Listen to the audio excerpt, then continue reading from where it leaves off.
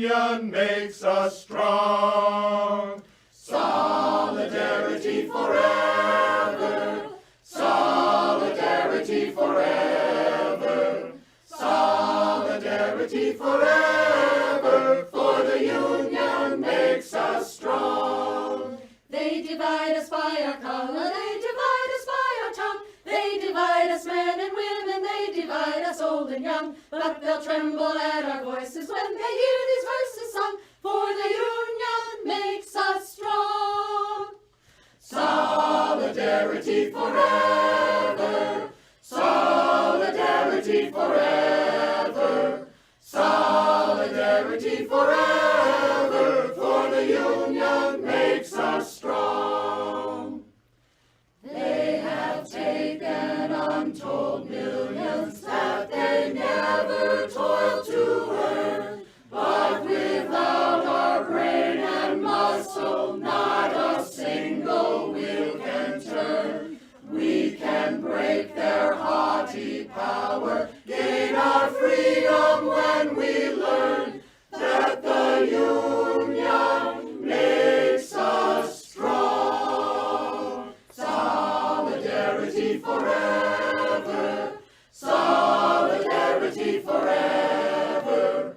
Solidarity forever. For the union makes us strong. In our hands is placed a power greater than their hoarded gold, greater than the might of armies magnified 1,000-fold. We can bring to birth a new world from the ashes of the old, for the union makes us strong.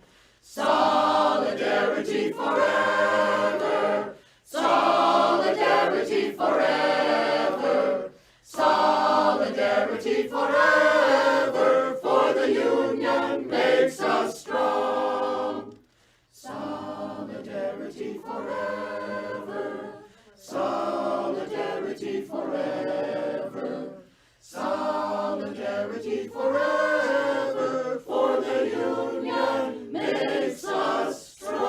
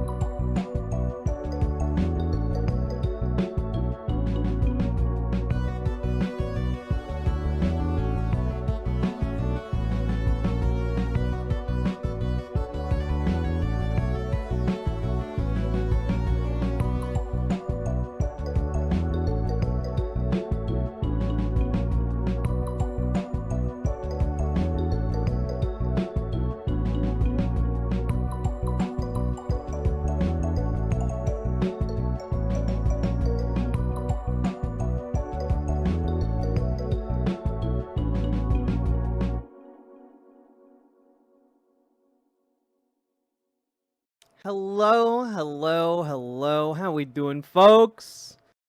How we doing, folks? How y'all doing? Have you listened to the Pizza Tower OST? I think you'd like it. I haven't. Is that the one that kind of looks like it's inspired by Wario games? Hello, Volturret. Hello, Punky Gal. Hello, Jack the Bomb. Hello, Salmon Moose. Hello, Kenna Bob Rex. Hello, Danger Days. Hello, Wind Up Bird Chronicle. Hello, Rosie0831. Thank you for subscribing with Prime, by the way. Hello, Rhyme Jack. Hello, Kiva Indafur. Hello, Cute Dark Arts. Hello, Judgment for Rezone. Hello, Andrew S. Shimps together strong indeed. Hello, CR. Hello, Louise. Hello, Lemony fucking Snicket. Hello, Walking Neon Carpet. Hello, Comrade Girl 2018. Hello, Zach Fletcher. Hello, Crochet Whimsy. Hello, Nolan Muina. Hello, Christina, or should I say Gamergy. Hello, Nine-Tailed Witch. Hello, Hoi Polloi. Hello, how we doing, Werix? How we doing, Jazz Dog? the jazziest dog I know. Hello, hello, hello. Your headphones look so cool and cute. Yeah, it's back when you could, like, customize the Astros. I don't know if they still let you do that, but it was a good feature, and I like it, you know?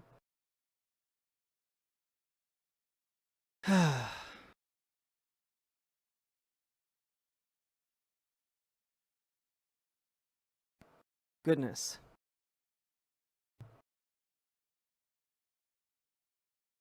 Hello, my wings don't match. Howdy, howdy. Needed your inspiration?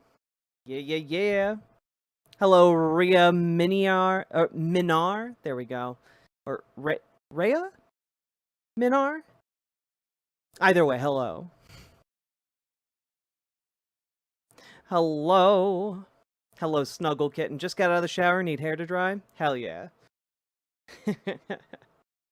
All right. So I think first off today, I have to address something that I said on stream yesterday, because it's been brought to my attention that I inadvertently made a comparison that was pretty offensive and hurtful. And so I want to just address that and apologize for it sufficiently, because it wasn't okay, and I completely understand why it wasn't okay. So yesterday I was talking about the power dynamics in relation to platforms and platform sizes, because we were talking about how a YouTuber would have less responsibility over bringing down, like, the heat of general political discourse than, say, the President of the United States. And I like, that's true, but I articulated that very poorly, because I went to, instead of talking about how, like, those power dynamics of, like, streamer, president, etc., are related to platform size and intent, and, like, how your responsibility kind of grows with both the size of your platform and the intent of your messaging. Instead, I made a direct link between that and economic situations, specifically, like, with being homeless. And I want to apologize, because I know there are a lot of members of our community who have struggled with being unhoused, and I know that that system is particularly cruel, and it's not really. I made a comparison there that was just not okay, because it obviously, people who are unhoused can still have responsibility when it comes to their messaging, especially if they choose to take on roles in their community, like being activists and advocating for others within the community. And so that was a pretty poor comparison there on my part. I know it was hurtful to some folks, and I do want to apologize for that. You know, I thought about it after it was brought to my attention, and, like, I think a better way to describe it would be in the dynamics we see online. So, like, you know, a friend texting another friend or a friend group would have less responsibility than, say, a mom posting publicly to 100+ friends on her Facebook. And that mom, in turn, has less responsibility than, say, a YouTuber. And the YouTuber has less responsibility than the President of the United States. And I think that that's a much better way of kind of illustrating that kind of chain of responsibility. Because I think that there are also ways, aside from platform size, that obviously messaging means a lot, and what you say means a lot. And one of those ways is in activism.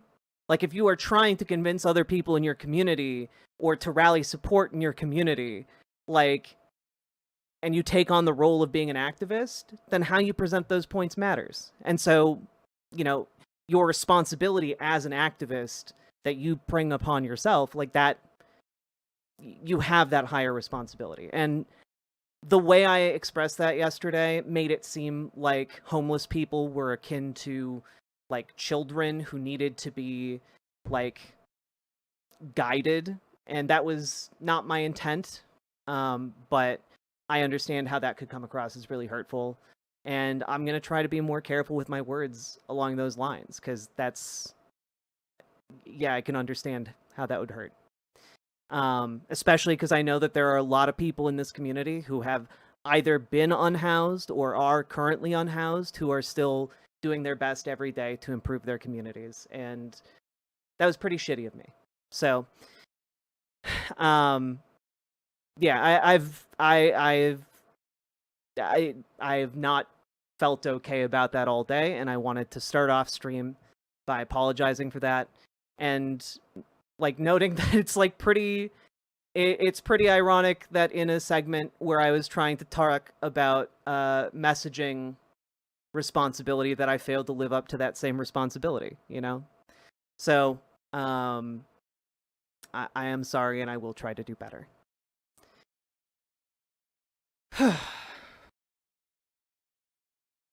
So, that being said, hopefully we're all on the same page and can continue. I don't remember much from last night. It was the part of stream around like 5 hours in, Comrade Girl, where I was taught, like, we were going over that god-awful Piers Morgan segment, and like, they were talking about how Destiny had like a responsibility to cool off like the political rhetoric, and none of them were willing to concede that the president should have the responsibility to bring down that tone. And so I tried to make a point about who has more or less responsibility, and it was just poorly done on my part, to say the least. Thank you for not bringing a ukulele out for that one. Yeah, well, I'm not gonna torture you with my ukulele skills. Yeah, it was adults have more responsibility than children. Homeless people have less responsibility than YouTubers. It's just not. It was just a horrible thing to say. Yeah.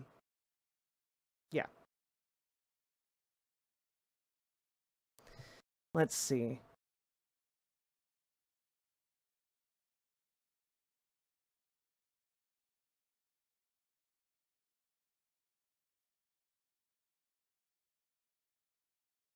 Yeah, it was not great. My intention was not in that way or towards denigrating like people who are unhoused, but it came across that way, and like I can absolutely see how the words that I used would lead people to that conclusion.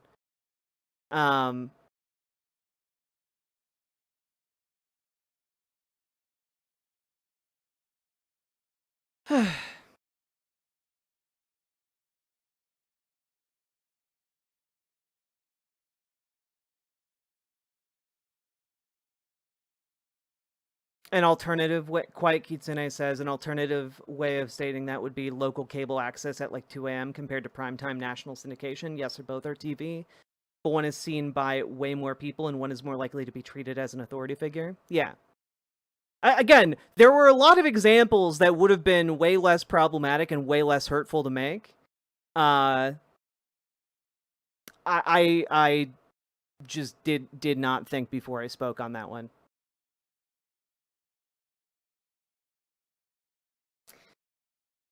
Boo. Yeah, and like, look, I can always improve. I'm always trying to improve, and you know, when I fuck up like that, I'm gonna try and own it, and not gonna shy away from that. With that being said, if any of you have questions or concerns or things like that, please do bring them up. I do try my best to engage with that type of response and feedback, and get better. So, with all that being said, if any of you have anything else to add, we can move on. Let me speak to your manager. I am the manager. That can happen when trying to make points live on the spot. Yeah, it absolutely can. It absolutely can.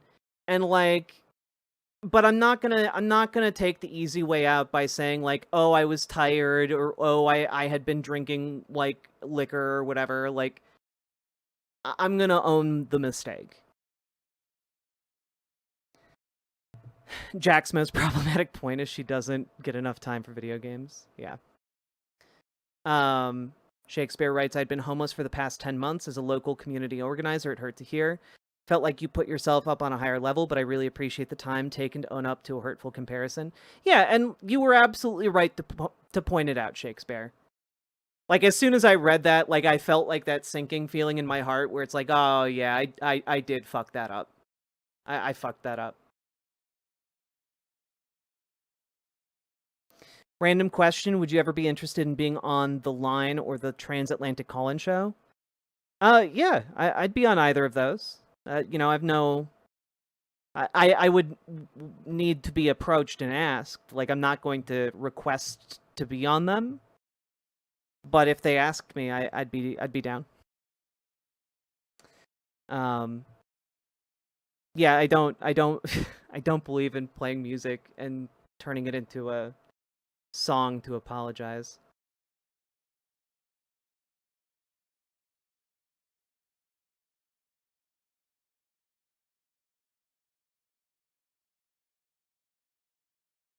I fucked up are some of the best words that lead to growth and healing. I wish more people could just say I fucked up. Thank you. I mean, you're very welcome. And I'm sorry you even had to bring it to my attention. I should have caught it in the first place. But also, like, failure is the best teacher. And I think I learned. And I'll try to be more careful. So, with that being said, seems like we're all on the same page here.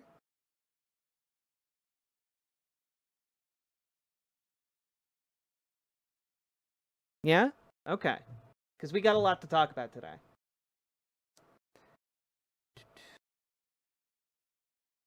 Yeah, like ultimately, guys, I'm just a person.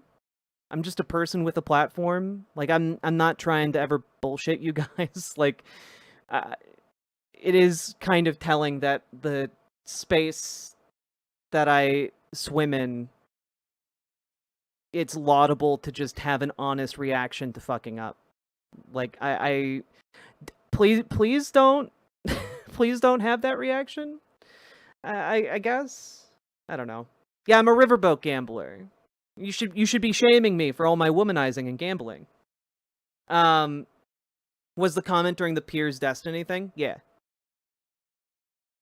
All right. Okay. You're a person? I know, I'm sorry. The truth finally comes out.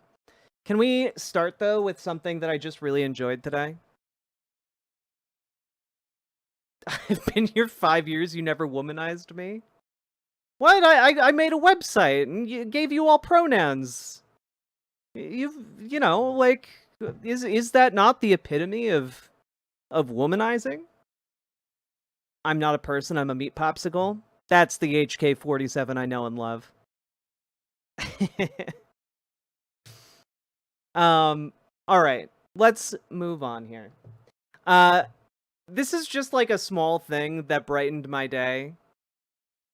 And I'm not a fan of Mayor Muriel Bowser in Washington, D.C. But I do have to say, this is maybe one of the top... This is a top-tier interaction. This is just a top-tier interaction that I'm glad we all get to see and love. Okay? So, Mayor Bowser, what is a woman? I'm a woman. Are you a woman? 100%. Okay. 100%. I'm a woman. You're looking at one. Okay, good. You actually, so Mayor... That's it. That's the end. That's it. Oh, God. That's the entirety of the interaction. The just hollow attempt to gotcha her and just like, do you know what a woman is? Yeah, I am a woman. Are you a woman? Yeah, I am 100% a woman. All right. I am a woman. Moving on. I'm gonna play that again. It's just so good. So Mayor Bowser, what is a woman? I'm a woman. Are you a woman? 100%. Okay. 100%. I'm a woman. You're looking at one. Okay, good. You actually, so Mayor Bowser. Okay, good. Yeah. If I wasn't looking at a woman, I'd be very confused right now.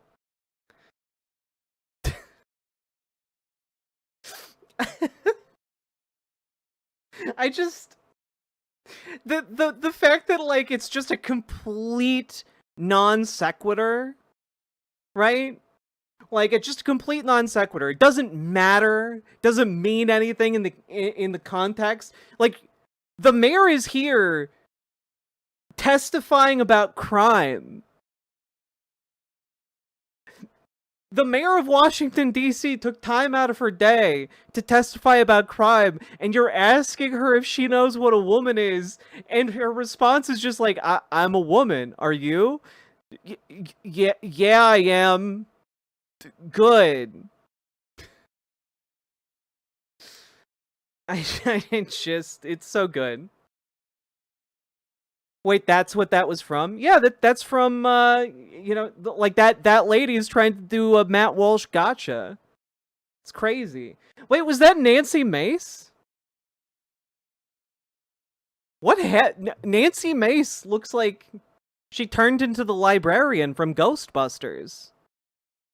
That's crazy. How did that happen?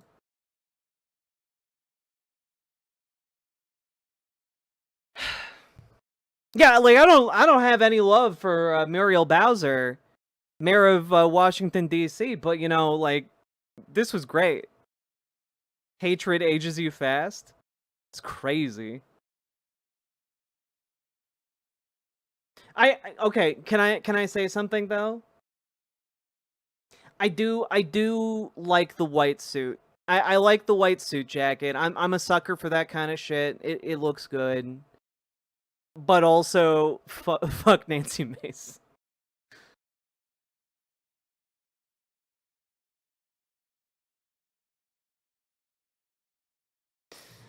You're cute. Thank you, Michael Sotomayor. Are we sure that's her? Yeah, no, her name tag says Miss Mace.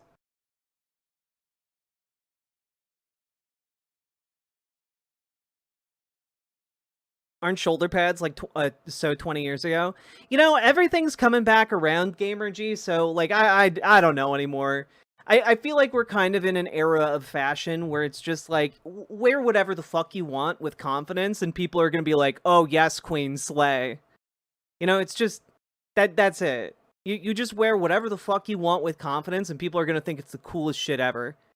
Like, oh, you got a 70s inspired outfit? Go for it. What, you're a lesbian and you want to dress like a 12-year-old boy? Go for it. You're gonna, like, if you wear that with confidence, people are gonna be like, damn, you were hot. Fuck. People are gonna think you look great. It's just wearing that shit with confidence. Denim jeans, shoulder pads, cholera, all coming back around, baby.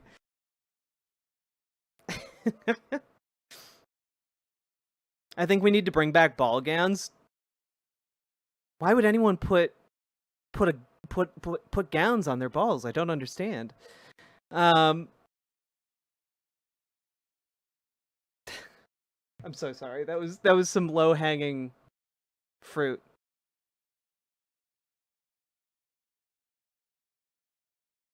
Oh, you know, I want to talk about this Ezra Klein opinion piece where he teams up with Ben Shapiro. But I think I'm gonna have to do that on a new day, because apparently Ta-Nehisi Coates dropped a new article that just absolutely like takes Ezra Klein out to the shed. So I wanna talk about this Ezra Klein op-ed that's just god awful. But I think we'll have to do it with Ta-Nehisi Coates. Oh, wooga! Indeed, Knifeiest Duck. Yeah, Ryan Jack, that is true. We need to bring back cloaks. Cloaks were cool as shit. Okay? Bring back cloaks. We've got an abundance of Ta-Nehisi Coates. You know, props to Ta-Nehisi Coates. He apparently has walked back his positions on like Israel and Palestine and is much better on the issue. Yeah, capes, cloaks. Let's bring back cool shit. Okay, real quick before we go to the next article, speaking of fashion, okay? I have a new, like, style fixation. And it is, I'm trying to convince my partner to incorporate it in an upcoming Imogen Olivia design, because I like it a lot. Let me pull it up here. It's so fucking cool. So if you see it reflected in any of our designs, then you'll know where it came from or what inspired it. Where is it here? Yes. Okay.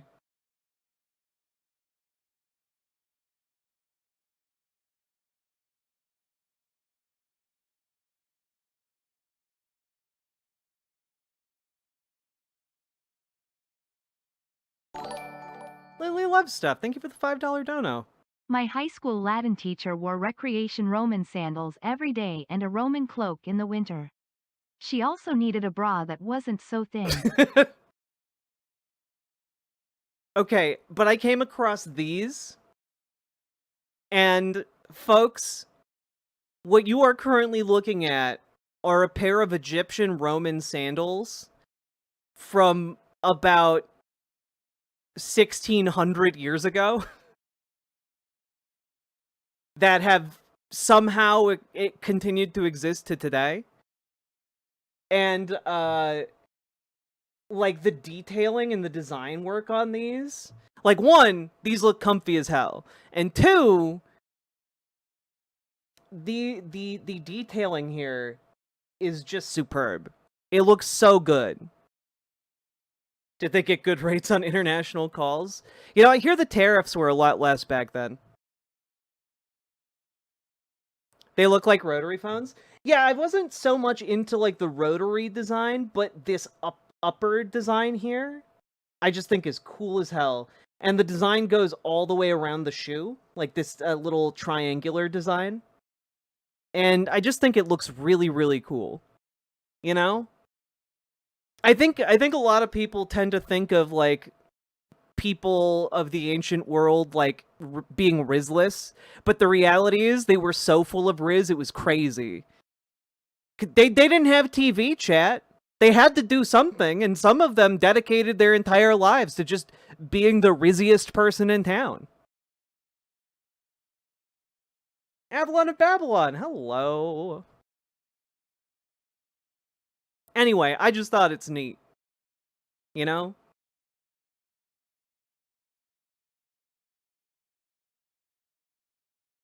You know, they gotta be cursed. You put them on, suddenly you can hear the spirits of the dead whispering to you.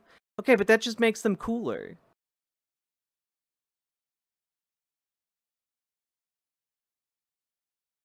Except all the white marble statues look dorky as fuck.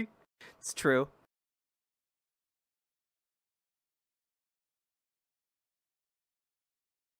All of that just to get killed by your toilet exploding?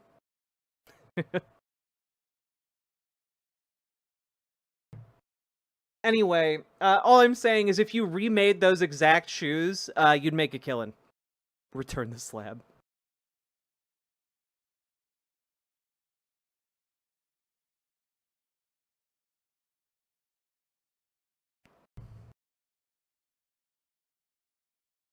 I do still need to finish the Forgotten City. And Dragon Age 2. No, not Dragon Age. Dragon's Dogma 2. Alright, so I'm gonna skip the Ezra Klein stuff that I had planned. And, you know, maybe we'll start with this one.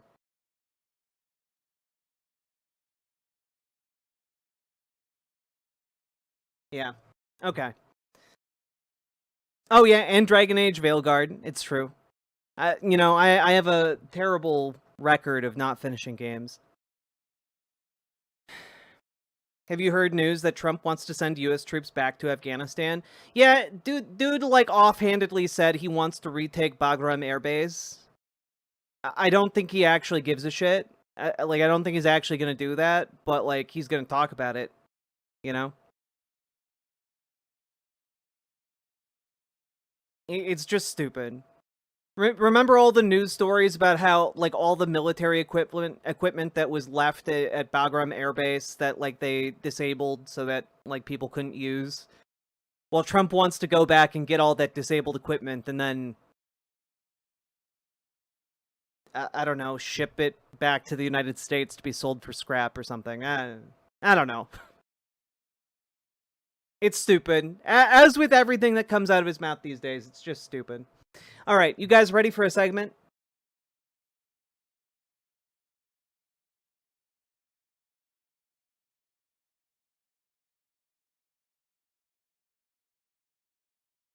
I don't know. Fuck Trump. Here we go. So, folks, I know what you've all been thinking. How are we gonna make America great again today? Well, luckily, Pete Hegseth, one of our top boys at the Department of War, has a great idea. And that idea is, what if we introduced segregation to the armed forces? And actually, what if we went a step further and just, you know, kicked out people who aren't sufficiently white for the military? You know, well, maybe this will make America great again, according to the MAGA crowd. And if you think I'm joking, I'm not. We talked about this very topic maybe a couple months ago. But basically, there is this issue brewing within the Department of War and the Pentagon where Pete Hegseth is framing it as a desire to have clean-shaven troops.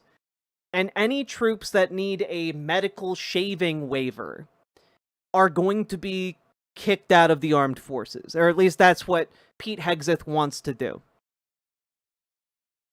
And what are medical shaving waivers? Well, basically, they're waivers that allow troops to have facial hair and to just trim facial hair as opposed to shaving down to the skin and being clean shaven, right? And that is predominantly, these shaving waivers are given to people of color in the military because a lot of their hair is curlier and it grows in different. And when you shave all the time, it can cause actual medical issues to arise when it comes to, like, skin irritation, infection, etc. And this is going to affect a lot of people in the military. So this is an article from Military Times. Troops with medical shaving waivers to face separation, Hegseth says. Defense Secretary Pete Hegseth's pursuit of a clean-shaven military took its latest step Monday when the Pentagon announced that troops who require medical shaving waivers for longer than a year will face involuntary separation, according to an official memo. The announcement, dated August 20th, follows a force-wide review launched by the Pentagon in March to assess military grooming and fitness standards.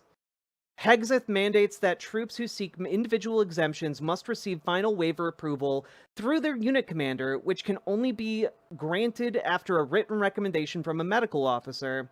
And then service members granted such waivers then need to participate in a medical treatment plan. If medical treatment does not resolve the issue, a waiver is required beyond the 1-year window. And a waiver is required beyond the 1-year window. These troops face separation. By the way, the medical treatment, seemingly, from the scuttlebutt, is like laser hair removal. To make them clean shaven.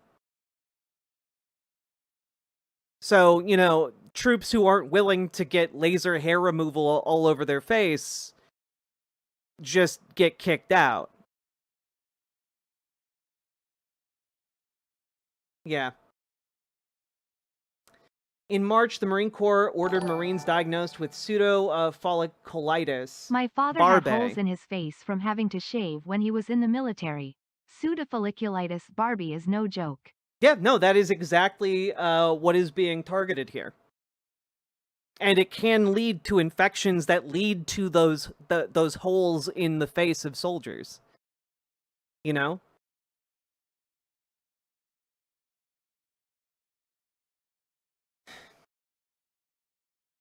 About 60% of black men are affected by the condition, according to the American Osteopathic College of Dermatology. So, yeah, this is just a way of kicking like 60% of people of color out of the military. It's crazy.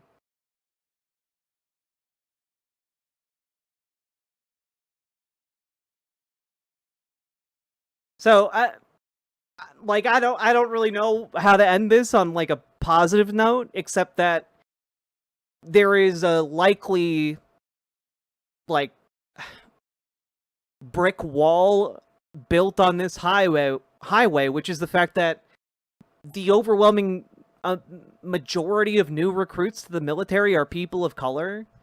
And like if the military stops getting people volunteering to join the military, like things are going to get a lot harder for them to do with these mass deployments around the country, you know?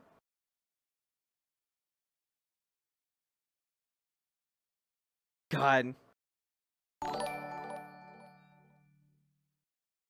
Added bonus. There's a few thousand Sikh soldiers who will also be removed due to their religious obligations to not be clean-shaven. They had received religious exceptions until now.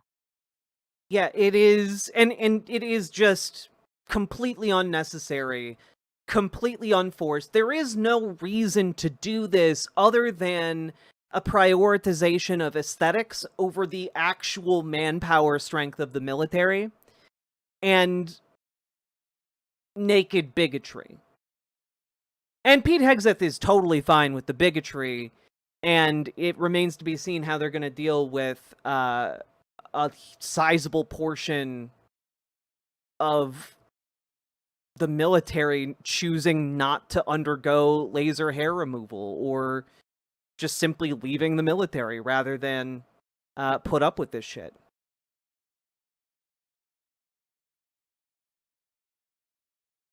But this is, make no mistake, being done specifically to target and punish people of color. And, well, you know, you might think we're at the end of this segment, folks, but we're not. We're not, because they are actively workshopping a new solution to recruiting for the U.S. military.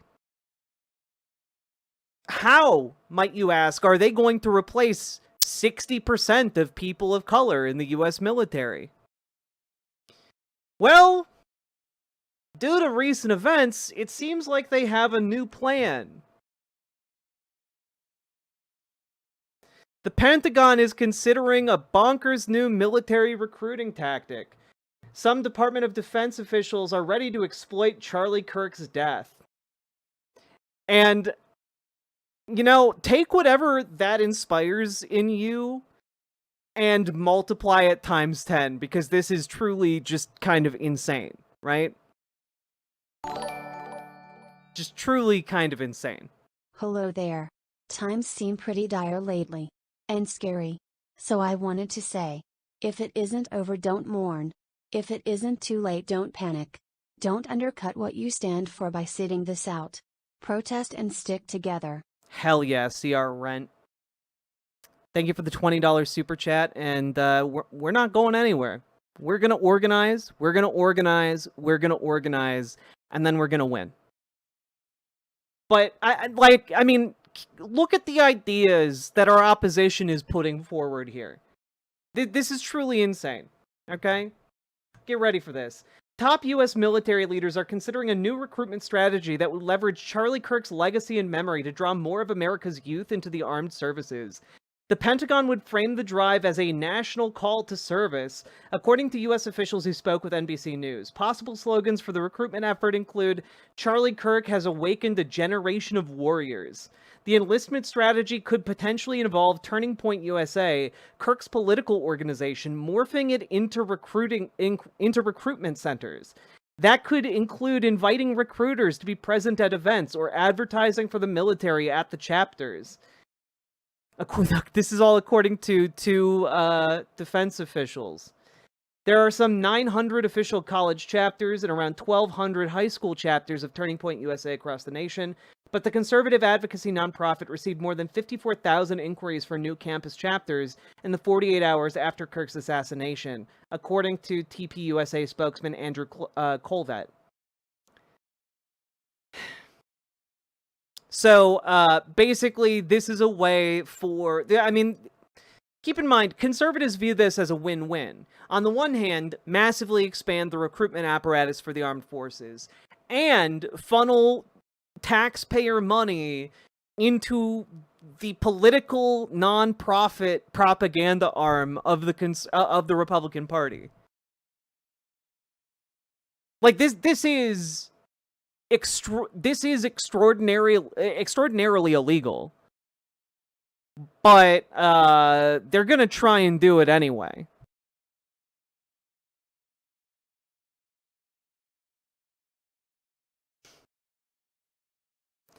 It's I just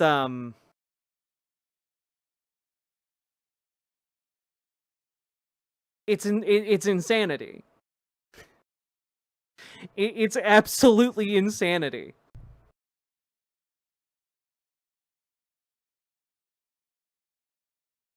I just... The two-parter, the 1-2 punch of blatant discrimination followed up by let's recruit from this organization that has been riddled with white nationalists and neo-Nazi collaborators for the entirety of its existence.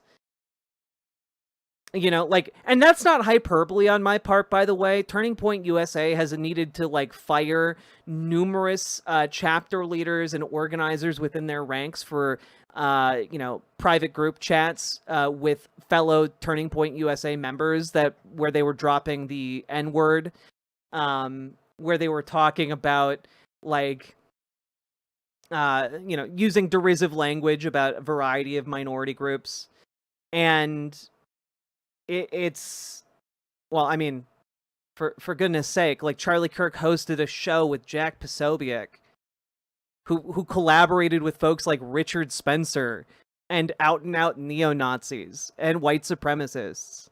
Like, it's crazy the fact that I'm seeing this man now uncritically platformed on, like, CBS. It's insane. And of course, it goes without saying that any kind of effort to recruit through Turning Point USA is not going to replace anywhere near the amount of people that are currently in the military who would be kicked out by persecuting them for the kind of facial hair they have. Like, it's just nonsense. All of this is irredeemable nonsense. Nonsense and bigotry masquerading as, like, tribute to a fallen hero. It's crazy. Crazy that the words fallen hero even come out of my mouth next to Charlie Kirk.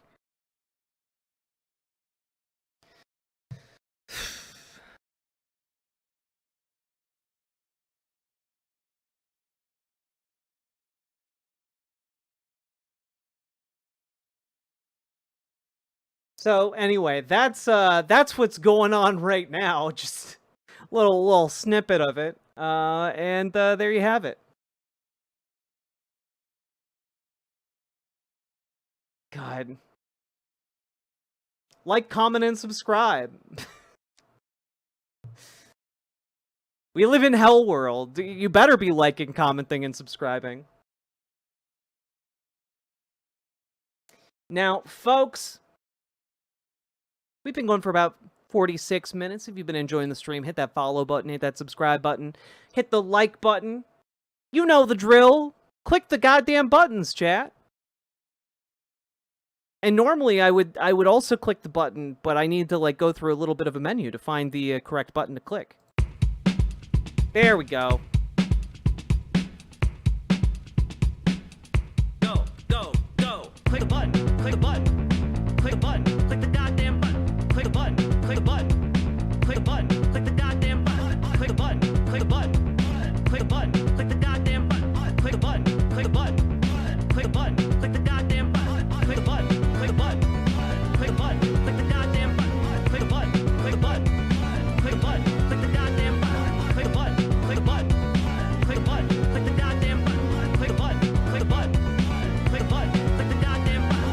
Click button. Click button. Click click button. Click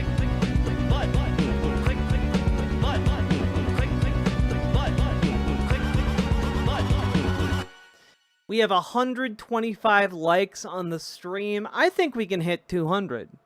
I think we can hit 200. There are like 270 of you watching. I believe in the power of peer pressure. Click that goddamn button. Did you see the Keir Starmer and Tangerine Man press conference where Tangerine Man told Keir to use missiles on boats that cross the channel? Can we watch that sometime soon? Unfortunately,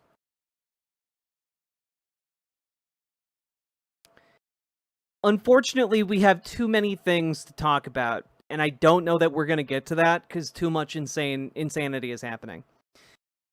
Jack's suggestion: do the like and subscribe, and that you do not have corp sponsors, etc., etc., etc. at the beginning of the segment. That would probably be a good idea, but it feels weird to put it at the beginning of the segment when I haven't earned it yet. You know? You're probably right. It's probably more effective at the beginning.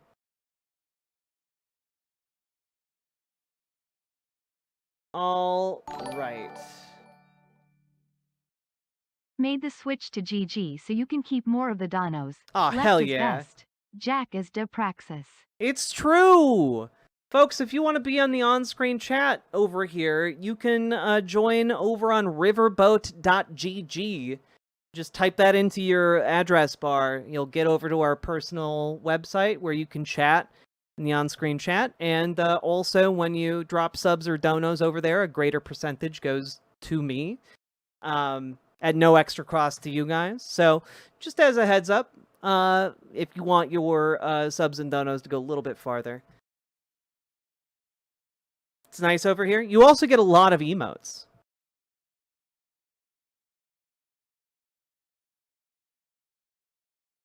Let's see. Also, did I see that there was like a new emote that was added the other day? That was like so absurdly specific. What was it? It wasn't the French bread one. That one's legendary, but there was an absolutely great new one. What was it? I mean, the Milkman is an all-timer.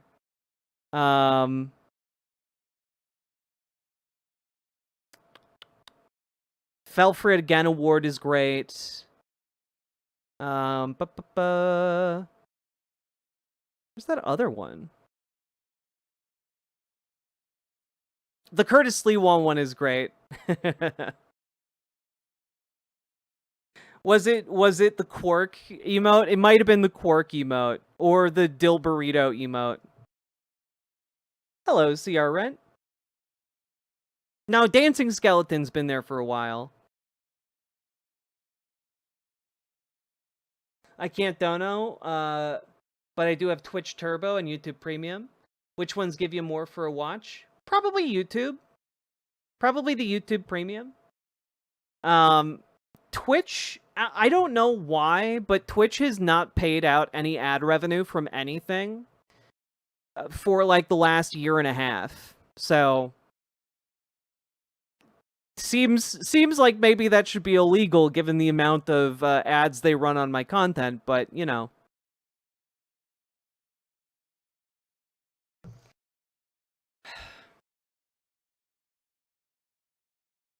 Yeah, the Pepe holding the baguette is great.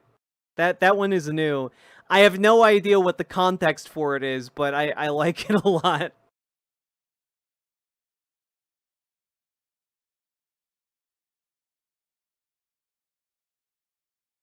They ended ad revenue payouts when they ended the contracts. They won't run ads on those channels so marked, but they do run ads on my channel. Huh. I just don't understand it. Maybe sometime I'll have like a lawyer take a look at what the hell is going on with that. You know, if I ever have lawyer money. Okay. They just keep everything. They don't keep the subs. The subs still go to me at like a drastically reduced rate, but I don't get money for the ads over on Twitch, no.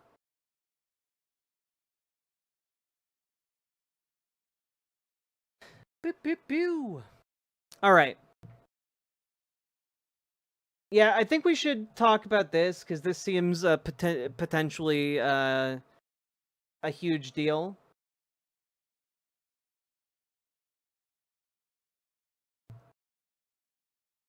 Hey, folks.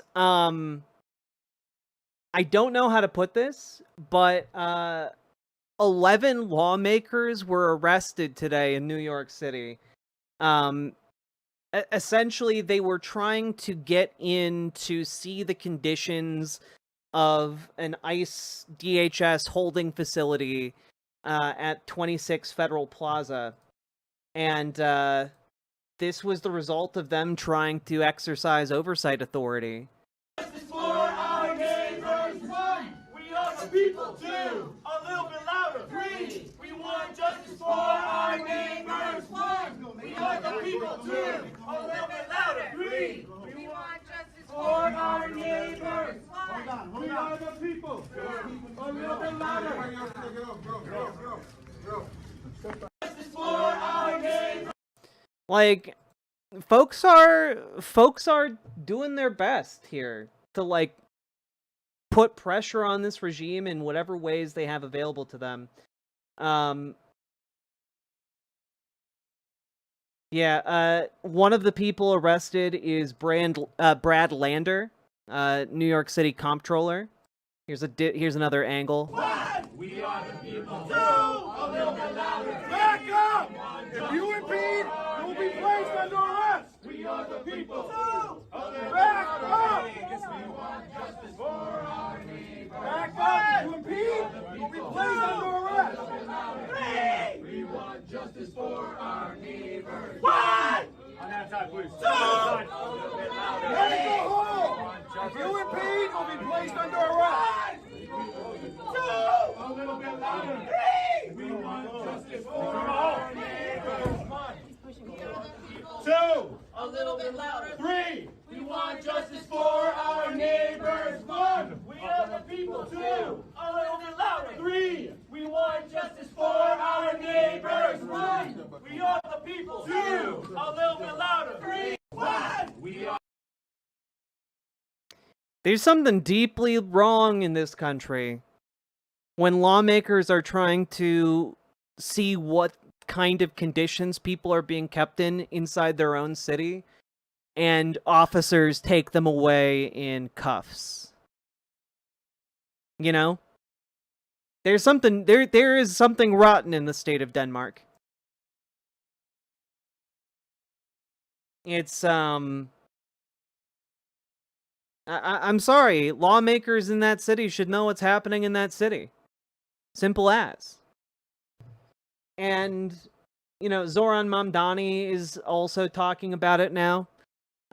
Overcrowded cells, unsanitary conditions, limited access to food and water. These are the conditions that ICE has created at 26 Federal Plaza, which 11 elected officials sought to expose. Instead, they were arrested. They must be released right now and inspectors let in. Because that is kind of one of the things, right? ICE and DHS, they're not allowing, like, inspectors or folks who exist to, you know, maintain human rights standards. No one is being allowed into these facilities. And when we talk about these facilities and we talk about the conditions within them, you know, these conditions are typically so abysmal, commonly so abysmal, that people who endure them liken them to torture. When the South Koreans from the Hyundai factory arrived back in South Korea, they came bearing, like, stories of abuse and torture at the hands of guards. You know, what the stories that people abroad hear about how their people are being treated when they get caught up in this system, it horrifies them. It justifiably horrifies them. You know, one woman who was in custody from South Korea kept a secret diary and talked about how, you know, she and her fellow South Koreans were routinely, like, demonized and made fun of, disrespected by guards who threatened them with beatings and expulsion to North Korea. They were given 2 hours a day out to exercise and see the sun. Otherwise, they had one light source, which was a hole in the wall the size of a fist. That's like the conditions that these facilities are in when no one is allowed in to investigate them and make sure the conditions are maintained. South Korea is pissed about that too. Oh yeah, South Korea is calling off billions of dollars of investment into this country as a result of that.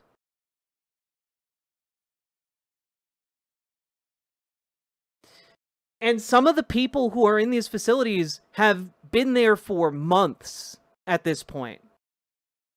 The South Korean detainees were there for like 8 days, and the world is horrified. There are people who have been in these facilities for months.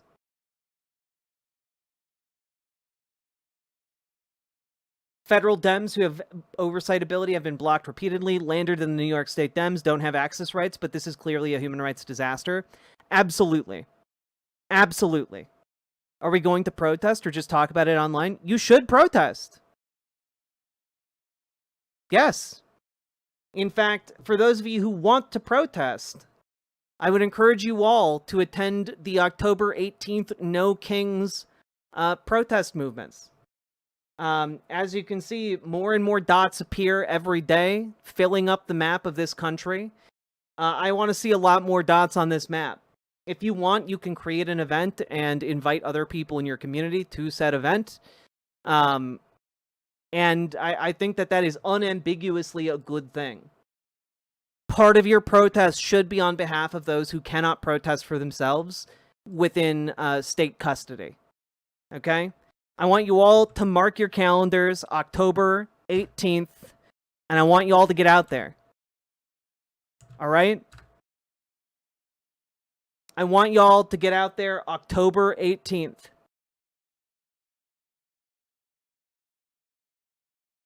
All right?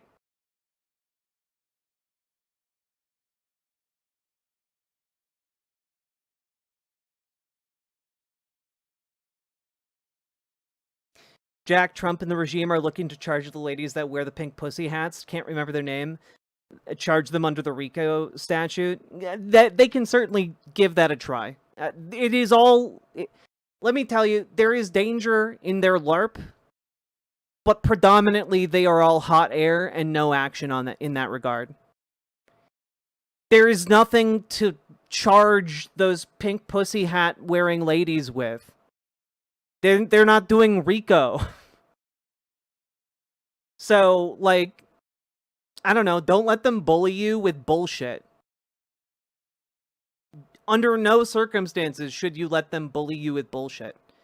And if you stay home because you're afraid that this administration might bully you, they're gonna come for you sometime. with some kind of bullshit. So the best time to make a stand is now. Right?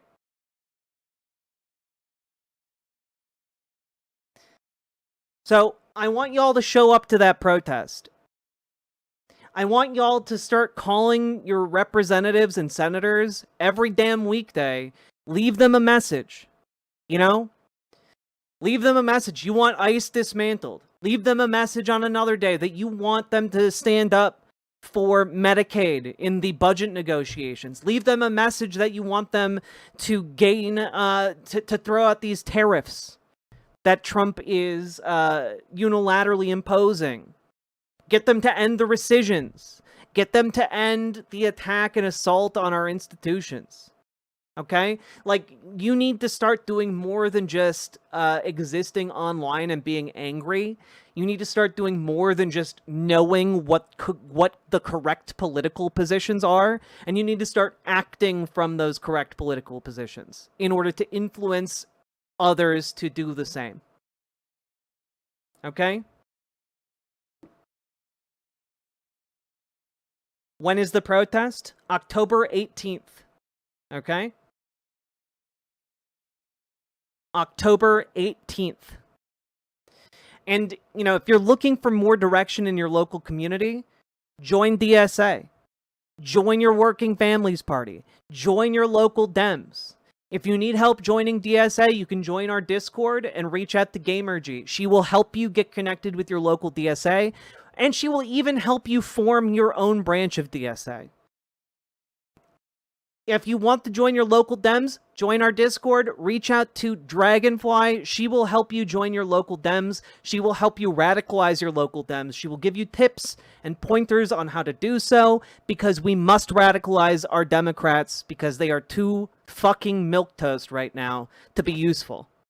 Okay? And if you are someone who looks around and you think you have what it takes to run for office, even if you think it's a long shot, go for it. You can also use the website runforsomething.net, okay?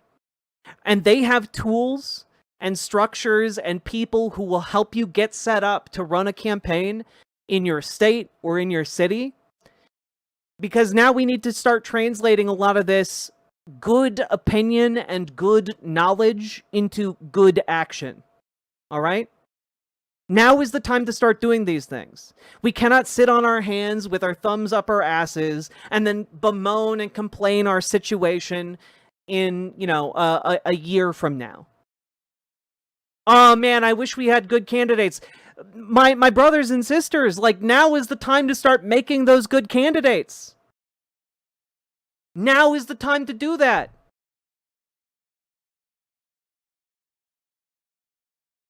Just came in, running for governor next year? Hell yeah, what state? And I know that Andromeda over in the Riverboat chat is running for Congress. Now is the time to start putting together those attempts.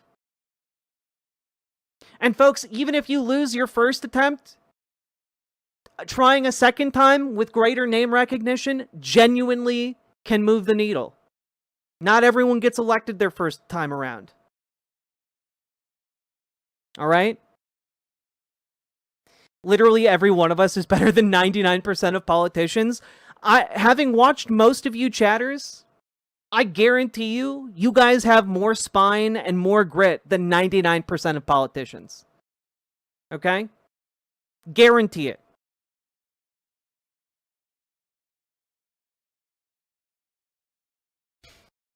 And if you are looking for a ground game for your political campaign, being involved in DSA, guess what? You got a built-in volunteer network to go door knocking for you and do phone banking for you.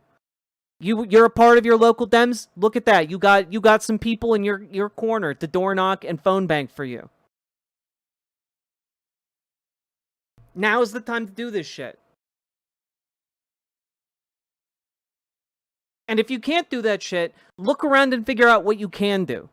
Because there's a lot of behind-the-scenes work that needs to be done all day, every day, in every campaign, in every political organizing apparatus, all the time. There's so much work to be done, and you guys can be helping make it happen.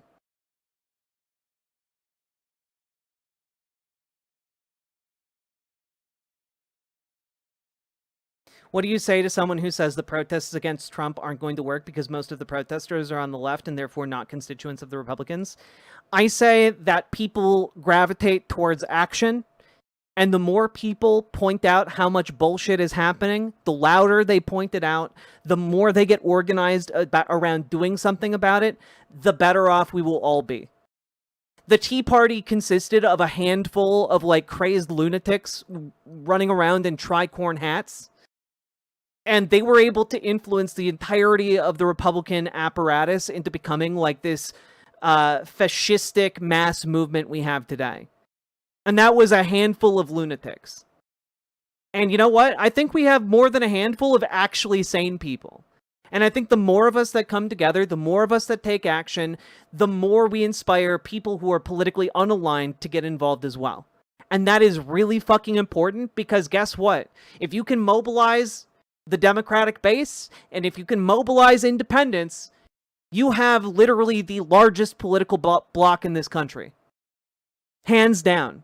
And if you think that that doesn't have the power to influence companies, corporations, cities, states, etc., you are sorely mistaken. Trying is never misplaced. When I was a kid, I wanted to be president.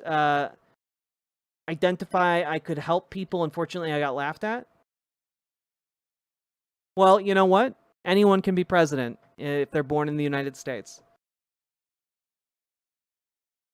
Jack, my liberal mother, is thinking of dating a MAGA guy. She called me 28 trans man, essentially to ask me if I'd be okay with it. My brain feels like soup now. I mean, like, I feel like if she's calling you to ask if you'd be okay with it, she knows that you're not going to be okay with it, right?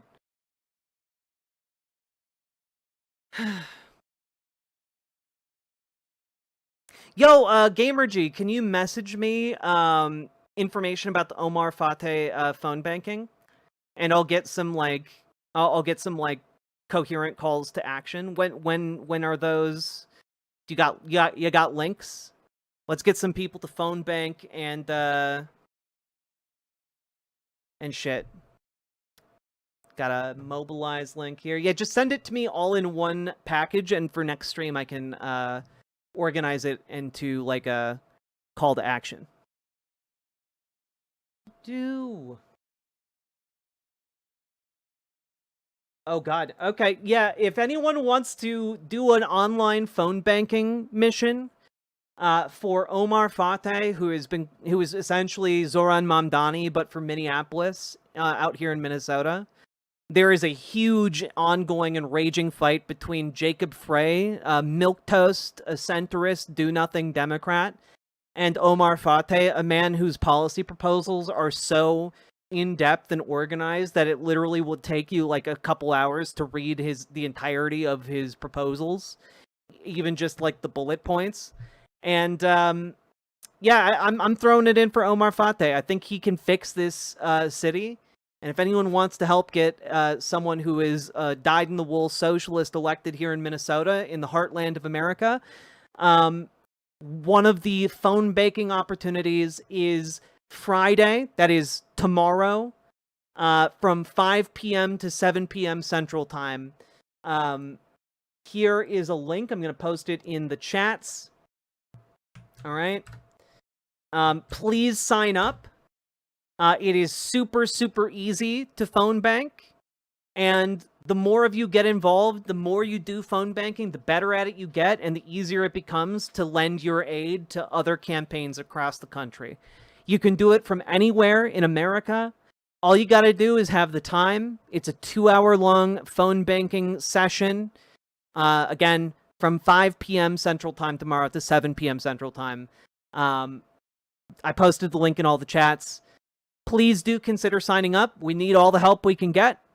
And I will push that second phone banking date, which is September 25th.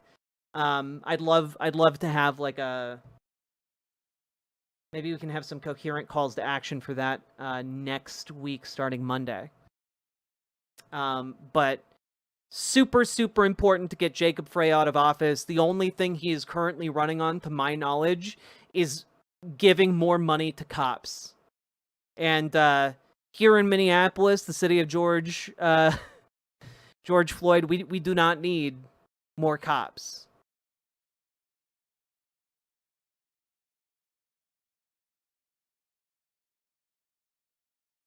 So, with that said, let's get to work. There's an important judicial election in Pennsylvania, but I'm not hearing about any campaigning happening except from Elon's side. Can you link me to the candidate? Like the non-shitty, non-Elon candidate? Sassy Sasa? I'll do some dives. Try and get some information.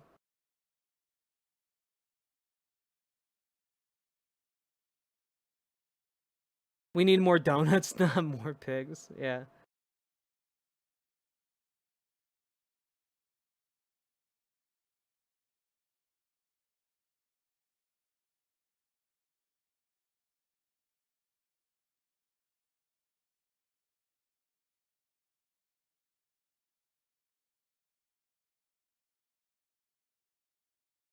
All right. Oh, Wooga!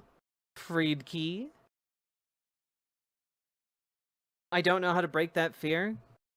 I mean, to my knowledge, the only way to break a fear is to show how unfounded it is and to make fun of it for yourself. Make your fear look ridiculous. Have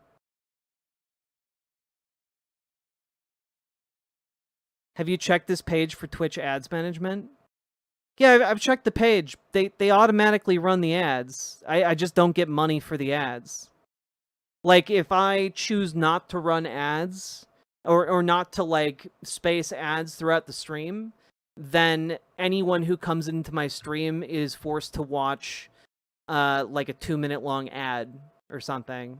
And rather than force people to watch ads as soon as they come into stream, I space them out to avoid that. But, like, I don't get paid for any of the ads. And I don't have the option to not have ads.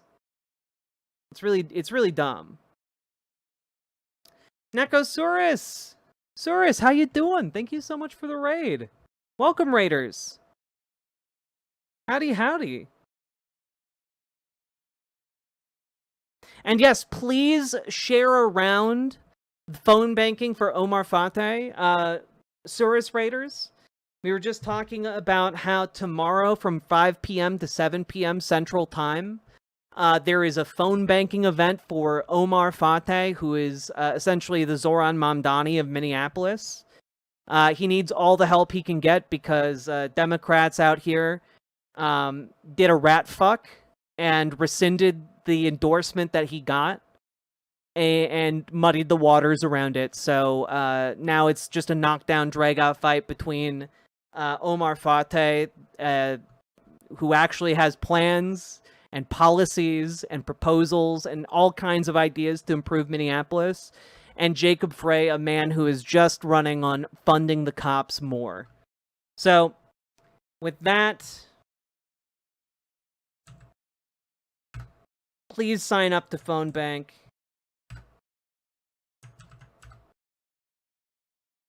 QT picked a package with every 30 minutes a 3-minute ad break. I don't know how it works, but she must get paid. Yeah, I know how to run ads on my channel, guys. I'm just telling you, the ads run and I don't get paid. There's not a solution to this. I have tried out many different things. Twitch doesn't pay me for the ads they run on my content.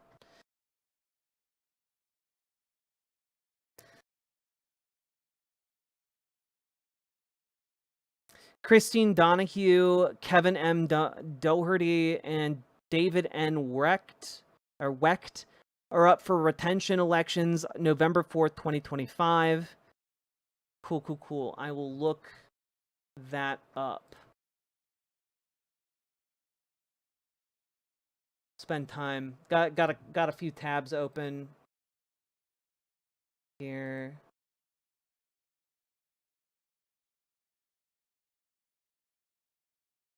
Cool. I have some reading to do on that for later.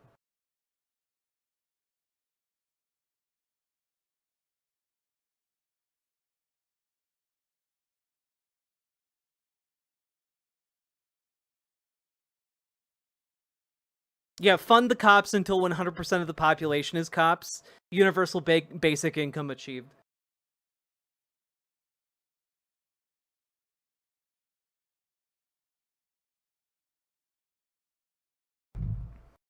Yeah, there was literally 2 mass shootings at a homeless encampment here in Minneapolis in the span of in under 24 hours.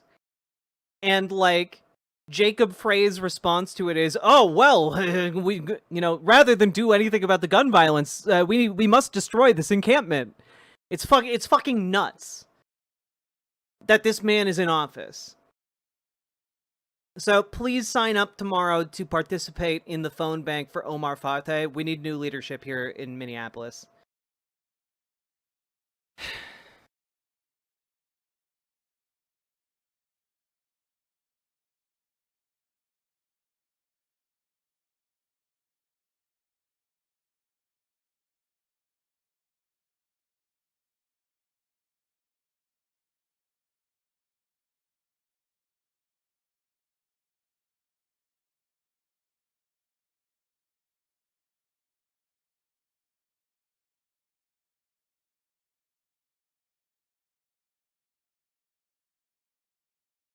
Yeah, guys, I don't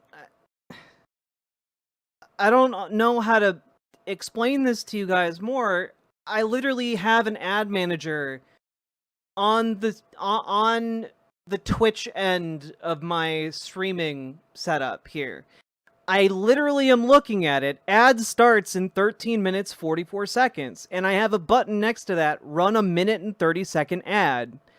So I can see that in approximately 13 and a half minutes, there is going to be an ad break. And so, like, all I know is that ads do run, and even if I turn off scheduled ads, it's going to automatically play ads for folks who come into the stream who aren't subscribed to me. And I don't get paid for those. It's very frustrating, and it's something that makes me very upset. And there's nothing I can really do about it. Yeah, either way, the vast majority of Jack's revenue doesn't come from ads. They come from viewers like you. It's true! Hello! If you guys are enjoying the stream, please consider dropping those subs, donos, memberships, super chats, etc., because you guys make this stream possible. Could not do it without you fine folks. This boat funded by viewers like you. Thank you.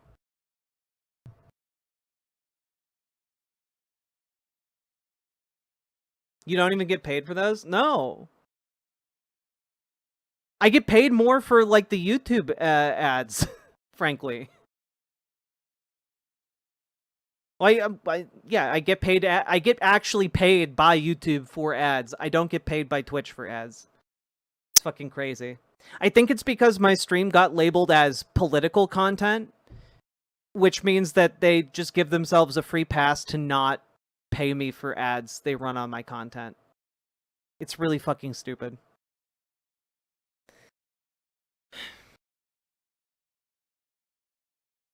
That is exactly it. Yeah, and it's stupid, and it's also that seems like that should be very illegal.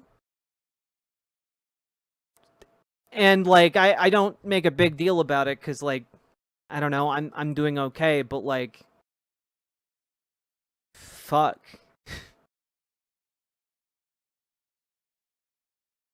Okay. Let's move on here. I did not click the marker to mark the end of that segment. I'm so sorry, editor. And that's why you should gift subs. That way those newbies don't have to watch ads. It's true! All right. Let's talk about just... Okay. We got to talk about this. So, folks, we need to talk about a new bill that has been introduced in our Congress.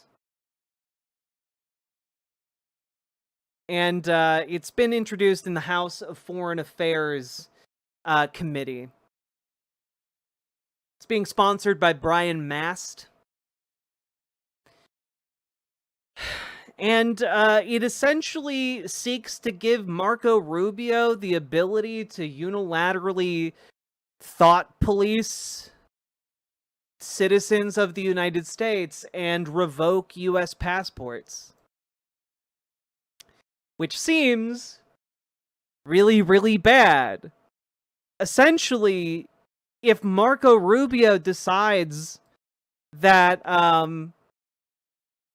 you don't deserve a U.S. passport for whatever reason, he just has the ability to get rid of your passport even if you are a U.S. citizen. If you are posting things online, if this bill passes, if you're posting things online that run counter to the Trump administration's goals or aspirations, or if Marco Rubio just doesn't like you, this would allow them to effectively strip you of your protections as a U.S. citizen. Isn't this something these people for years said would happen under Democrats? Yes. A lot of the policies that are being put forward right now and are being championed by Republicans are the same policies that Republicans for years railed that Democrats were going to do, except that Republicans are now introducing these and specifically only enforcing them against Democrats, so Republicans love all this shit. They love all this shit. Remember when, like, Republicans were, like, concerned that FEMA was going to, like, militarily occupy U.S. cities and force people to live in hobbit homes? I think what we have right here, and if you have no idea what I'm talking about, like, they literally had a gigantic conspiracy theory that the U.S. government was going to force people affected by natural disasters to live in holes in the ground. Which, of course, never happened. But I think we're getting some pretty good evidence that if Republicans just introduced exactly that concept, but selectively only applied it to Democrats, Republicans would fucking clap about it like trained seals and laugh and think it was just the best thing ever. These people have no principles. At all.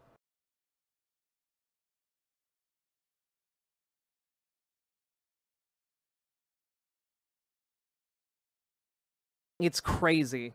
But this piece from The Intercept goes in really good depth here. Seth Stern, the director of advocacy at Freedom of the Press Foundation, said the bill would open the door to thought policing at the hands of one individual. Marco Rubio has claimed the power to designate people terrorist supporters based solely on what they think and say, Stern said, even if what they say doesn't include a word about a terrorist organization or terrorism. Mast, for his part, has publicly voiced his support for kicking terrorist sympathizers out of our country. At the time, he was talking about deporting Mahmoud Khalil, a Palestinian green card holder who the Trump administration detained and attempted to deport based on what critics of the move said were his pro-Palestine views. Mast's new bill claims to target a narrow set of people. One section grants the Secretary of State the power to revoke or refuse to issue passports for people who have been convicted of or merely charged with material support for terrorism. Kia Hamadanchi, a senior policy counsel at the American Civil Liberties Union, said that language would accomplish little in practice since terror convictions come with stiff prison sentences and pretrial defendants are typically denied bail. The other section sidesteps the legal process entirely. Rather, the Secretary of State would be able to deny passports to people whom they determine, quote, has knowingly aided, assisted, abetted, or otherwise provided material support to an organization the Secretary has designated as a foreign terrorist organization, unquote. The reference to material support disturbed advocates who have long warned that the government can misuse statutes criminalizing material support for terrorists, first passed after the 1995 Oklahoma City federal building bombing and toughened after the 9/11 attacks, to punish speech. Some of those fears have been borne out. The Supreme Court ruled in 2010 that even offering advice about international law to designated terror groups could be classified as material support. The government even deemed a woman who was kidnapped and forced to cook and clean for Salvadoran guerrillas a material supporter of terrorism in order to justify her deportation. Like, do you guys even... That's insane. Our government deemed, like, a kidnapping victim who is forced into servitude as a supporter of terrorism, saying that she supported the terrorists who enslaved her. That's crazy. Is this the House?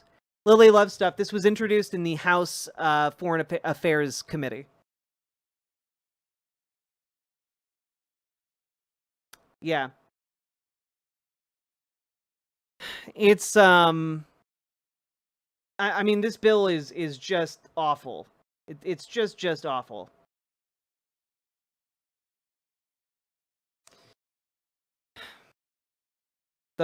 This piece ends. I do recommend you all read this Intercept piece, by the way.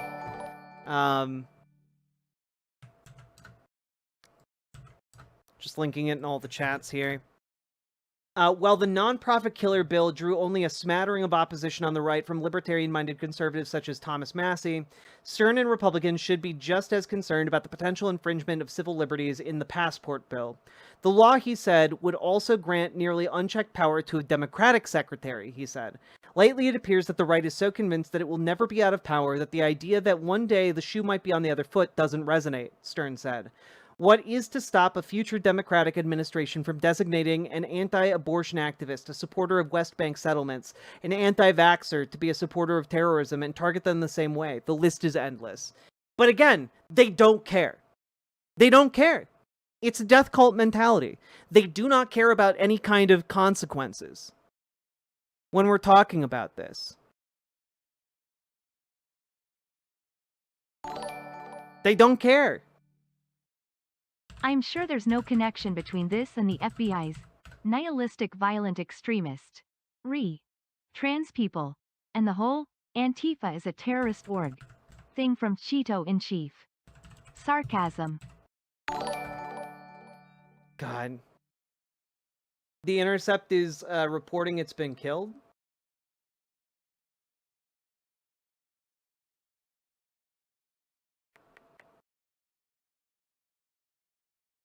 Oh, yeah, a couple days ago. Let's see. Brian Mast changed course on the provision.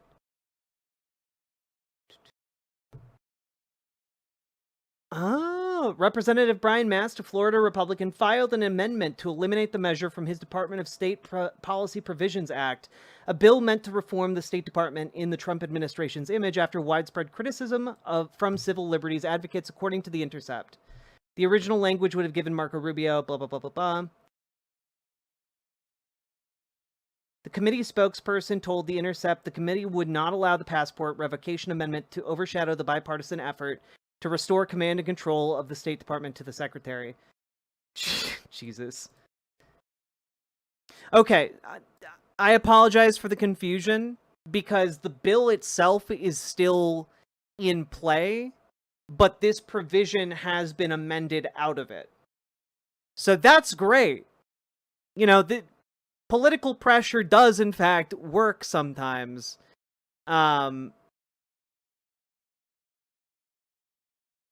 Wait, from 7 hours ago, is the entire bill dead?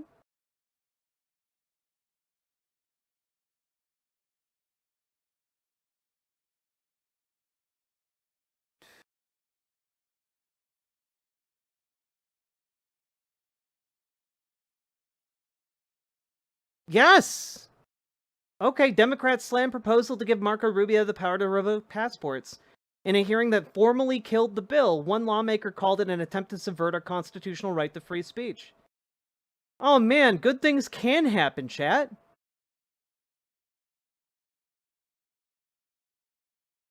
So a couple days ago, Brian Mast tried to backtrack and make the bill palatable, but then they fucking killed it. That's wonderful news. Michelle Marty, thank you very, very much.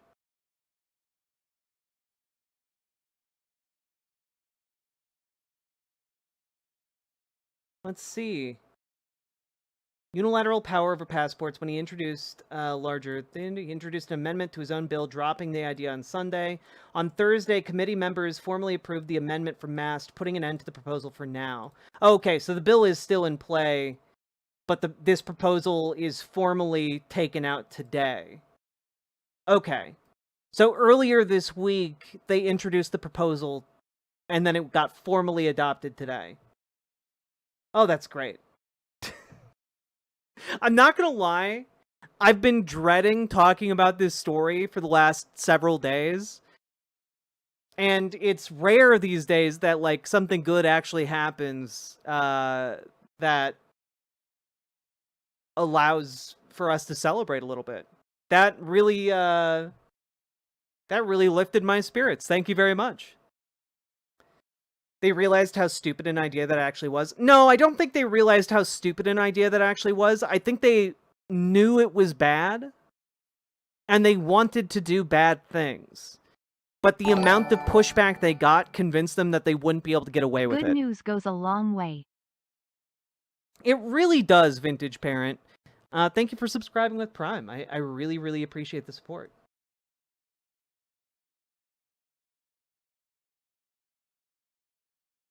God, that was, all right. Yay for democratically pressuring Republicans into backing off of dog shit terrible infringements on our freedoms. Oh, the Dems paid attention and realized how stupid it was and said, hey, maybe we can stop this? Yeah, maybe. I do think it was mostly the outpouring of rage and outcry from organized left-leaning folks.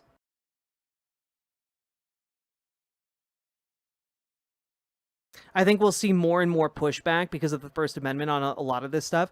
Yeah, I mean, Jimmy Kimmel is a great example of how people are being spurred to actually take action now.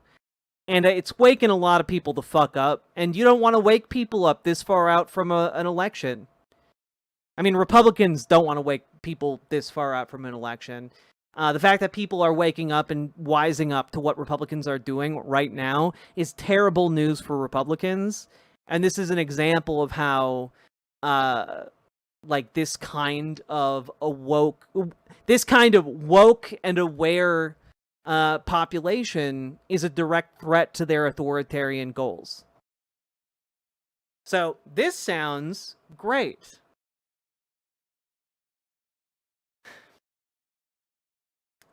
Huzzah! A mild victory! Is the Discord free? Absolutely. Join the Discord, get organized together. Organizing is the only thing that is going to see us through this. The more organized we get, the more we can stop shit like this. So, let's get to work. Remember to like, comment, and subscribe, folks! Because, that is the lifeblood of this channel. So if you have been appreciating any of my discussions, any of my analysis, please show some support for the stream. Thanks. Man, I thought that was going to be a real downer. Michelle, just being the wind beneath my wings on that segment.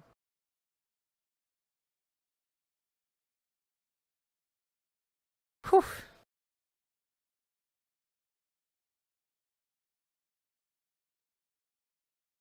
Make everything a potluck. This is the grassroots way. It's true.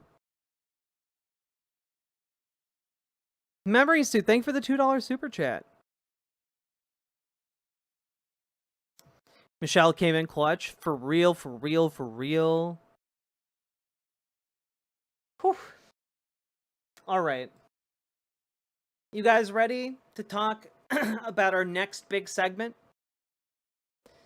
And, you know, before we jump into it, have you guys liked the stream? Have you guys liked the stream yet? You know, we're at 190 likes, and I can't help but notice that there are currently, let me do some basic addition here. There's currently 330 some people in chat. I think you guys can crack 200. I believe in chat. Why don't you guys sufficiently believe in chat enough to hit that like button? That's my question. Click that butt. Click that butt. Go. Click the button. Click the button.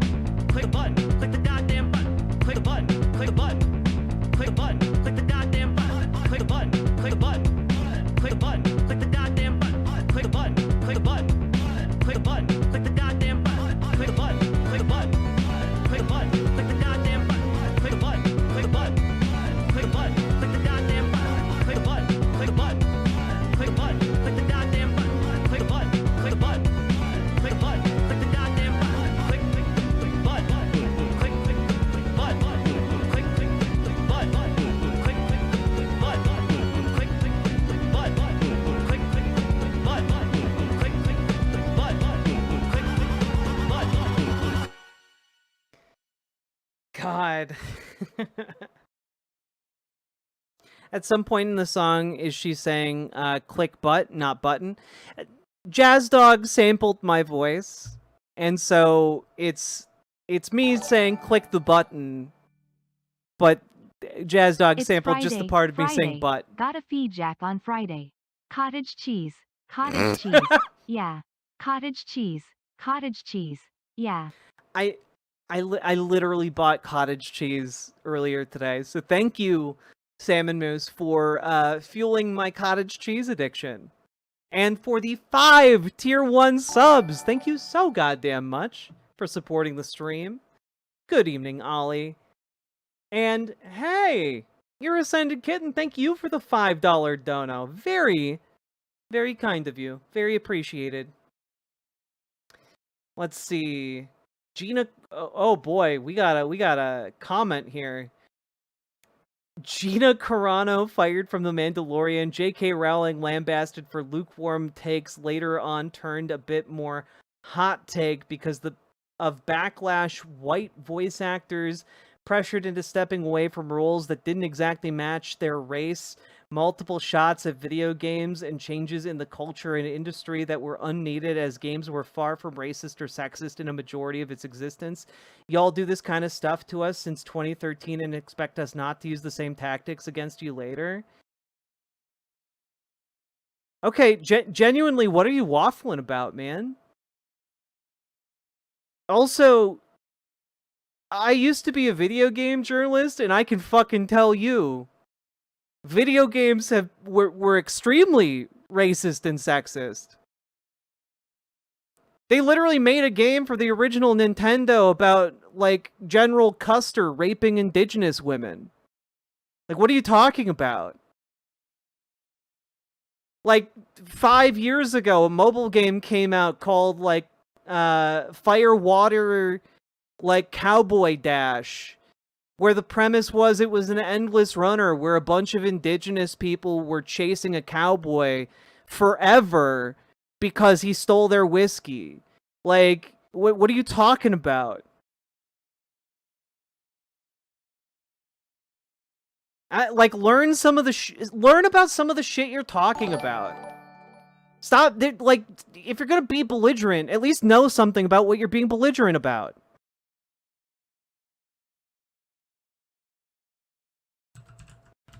Patrick Lucas, thank you for the gifted membership over on YouTube. Greening up the joint. Really appreciate you.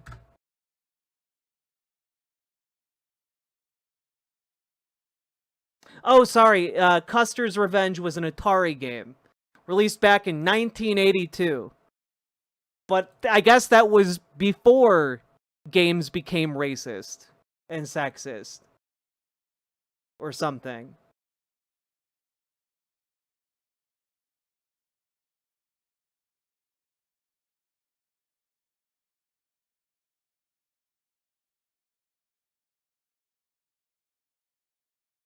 Video games were perfect until Depression Quest came in and ruined everything. People really do act like that. It's crazy.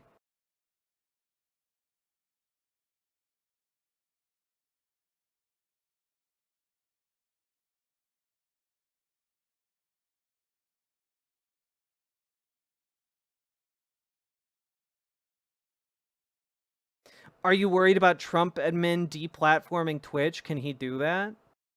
I mean, they can probably try, but also my goal is to have backups so that doesn't, like, destroy me. I do want to talk to some of the mod team about potential backups if YouTube goes sideways, though.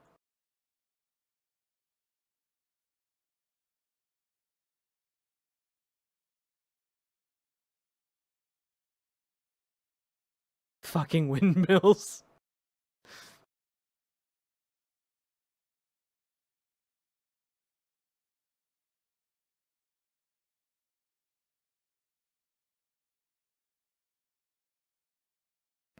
Also, Do you want me to look that up? Well, I was looking into PeerTube. I just don't know if that is like a valid way to like continue doing what I do.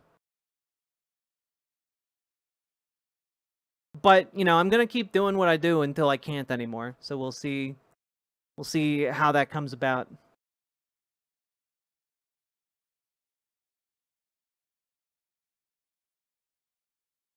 Rumble still lets you do... Yeah, if the backup option is Rumble, that is genuinely going to be hilarious. God. What about broadcasting live from the Polymarket Studios in LA? You know, maybe. Maybe so. PeerTube? Yeah, PeerTube is like a distributed YouTube, but I don't know how effective it is. Blue Sky has some video stuff coming up. That'd be interesting.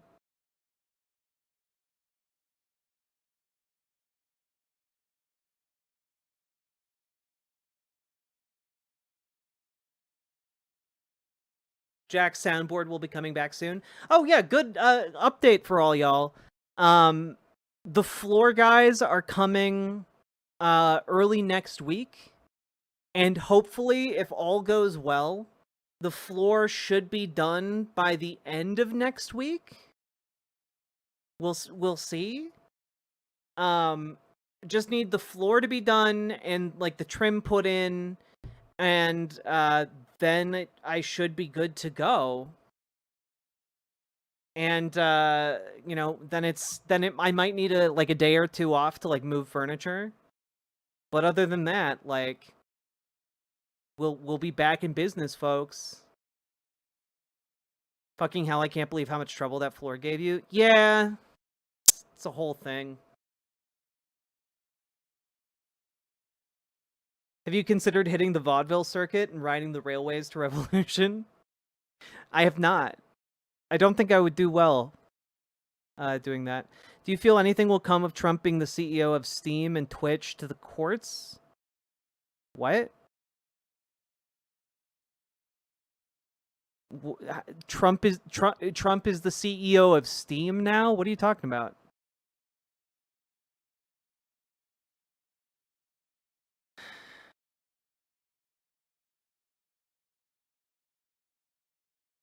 Oh, bringing the CEO of Steam and Twitch to the courts, or will it be a performative nothing burger? I think that they don't have like the legal ability to actually prosecute cases like that, and something tells me Gabe Newell isn't going to take it very well for like, you know, Trump to bring him to court. So we'll see.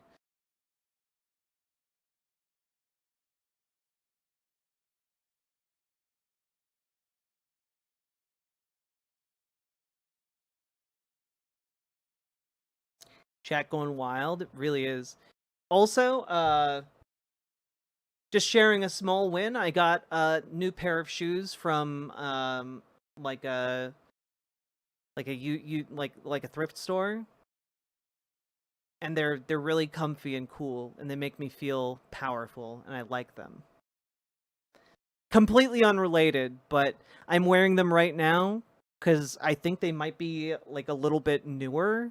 So I'm breaking them in a little bit to my foot size, and they are very comfy. Boots? I mean, they're little booties, yeah. I love feeling powerful. Hell yeah.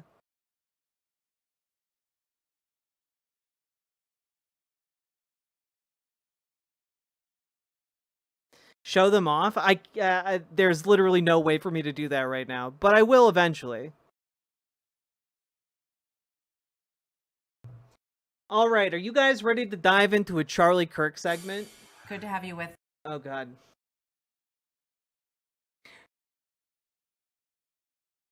You guys ready? Broadway Gamer! Welcome to the Riverboat site, Broadway Gamer. Jack, do a handstand right now? No. Kind of sick of him, to be honest. Do we have to? Would it help if I told you some of it is going to be funny? Would it help if I told you some of this segment is going to be fucking hilarious?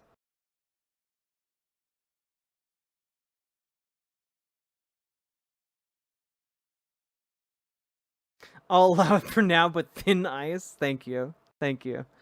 All right. Here we go.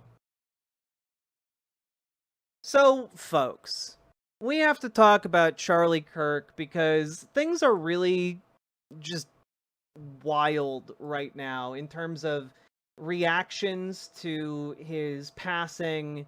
And I've compiled just like a lot of things that I find interesting or fascinating about what's happening right now. And I thought it'd be fun to take a look. Because clearly a lot of folks are... I don't know how to say this. A lot of them are just insane. You know, and I'm going to start this out by just pointing out there is so much cynical, blatant use of this event for people to make money or profit in some way or to recruit for their various political causes.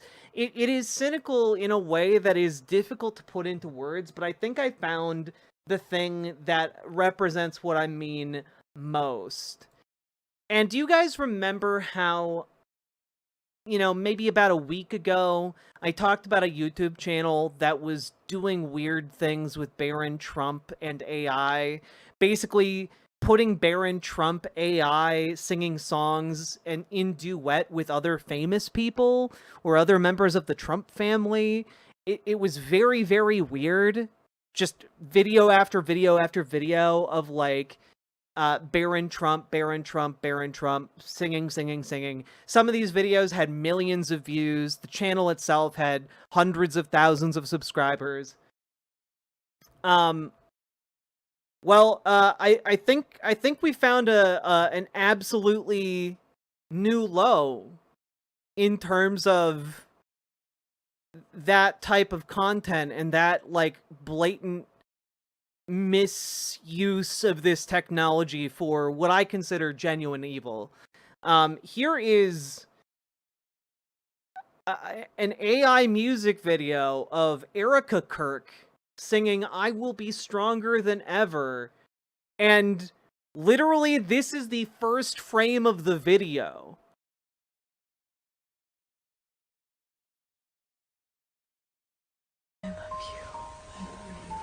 Jesus Christ. All of this, by the way, is AI generated.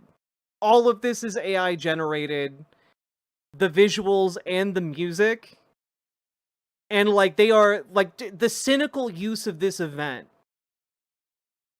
is insane.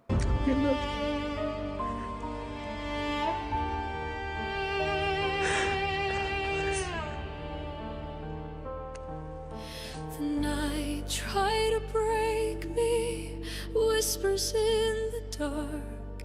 You were ripped away too soon, but I still feel your spark. I held you in my heart. Like, just they're using like actual like videos and then extrapolating AI from that. Like, it's bizarre. Like, some of these visuals are actual, like, based on actual snippets of video, but then you'll see them extend in, like, AI ways. It's disgusting. It's truly disgusting. No, but, like, the footage of her at the coffin is real, but then they keep extending the scenes into AI. It's... Every silent cry, still I breathe your memory. I look up to the sky. Fucking using footage of him and his children, dude. Like, different parts of this are, like, his actual children.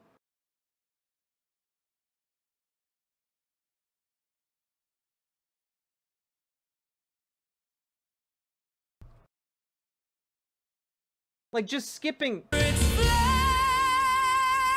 it won't retire. fucking insane. This feels a little exploitative, doesn't it? Doesn't it? Wait, did she give permission for this? Fuck no, she didn't. Guys, this isn't her singing the song. This is just AI bullshit. Literally. In the description, this video has almost 2 million views, by the way. This is a fan-made project using AI for artistic and entertainment purposes only. All characters and visuals are fictional simulations. Disclaimer, the song and video were crafted with the magic of AI technology.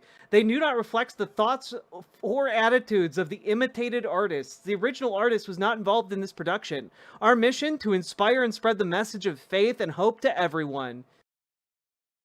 Witness Erica Kirk's powerful live performance of I Will Be Stronger Than Ever, a heartfelt promise to her late husband, Charlie Kirk. This moving tribute carries a message of faith, courage, and determination to continue his mission and legacy. Just absolutely fucking disgusting.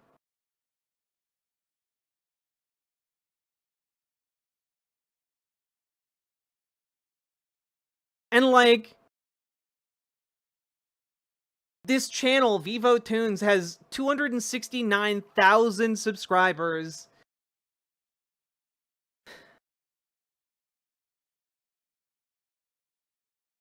I mean, like, and you can't even, like, this isn't limited. Like, the use of AI to, like, soullessly exploit this is insane.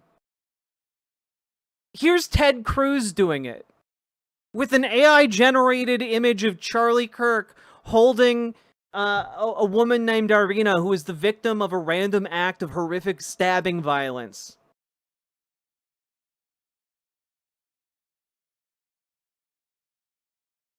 It's disgusting. The cynical use of this for messaging is disgusting. So I just want to get that out of the way right up front. Like, you know, Greg Gutfeld the other day was talking about Charlie Kirk, was like, I picture God asking Charlie Kirk for his autograph. These people are all just off the deep end. These people are all, like, doing blasphemy on a daily basis. And, like, it just doesn't matter to them, you know? Like, they want to bring blasphemy laws back, but not for themselves, you know? It's crazy.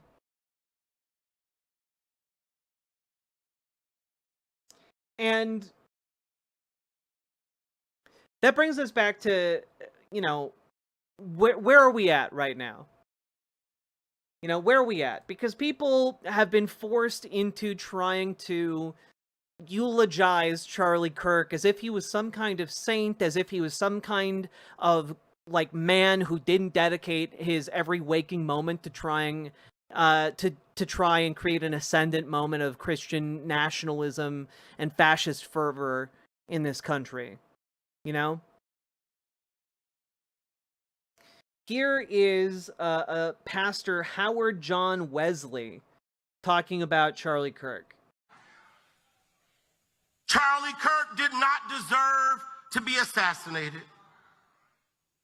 But I'm overwhelmed seeing the flags of the United States of America at half-staff calling this nation to honor and venerate a man who was an unapologetic racist and spent all of his life sowing seeds of division and hate into this land.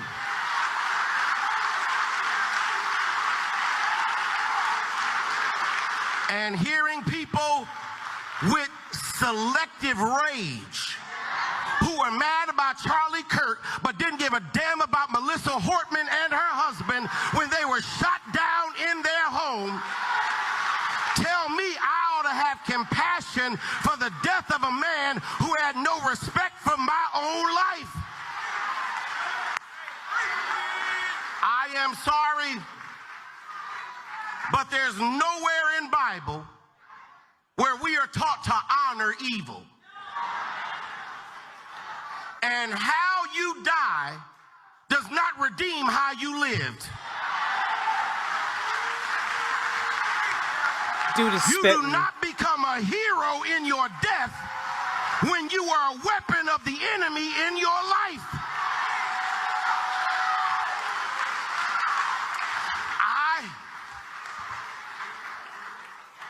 I can abhor the violence that took your life, but I don't have to celebrate how you chose to live.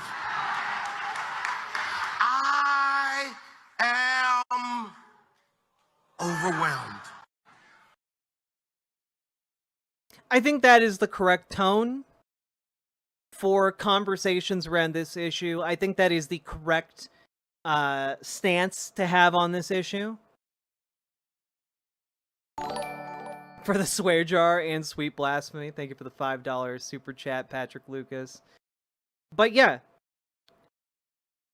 how you died does not redeem a life spent in pursuit of, you know, subjugating others. I think that is like extraordinarily on point. Link for that? Here you go, Josh. And, you know, some time has now passed, folks. So, you know, I mean, how many days has it been now? We've all lost count. So how does one of Charlie Kirk's great friends respond when asked about, you know, how he's holding up in the wake of the assassination? You know, like, I mean, it's been so many days, right? Like, maybe his great friend has forgotten what happened. My condolences on the loss of his friend. How are you holding up over the last 3.5 days? I think very good. And by the way, right there, you see all the trucks. They've just started construction of the new ballroom for the White House, which is something they've been trying to get, as you know, for about 150 years. And it's going to be a beauty. It'll be an absolutely magnificent structure. And I just see all the trucks. We just started, so it'll get done very nicely, and it'll be one of the best anywhere in the world, actually. Thank you so much. For those of you who couldn't hear the beginning of that, the reporter says, "My condolences for the loss of your friend, Charlie Kirk. How are you holding up?" And my man over here just nods and goes, "I think pretty good." Anyway, you can see all those trucks over there. They're building the ballroom. And it's just, dude just is like, "I want to talk about these big trucks right now." Donald Trump doesn't give a single shit about Charlie Kirk. It really reveals the depths, or lack thereof, of their affection for this man. They are all just cynically using this in order to achieve different political goals, right? Zero fucks. You either have to reckon with the fact that this man never actually gave a single shit about Charlie Kirk, and everything he is saying right now is only to, you know, get what he wants. Or you have to grant that his brain is mush.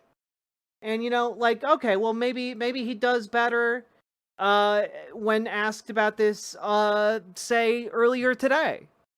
Let's take a look, shall we? Here he is on Fox News being interviewed. Charlie said, you know, that there was no such thing as hate speech.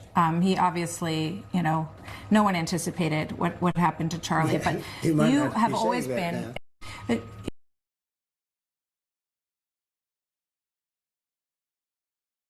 Yeah, he might not be saying that now, Mr. President. He might not be saying that now. This is one of the most insane things I've ever seen, right? Here. Charlie said, you know, that there was no such thing as hate speech. He obviously, no one anticipated what happened to Charlie, but you have always been. No one could, Charlie said, that there was no such thing as hate speech. Charlie said there was no such thing as hate speech. Well, he might not be saying that now. That's an insane way to respond to your friend who was assassinated if you are actually friends with them. That is insane, dog.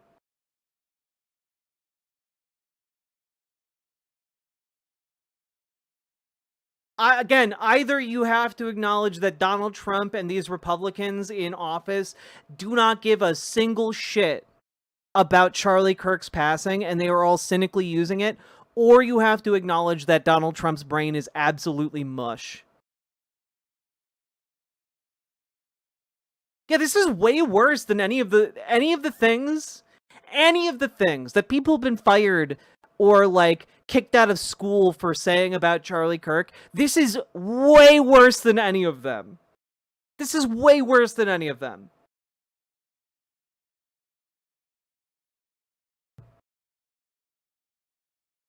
But it's all just empty, hypocritical nonsense. I mean, like, here's Greg Gutfeld, okay? Here's Greg Gutfeld. Let's take a look at what Greg Gutfeld is saying over on Fox. What about Melissa Hortman that we just talked about? You want to talk about Melissa Hortman? Did you know her name before it happened? None of us did. None of us were spending every single day talking about Mrs. Hortman. I never heard of her until after she died. She doesn't matter?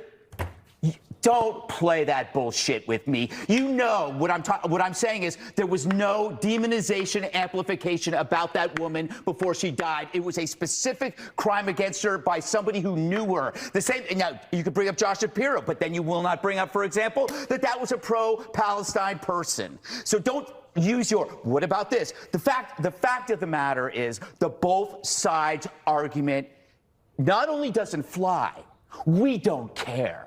We don't care about your both sides argument. That shit is dead.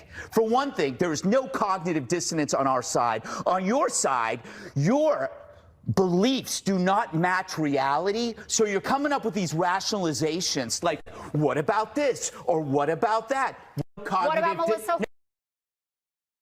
It is genuinely insane that, like, these people are talking about gleefully getting people fired from their jobs, getting people, like, persecuted by angry mobs.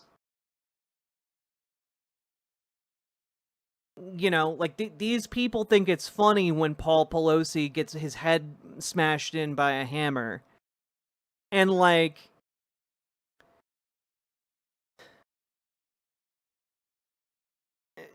I mean, Greg Gutfeld is so bad faith. Like, for example, he brings up that the person who tried to burn Josh Shapiro alive was pro-Palestine. Except that if you look into that guy, he is like a complete, like, off-the-wall crazy person with conflicting beliefs who tried to get his entire family to vote for Trump in the most recent national election. So, like, you either have to acknowledge that this was a conservative, or you have to acknowledge that this was, like, you can't try and spin it as, like, a leftist. I'm sorry. It just doesn't work in that case. And he's like, well, this the assassination of Melissa Hortman, that was just done by someone who knew her. The man who assassinated Melissa Hortman and her husband had a hit list for a bunch of left-leaning politicians in the state. It wasn't random by just like, oh, some guy who knew her. Like, it was done deliberately. She was the former Speaker of the House in the state legislature.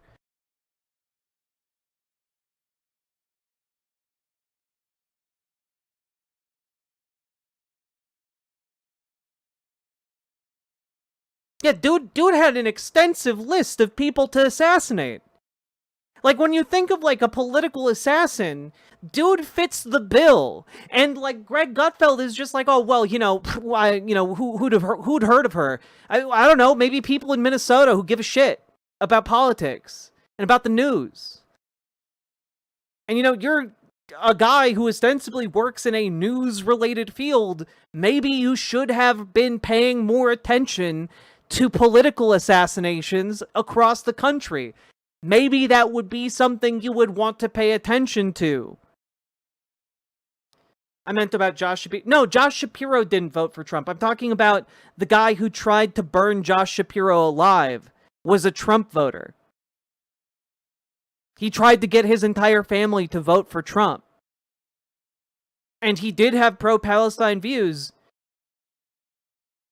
But that doesn't mean he was a leftist.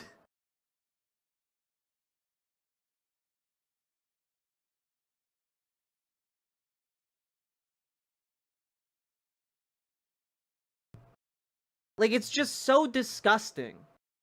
The way that, like, the far right just absolutely, is just like, well, it's fine. You remember a political assassination from, like, what, a handful of months ago?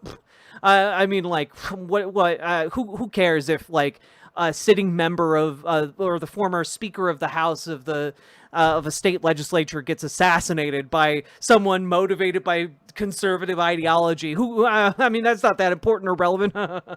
Anyway, here's Donald Trump being asked explicitly about that political assassination. Do you think it would have been fitting to lower the flags to half-staff when Melissa Hortman, the Minnesota House Speaker, was gunned down by an assassin as well? I'm not familiar. The Minnesota House Speaker, a Democrat, who was assassinated this summer. Well, if the governor had asked me to do that, I would have done that. But the governor of Minnesota didn't ask me. I didn't. I wouldn't have thought of that, but I would have. He didn't. You wouldn't have thought of it because you didn't fucking call. You didn't fucking call the governor of the state. You didn't fucking call the family of the victims. You didn't spend a single fucking second thinking about it whatsoever. You actually forgot who the fuck she was.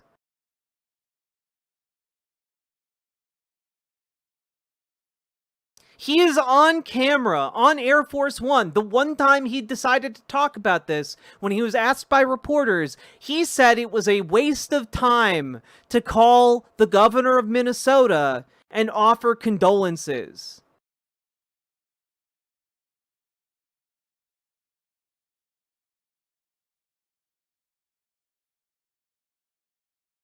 One of the most important political figures in the state got assassinated by a conservative assassin, and he couldn't be bothered.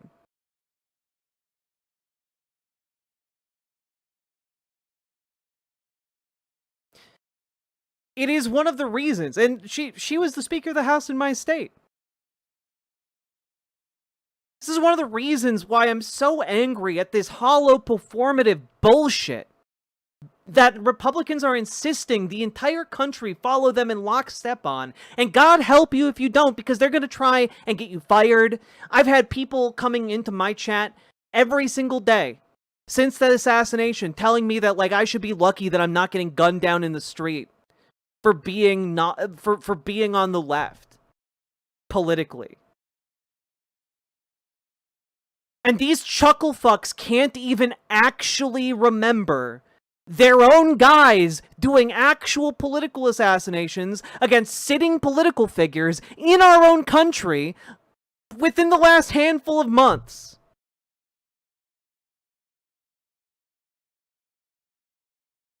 You hypocritical motherfuckers.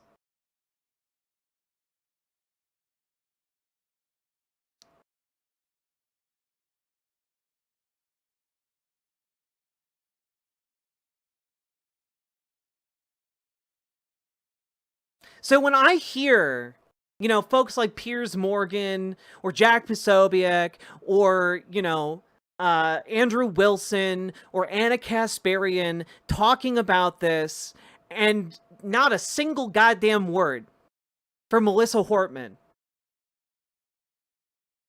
or the Hortman family, it gets under my skin.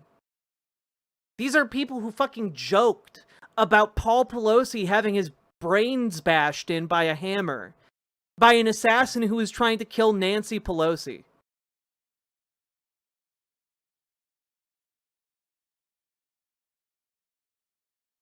Donald Trump's own son thought it was so funny that an assailant armed with a hammer would bash an elderly man's skull in, that he wanted to dress up as that assassin for Halloween.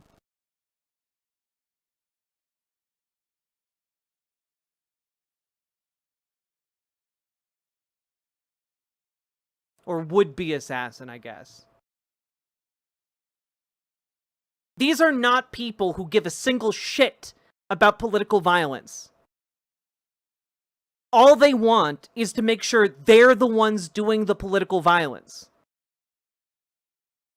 And I'm sorry, but if you're coming in and trying to virtue signal that you give a single shit about political violence, and you aren't talking nonstop about the fact that every single Republican currently in our Congress voted to strip Medicaid from tens of millions of people, that is an unambiguous act of political violence. That is going to cause unimaginable amounts of suffering in this country. That is going to put people out on the streets. That is going to put people unable to get their health care. That is going to make people suffer. And yes, it is going to make tens of thousands of people die. And not a goddamn peep from Republicans on that one.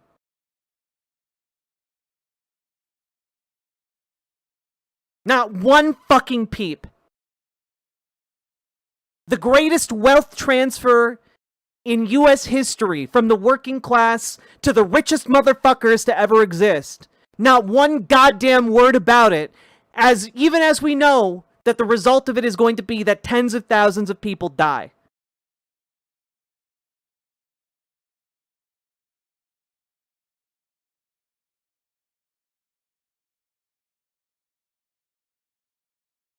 Oh, but who's Melissa Hortman? No, never heard of her. If somebody had asked me, people make requests for the lowering of flag, and oftentimes you have to say no because it would be a lot of lowering. The flag would never be up. Had the governor of Minnesota asked me to do that, I would have done that gladly. And given the killing of, do you think it would have been fitting to lower the flags to have staff when Melissa Hortman, the Minnesota House Speaker, was gunned down by an assassin as well?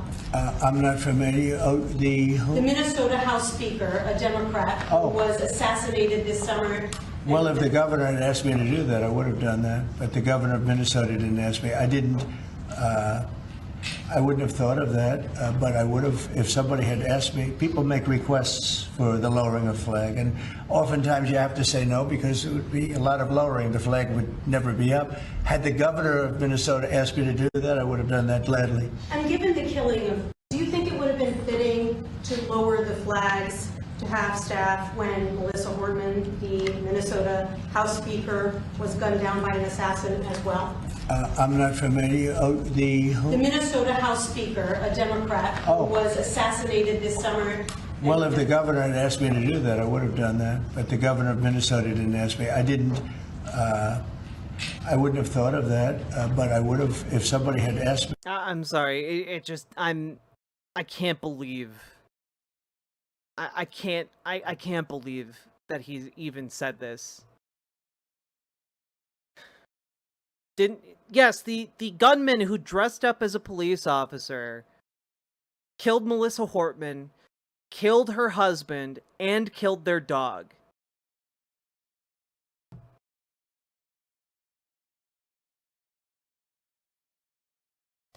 I mean, like, even just on the suspected gunman who shot Charlie Kirk. I mean, like, look at this turnaround, chat. Look at this fucking turnaround from Meghan McCain. Within 2 hours, Meghan McCain goes from death penalty to, I think the fundamental difference between the right and the left in this country is that the left glorifies death, particularly of adversaries, and the right does not. And it's not something I really think, I think I really have fully faced until Charlie's assassination, and it's petrifying. Like, what the fuck? 2 hour turnaround on that one. Yes, it's the other way around for the timestamps. I'm sorry. I'm livid.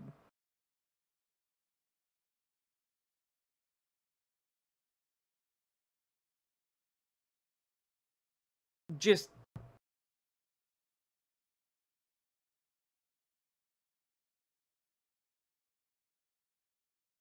you guys ready to jaw drop? There are, granted, some celebrities who are doing this, but for the most part, these are people who nobody knows who they are, and yet they decide to sit in their car and share their most intimate thoughts on TikTok, as vile as those thoughts are. What's driving that? Is it the addiction of social media? Is it some pathological narcissistic desire to be noticed? What is it? Yes. I think you've nailed it on the head. And what I found fascinating was the first day after Charlie's death, you saw all these people posting these messages, and then the next day they went out and posted these videos complaining about getting fired. It's like, what do you look? The First Amendment. What do you expect? What do you expect to happen? I mean, you're glorifying violence. Imagine if we didn't see this on the right, but imagine if after the George Floyd killing, people had gone on and said George Floyd was a POS and like that. I'm glad he's dead. I hope all black people get killed. I think we need more death of black people in this country. Do you think anybody would have employed them ever again? No. You go out and you celebrate an assassination, you're going to get fired. And you should. It's Charlie Kirk literally did that to George Floyd. He called him a scumbag and implied he deserved to die for what he did, that he brought it on himself. Like, not just people, Charlie Kirk did that.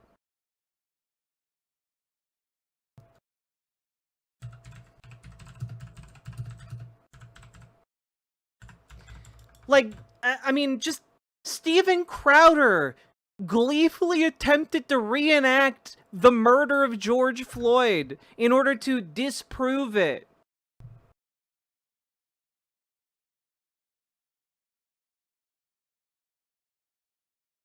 God.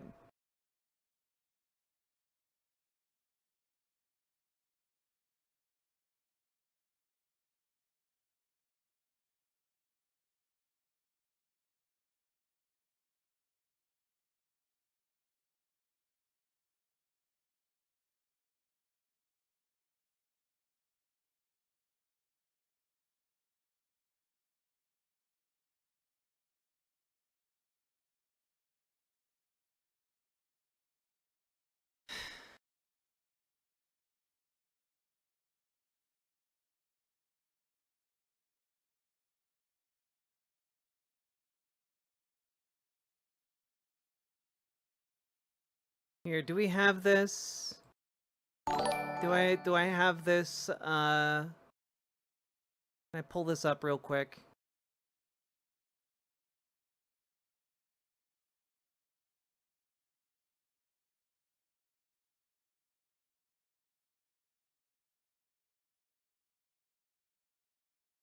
Can I get a transcription?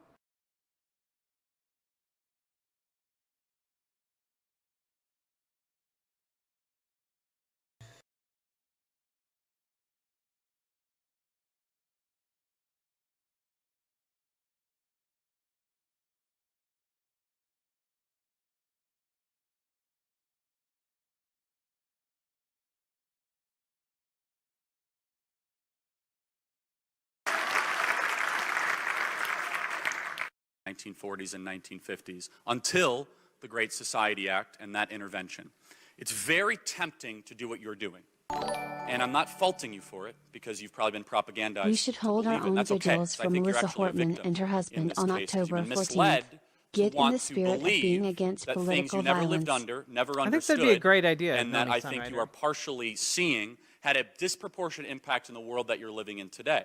So, for example, if that were to be true, then first-generation immigrants would not be able to quickly make good choices and move up the ladder in this country, which I think we have some first-generation immigrants here tonight. Before you, and this.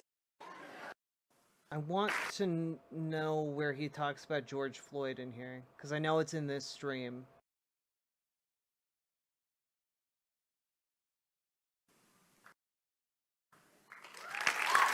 Right? of it is a sword that needs to be used blindly with the American idea of justice. I encourage you to expand Model and Aquinas. Thank you, Bomber. Thanks for being here. You just mentioned pretty early on, pretty briefly, about how a lot of the struggle with conservatives is that we don't have the same place in visual media.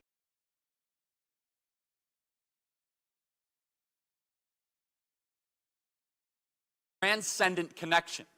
So there's two very basic things that you should know about architecture. Number one, the circle.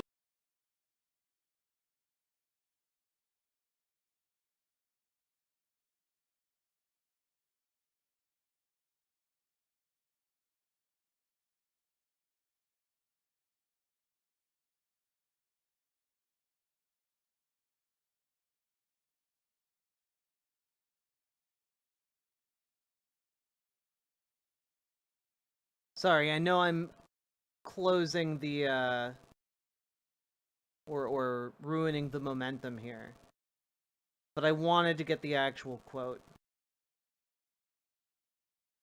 Characteristic that you care about in judging a human being's worth or value? The answer should be absolutely not.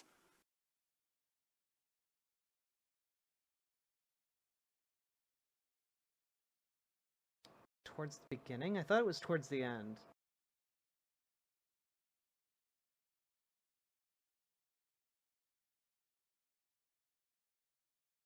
Highly emotional footage that was a lot more complicated and nuanced than anyone ever wanted to admit at the moment did what?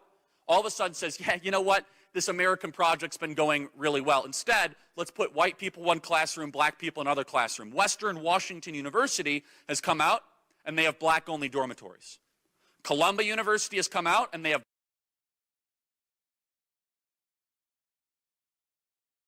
the administration of the law. So many activists could say, see, that right there is what we've been talking over the last 30 and 40 years. And immediately, instead of acting patiently and prudently and slowing down and saying, hold on a second, is this an isolated incident? Is this happening on a daily basis? And you as a nice society, reckoning entire nation. I'm going to go burn down a Wendy's. Yeah, just like robbing Adidas sneakers from Mall of America is not going to bring George Floyd back, right? That's a very obvious thing. But if you just it's a stream, so I don't think it has a transcription. Say that, they call you a bad name, which again, couldn't really care less. We're going to say things that are true. And so...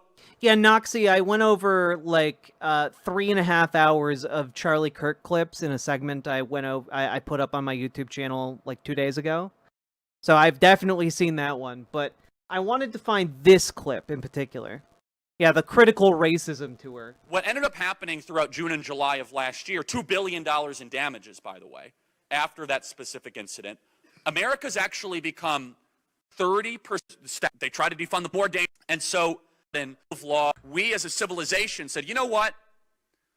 Our entire history of the rule of law, of the administration of such, separation of powers, checks and balances, independent judiciary, presumption of innocence, consider and recalibrate society as we do this. We have made in 2021 in rural America, where they live, was of what's had incredibly misleading. Why here we go. The nuance around the Floyd incident was so incredibly misleading is that Derek Chauvin actually had multiple interactions with other black people throughout that day and did not single out George Floyd because he was black. Did you know that George Floyd actually in the video asked to be put on the ground? That he was the one that is actually resisting arrest? And now, again, people conflate that with say, Charlie, do you think he deserves that? Of course that's not what I'm saying. Obviously, what I'm saying is you watch the video, the actual police cam video, there's back and forth going there, where he says, I can't breathe 7 times before he actually goes down onto the ground because he was actually probably already experiencing a drug overdose well before that incident actually happened. But when you actually look at the statistics, not only have we been lied to, but it's an Orwellian trick. It's the opposite of the truth. Not only are black people not being gunned down because of the color of their skin, the opposite is indeed true. That in community after community, police officers are restraining themselves to actually... Oh, wait, here we go. I actually have the timestamp now. Here we go. And I'm not going to go on this endless soapbox defending Derek Chauvin. I think he's kind of not a great person. But I am also going to offer some context and some nuance about the death of George Floyd that no one dares to say out loud, which is that this guy was a scumbag. Now, does that mean he deserves to die? That's two totally different things. Of course not. But the idea that someone who had 10 times the legal limit of fentanyl was illegally counterfeiting, trading counterfeit currencies, was resisting arrest, and previously put a gun to a pregnant woman's stomach, who then dies, according to the first medical examination for the Hennepin County Examiner, said he died due to asphyxiation or a drug overdose. The second, the medical examination said it was due to suffocation or due to the knee on the neck, that somehow we must say, you know what?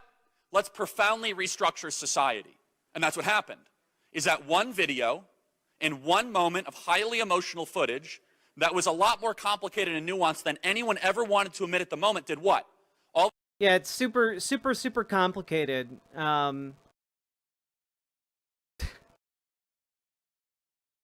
You know, it's just so complicated that a man was asphyxiated who had a policeman's entire body weight on his neck. Just a completely unavoidable. You know, he put that policeman's knee on his neck. For sure. Did he just say that asphyxiation means drug overdose? Yes.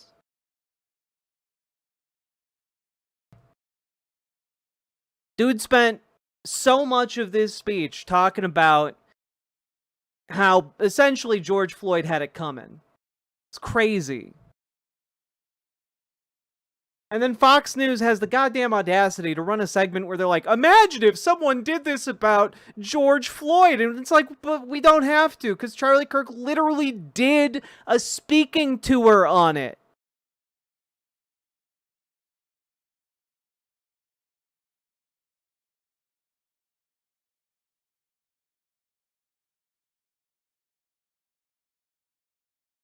And you know, like, I don't hear conservatives saying, oh, hey, we need to stop buddying up to Steve Bannon. You know, Steve Bannon, the former campaign advisor for Donald Trump for the 2016 election, the guy who continues to be in Trump's inner circle, who claims that he calls Donald Trump nightly. Hey, wait, why aren't we hearing Republicans trying to distance themselves from Steve Bannon? And that's the second term. Second term kicks off with firing Wray, firing Fauci. Now, I actually want to go a step farther, but I realize the president is a kind-hearted man and a good man.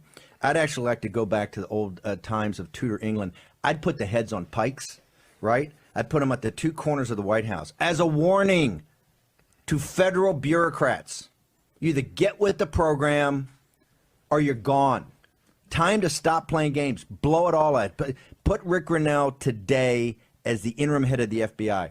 That'll light him up, right? You know what, Steve? Just yesterday there was the anniversary of the hanging of two Tories in Philadelphia. These were Quaker businessmen who had cohabitated, if you will, with the British while they were occupying Philadelphia. These people were hung. This is what we used to do to traitors. That's how you won the revolution. Nobody wants to talk about it. Revolution wasn't some sort of garden party, right? It was not. It was a civil war. It was a civil war. Remember, also in the revolution, and that's the second term. Damn, that's crazy. That's wild. No Republicans are talking about the need to distance themselves from Steve Bannon. But you know, let's take a look. What is Jeanine Pirro saying about or no, sorry, this isn't Jeanine Pirro. I actually don't know which Fox News ghoul this is. You feel this is going to bring us together? Because it's uncertain when you look at some of this reaction from some of these deep liberals.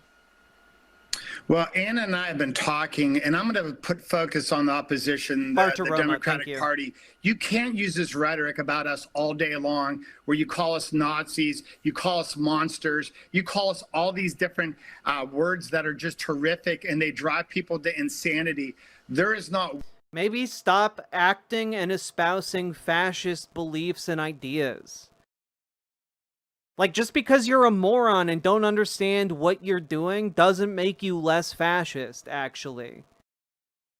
But also, I literally just played a clip of the former campaign advisor for Donald Trump, who won him the goddamn presidency in 2016, calling for the president to behead his enemies and display their heads publicly. But that's just new boots goofing, I guess. One person in the Republican Party that is in Congress right now that hasn't had a death threat. I've had a dozen this year. Your rhetoric needs to be toned down. You need to lower the temperature. When Joe Biden was in office, we listened, we watched, and we spoke, but we spoke fluently, and we didn't speak with this hate, and we didn't speak with these words that were drawing people to take action against us. You tried to kill our president twice. You actually killed Charlie. Enough is enough. Stop the shenanigans and lower this rhetoric to a normal place where we could all exist together. Yeah, it's just unbelievable how, you know, they've... Yeah, you all of you killed Charlie Kirk. Anyway, the left needs to tone down the rhetoric. That's insane bullshit. That's some insane bullshit right there. You can't, on the one hand, point a finger and say, all of you killed him, and we have a responsibility to tone down this rhetoric. You murderers! Like, that's crazy, dog. The President of the United States pardoned like 2,200 people who participated in a violent attempt to overthrow our country, up to and including killing cops. And they were breaking into the government buildings, chanting that they wanted to hang the Vice President of the United States. Are you kidding me?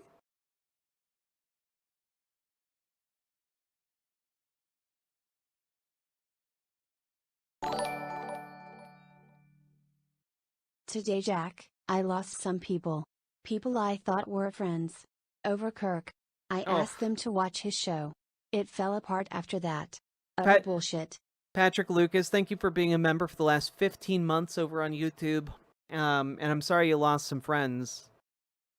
But, like, if someone is standing for Charlie Kirk and can't even withstand watching his show...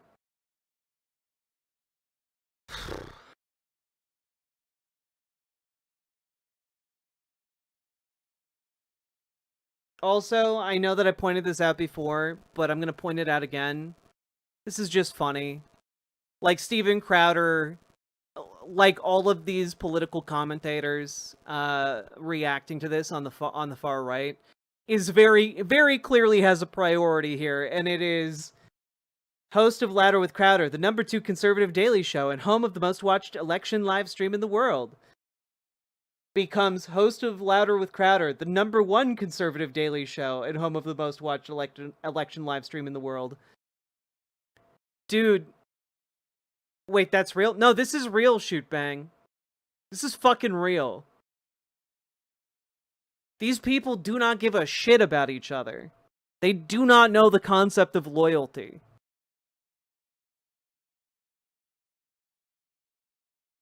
Also, of course, we have to turn to the reaction of one of our favorite insane posters, What If Alt Hissed. The death of Charlie Kirk stands as a dark day in American history. I always respected him, even though I wouldn't call myself a huge fan of his content, since I don't follow political pundit content. He was clearly a noble and moral man, and I know people in his sphere who say he was an incredibly capable leader and organizer. He did more good for the right than almost anyone else his age.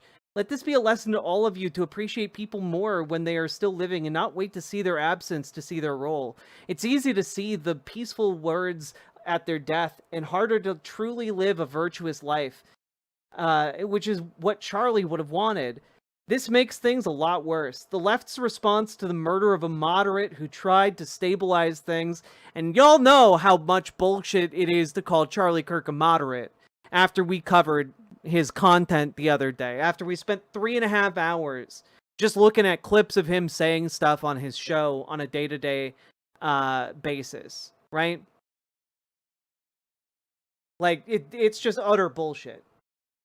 but moderate, who tried to stabilize things, shows how evil they truly are. Even the mainstream like Hassan or Destiny responded positively to his death. They want everyone who's not a homosexual, trans-dimensional, third-wave corporate Marxist dead. We have to plan accordingly. Meanwhile, there is no incentive on the right for moderates now. However, what is true, and what is evil, and we must hold the iron bar. No matter how bad things get, we will hold the line against the crashing waves of madness and evil. We cannot let the right succumb to evil. Things are going to get worse and more violent from here, since there is no reason to be moral. The floodgates are opening. Final thoughts. Please do whatever you can to show respect for the dead man. The best way to remember him is to carry on his legacy so that the right does not become worse in his absence. I'm still here for you, although I need to be more careful from now on. If Charlie can go, so can I. However, this is the fallen earth which God has given us to test ourselves against. We can't turn it down, but we need to embrace it. Sincerely, Rudyard William Lynch. And it's just like, okay, guy. Yes, the homosexual, trans-dimensional, third-wave corporate Marxists. Indeed. Just absolute nonsense terminology. And also, yes, it's the far left that is the threat here. Definitely not the people on the right where you are now saying there's no need to be moderate anymore. Good golly.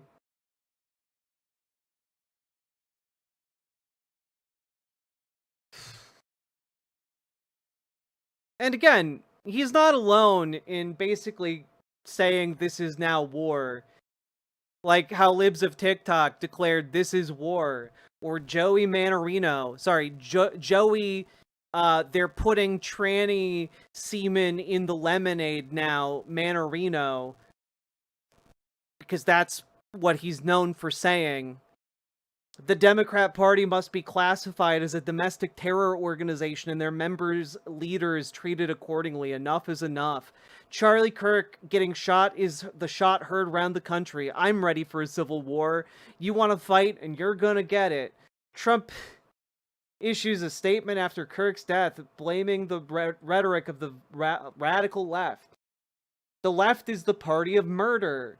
They declared war. The Democrat Party is a domestic terrorist organization whose most fanatics will not hesitate to murder their political opponents. This was not a one-off event. Here's Christopher Rufo, the guy who pioneered critical race theory as a wedge issue, as well as trans kids in sports as a wedge issue to divide the left. The last time the radical left orchestrated a wave of violence and terror, J. Edgar Hoover shut it all down within a few years. It is time, within the confines of the law, to infiltrate, disrupt, arrest, and incarcerate all of those who are responsible for this chaos. There's no going back after this. There's no more words to be said. The only way this ends is the complete annihilation of the Democrat Party. Charlie Kirk was being assassinated as the American Reichstag fire. It is time for a complete crackdown on the left. Every Democratic politician must be arrested and the party banned under RICO. Every libtard commentator must be shut down. Stochastic terrorism, they caused this. Like, it's insane to literally call for stochastic terrorism. That's wild. Yeah, Joey Manarino, the most famous conservative black woman. It's true. Charlie Kirk has been shot. Enough is enough. Democrats need to be labeled a terrorist organization. I don't want National Guard sent to Democrat cities anymore. I want the Air Force sent. It's time to bring the hammer down on the left. It's time for the Trump administration to shut down, defund, and prosecute every single leftist organization. If Charlie Kirk dies from his injuries, his life cannot be in vain. We must shut these lunatic leftists down once and for all. The left is a national security threat. If they won't leave us in peace, then our choice is fight or die. When Democrats lose elections, they couldn't steal. They murder the people who they were unable to defeat. Fox host Jesse Waters, they are at war with us. Whether we want to accept it or not, they are at war with us. And what are we going to do about it? Like, these people, when they're talking about the fucking political, the tenor of political discourse in this country, the call's coming from inside the house. Like, It's coming from inside the house, folks. Look in the goddamn mirror.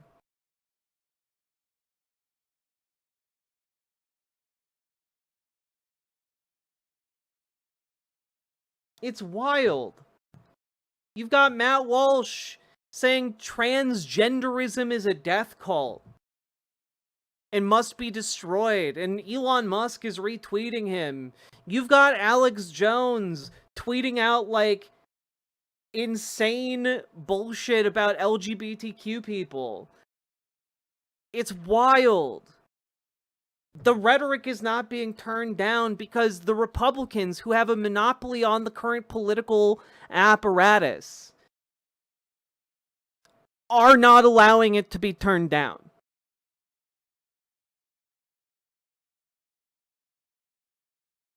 Like, Elon Musk is just on a tear. Anyone who's been in the trenches fighting these trans militants knows they are inherently violent, on a level far beyond any other political or ideological faction, deranged, deeply hateful, angry at themselves and the world, suicidal. The threat they pose is very serious, and Elon Musk is like, this is a massive problem.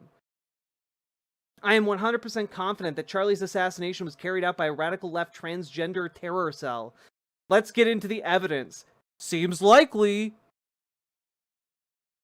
Multiple trans people in the area posted on September 9th that something big will be happening to Charlie Kirk tomorrow. Terrorist cell. Unmasking. Luna, how I found the evidence confirming that the Charlie Kirk assassin suspect's alleged lover is trans, anti-Christian, and on hormones. Suspect Tyler Robinson allegedly killed Charlie while he was answering a question about trans shooters. Disturbing. Strong yet weak. Strong yet weak. Yeah, exactly. It's the most fascist playbook imaginable from these people. So is Elon's daughter inherently violent? If you asked Elon Musk that, Elon Musk fucking hates Vivian. It's crazy, the depths of his hatred. And guys, Bill Kristol. And do I have this right? Bill Kristol?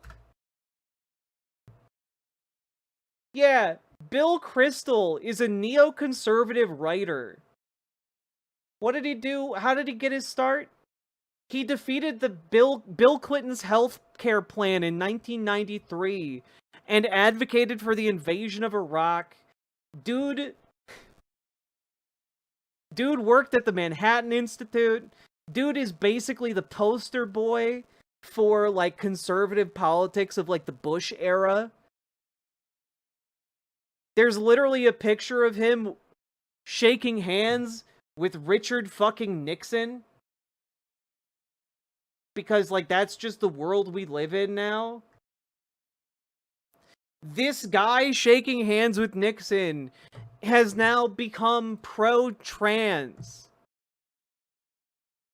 Wait, is that true? He's the editor-in-chief of Red State? That's nuts.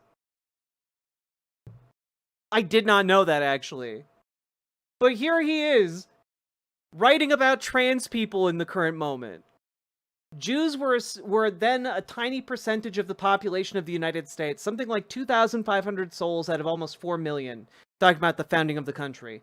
But Washington wanted to emphasize that the members of this small and previously persecuted minority were entitled here in the United States to the same rights of life, liberty, and the pursuit of happiness as everyone else. 235 years later, there is in this nation a minority group whose rights are under severe attack: transgender individuals. We have a presidential administration which seeks to curtail those individuals' rights. We have a powerful political movement that wishes to make them afraid. This is wrong. It's also un-American. Other Americans don't have to understand or sympathize with transgender individuals, but we ought to defend their basic human rights. We ought to do so out of a simple sense of justice, but we also ought to do so out of a sense of pride that our nation exemplifies an enlarged and liberal policy for mankind, and that here there shall be none to make him afraid. One could call that American greatness. And, like, dog,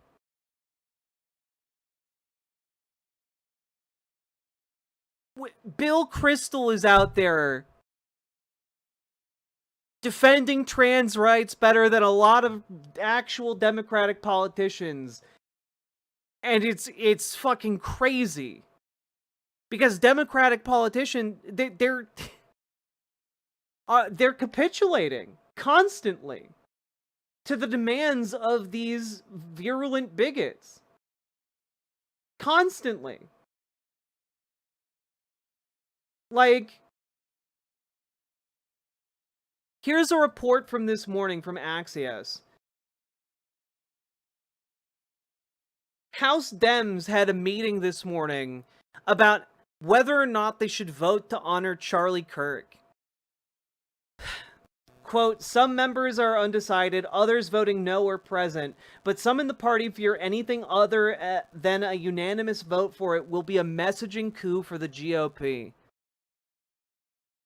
They literally held a meeting. House Democrats had a meeting this morning where they sought to have a unanimous vote on whether or not to honor Charlie Kirk.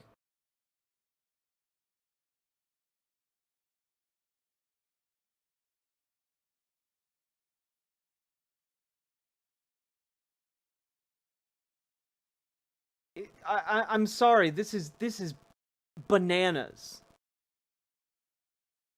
This is bananas, dog.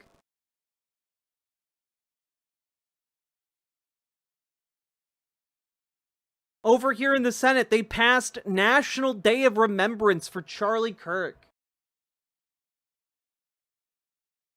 God.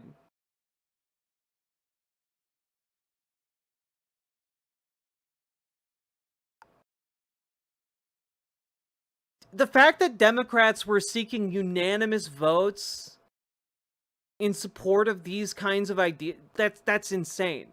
The fact that Bill Kristol, of all people, seems to have more of a spine and more of a principled stand than a lot of Democrats in Congress is insane to me.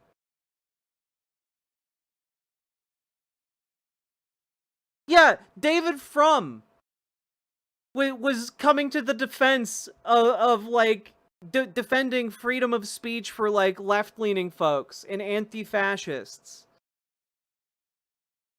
Karl Rove wrote an op-ed in the Wall Street Journal defending, like, freedom of speech after Jimmy Kimmel.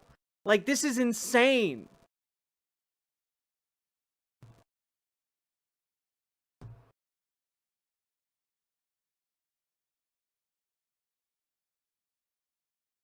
Absolutely insane.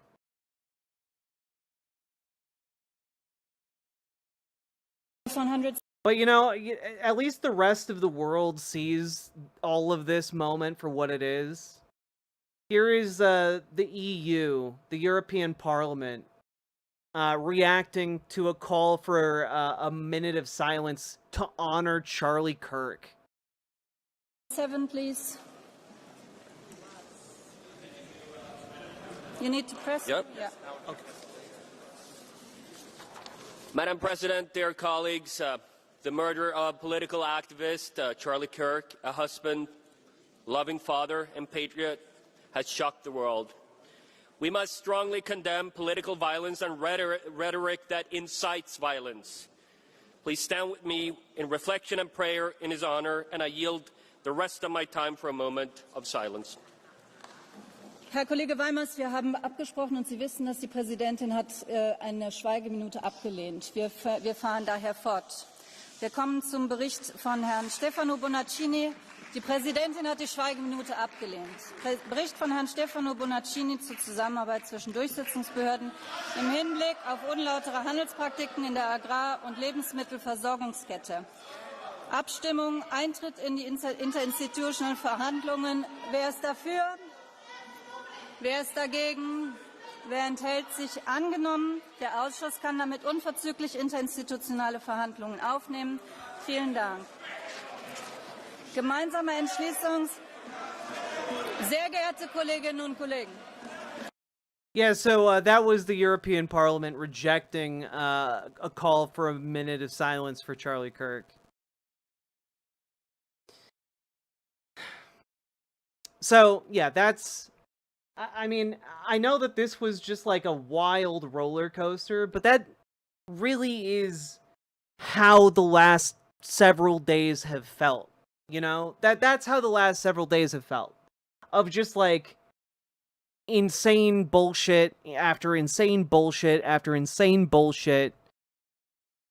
And I wanted to try and capture that in a segment.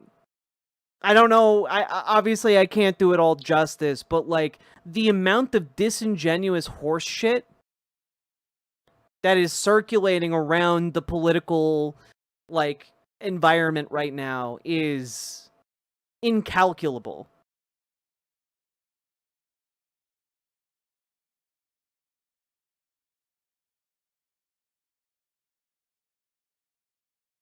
So, that's where things are at here in America. Fucking mental.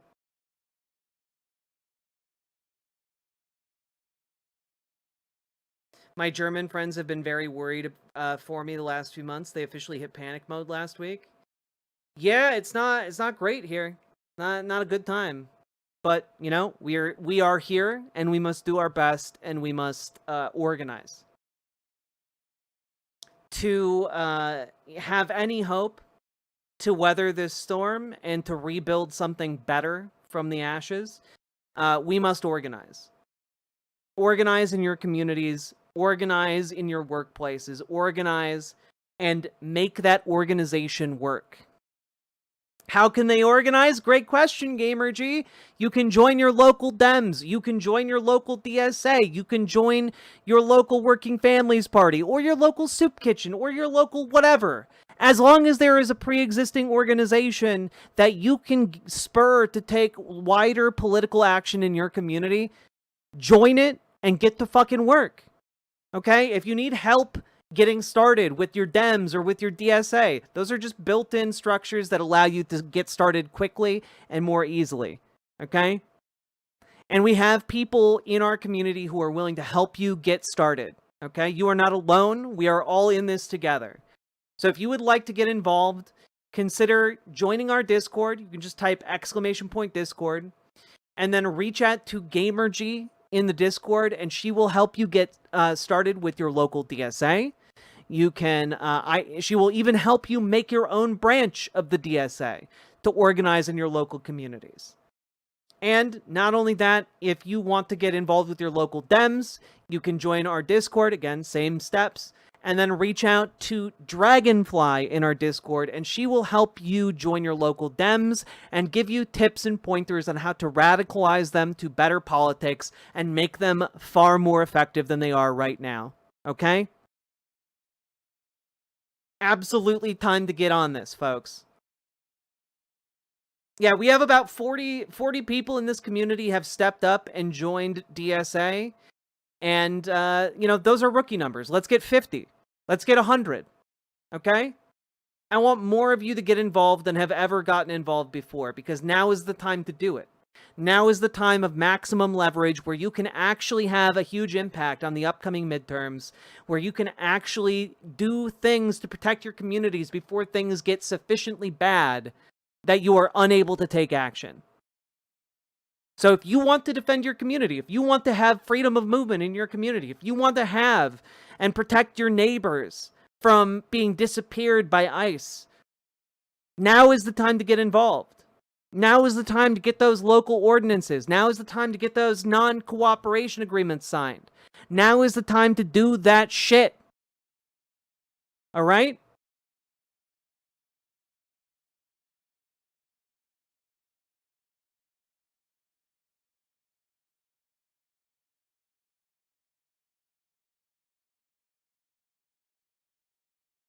So go do it. Organize, organize, organize. And with that, let's keep moving on. Also, like, comment, and subscribe. Do the things. Inspiring speech, thank you. Soon as I get a ramp for my mobility aid, I want to zoom out and join stuff. Hell yeah, Ollie. And also, if you don't want to wait, you can actually join a lot of these things remotely. A lot of DSA groups and a lot of your local Dem groups can be, you can join their meetings remotely. It's predominantly how I am able to join and participate in a lot of my local events.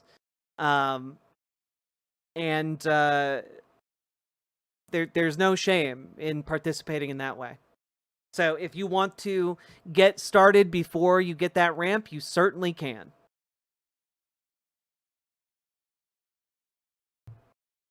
What is DSA? Democratic Socialists of America.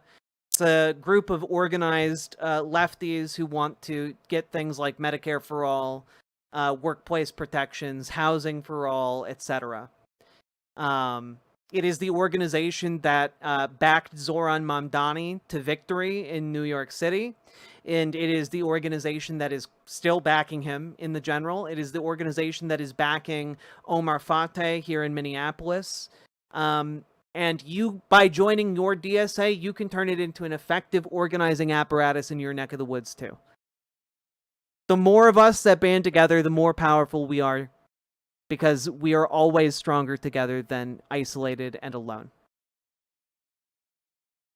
It's a big tent organization, so you don't even need to be a socialist to be a member. True!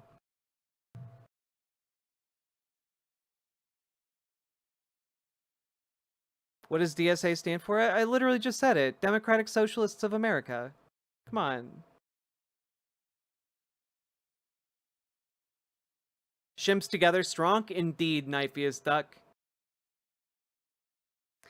Now, folks, we've been going for about 3 hours. If you've been enjoying the show, hit that follow button, hit that subscribe button, hit that like button, and please consider dropping those subs, donos, memberships, super chats, etc. Because, folks, you guys make this show possible. I cannot do it without you folks. Every time you support the stream, you enable me to do another show. So, thank you all so much to everyone who has supported the program today. It means the world. And I really fucking appreciate it.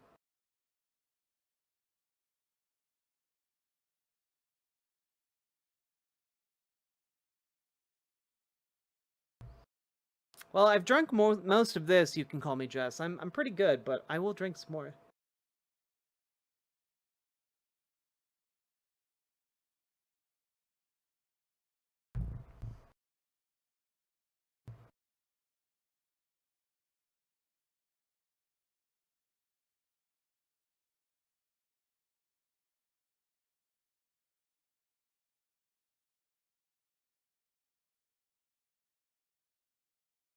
Think it's time for a song? Well, certainly not the Dono Ghost song.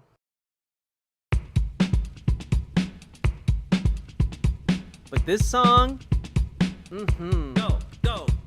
click a button, click a button, click a button, click the goddamn button, click a button, click a button, click a button, click the goddamn button, click a button, click a button, click a button, click the goddamn button, click a button, click a button, click a button, click the goddamn button, click a button, click a button, click a button, click the goddamn button, click a button, click a button, click a button, click the goddamn button, click a button, click a button, click a button, click the goddamn button, click a button, click a button, click a button, click the goddamn button, click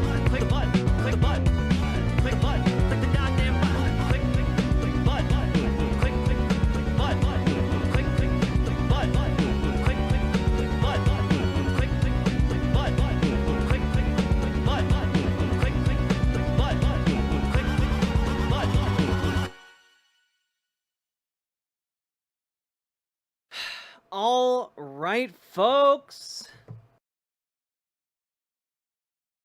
How we doing?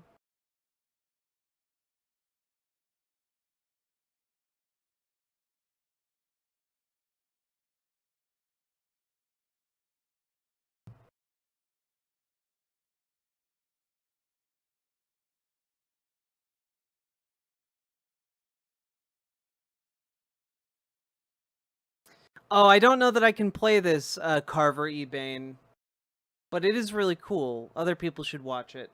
Mostly because I'm pretty sure the land of 10,000 stories is is copyright. Sadly.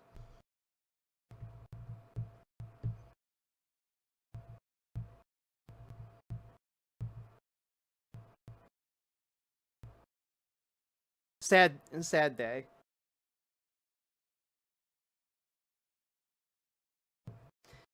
Whew, how we doing? How we doing, folks?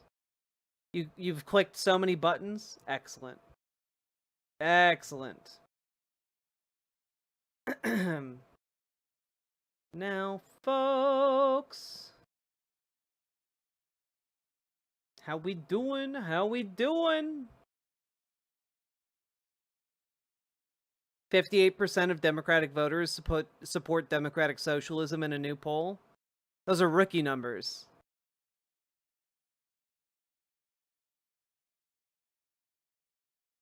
I think I got timed out only. Never have I attacked so quickly, asking about someone's status.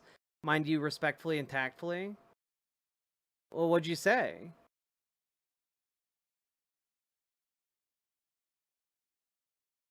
Like, obviously it wasn't something so bad that, like, you were banned. There are also, like, automated bots.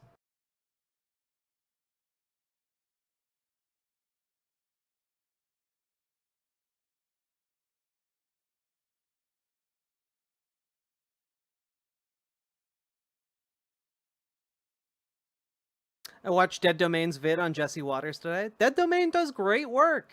They're wonderful.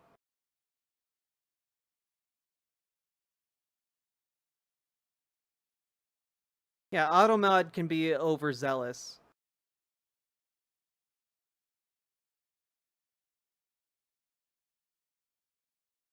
I asked a different channel if the hosts are post-op. But, like, why would you do that? First of all, why would you bring up what happened in another channel? And second of all, why would you ask someone that?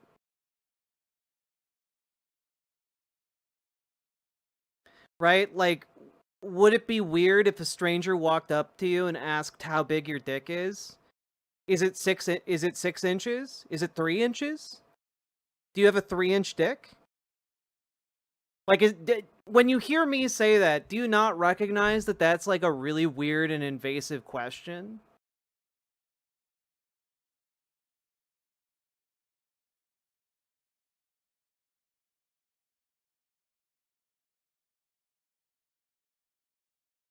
Not at all. I'm sorry, you think it would be totally fine and not weird for a stranger to walk up to you and ask you about your genitals?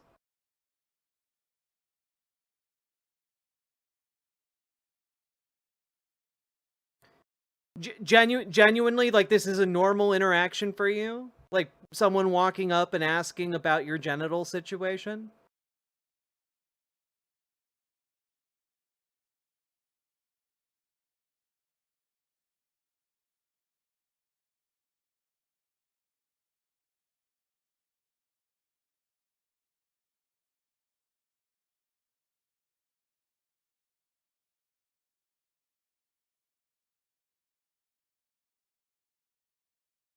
I'm knowledgeable on a polite mode of discourse.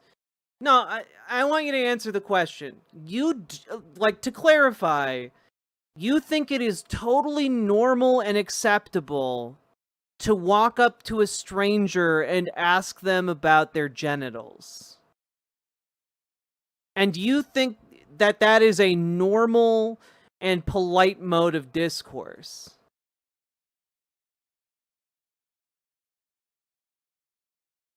Be so for real with me right now.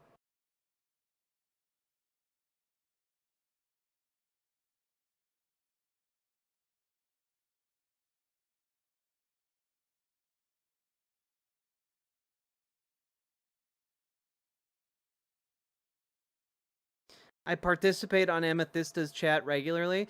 You know, Joe Neal, if you don't, like, actually respond to my question, I am going to ban you. Because it's kind of an important topic here. So, I'm going to ask again. You think it's totally normal and acceptable and even polite to ask someone about their genitals, someone you do not know and have not interacted with?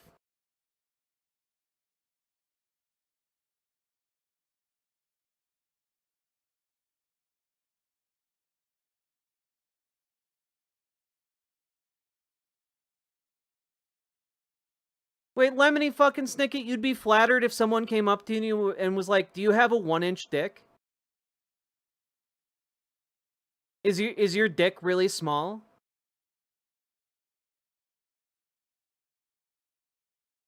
I'm not especially sensitive to questions about my genitalia, but I get your point.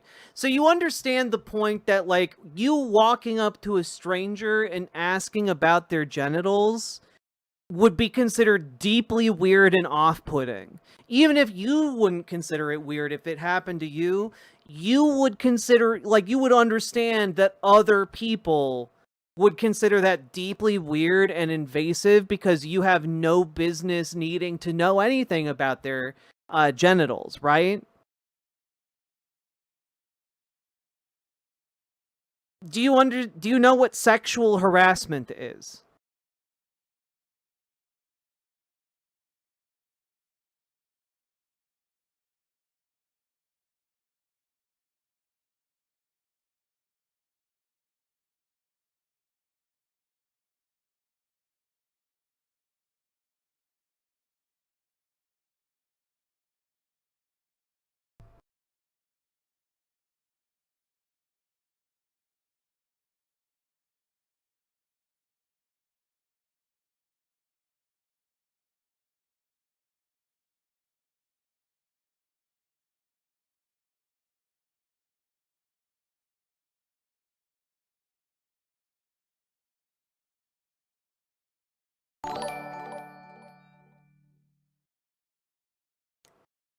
I get your point. Never had an issue on Amethysta's chat. I don't know who Amethysta is.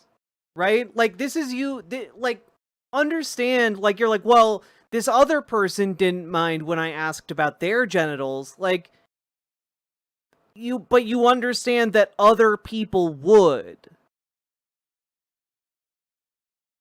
You know, and, like, generally, I'm very oriented towards education on trans issues. But, like, how you approach the topic matters. And do you need to know whether or not a streamer that you are never going to fuck has one set of genitals or another set of genitals? Why do you need to know?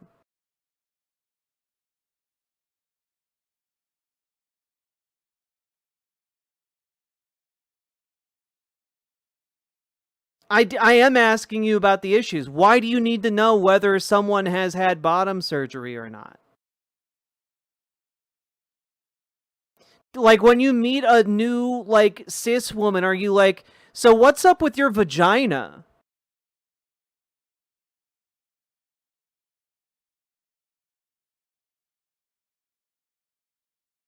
How that labia doing?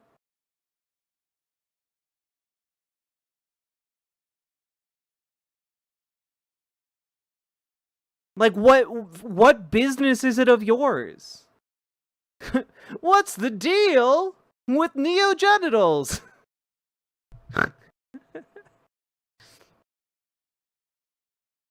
I just, you know, you can't, I don't feel like you can claim that you're very woke when you don't understand very basic, like, social cues, like boundaries, you know?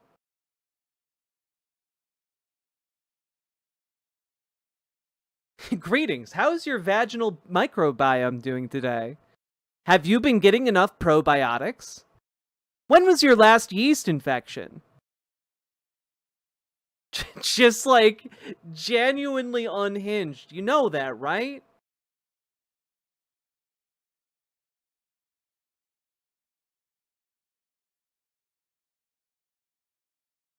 How many STDs do you have?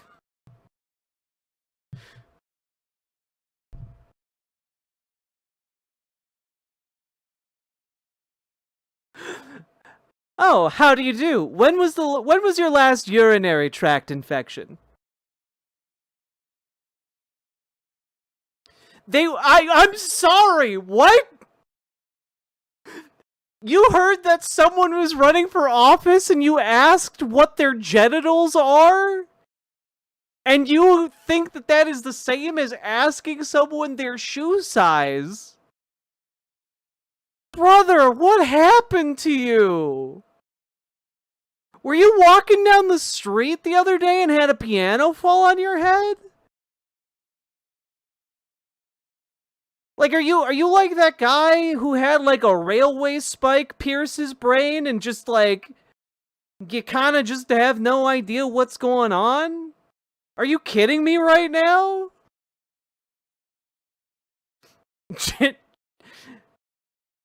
Bingo, I think we're gonna have to ban this guy. Oh man. Alright, Knifeiest, go for it. I'm done. I'm fucking done. Yeah, Phineas, is this a Phineas Gage situation? Broke up Final Destination, but lived. Oh god. Yeah, we all know how relevant shoe size is to political office. Also, Gamer G, you don't watch movies, but you know Final Destination references? Alright. That was fucking insane, dog. Why are people like this? Why are people like this?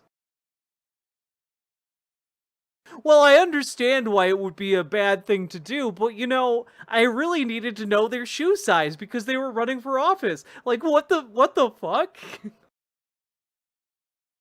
I constantly feel like that gif of Julia Louis-Dreyfus. Julia Louis-Dreyfus. Is that her name? I can never remember the exact way to say her name.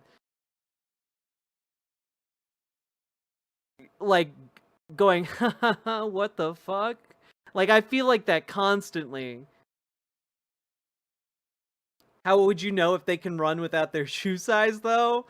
Noxy, that is some top tier comedy right there. That was really fucking good. Oh god. What's his wiki feet rating before I vote? I need to know. Has this candidate showed toes? Toesy woesies.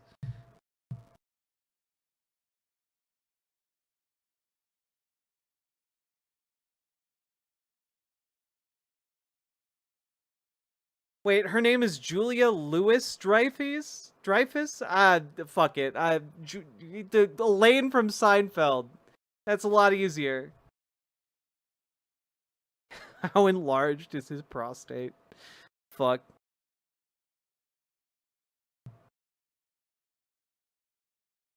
I can't. Like, my god, dudes.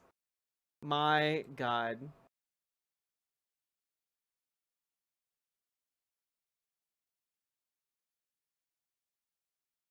I'm so thrown by that.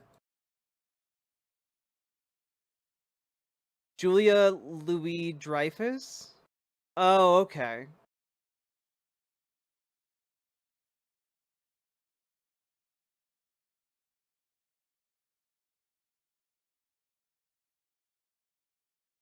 All right.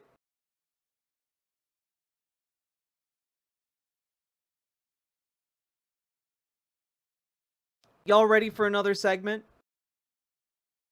Actually, before we go to another segment, do we have any subs or donos out there? I might go insane from the horrors I witness. Indeed.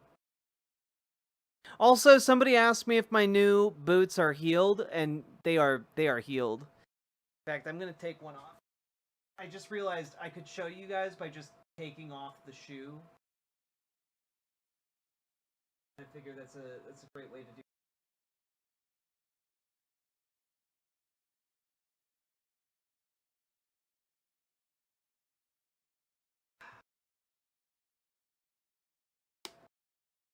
They're just cool. I think they're neat. They got like this little If button elected up to here. office, I promise a chicken in every pot, a car in every driveway, and that my panty hamster is absolutely top-notch. Vote for me. Your shoes got hurt? Badass? I think so too. What's your heel size? I think these are like 4 inches.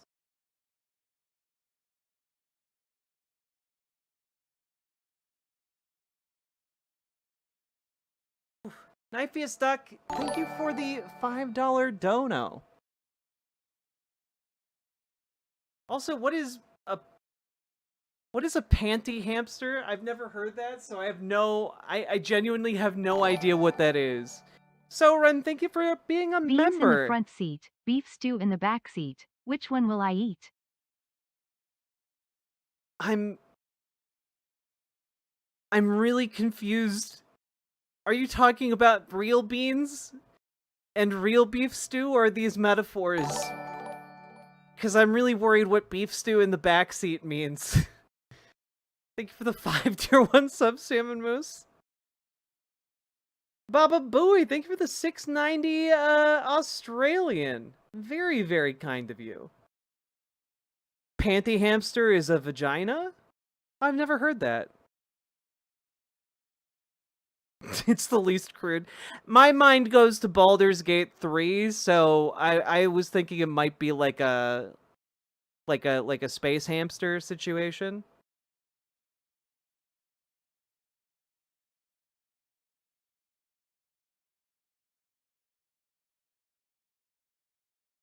Wait, yours didn't get a thank you?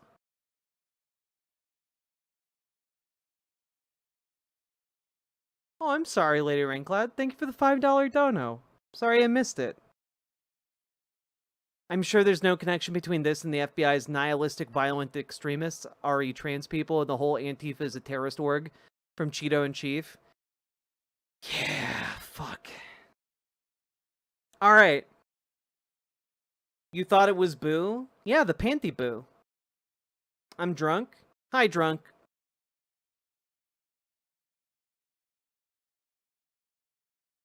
Oh, it was during a busy point? Oh, okay. Sorry.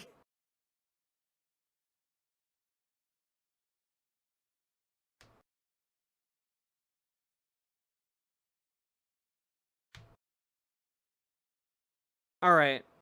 Y'all ready for another segment?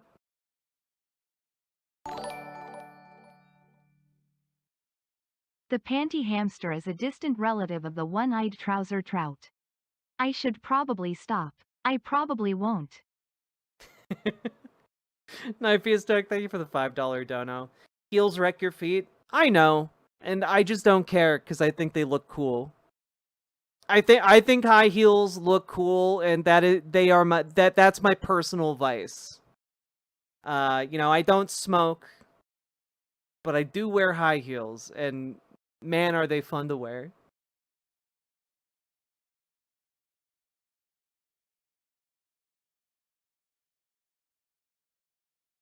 I, for one, enjoyed the silly chaos. Indeed, the silly chaos must be embraced.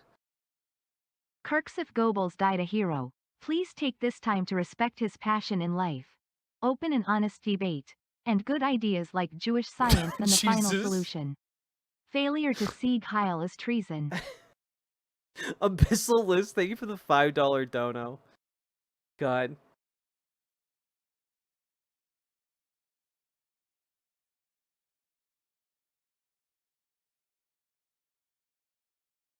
I don't like the Naked Gun, tell it to cover up. Oh, God.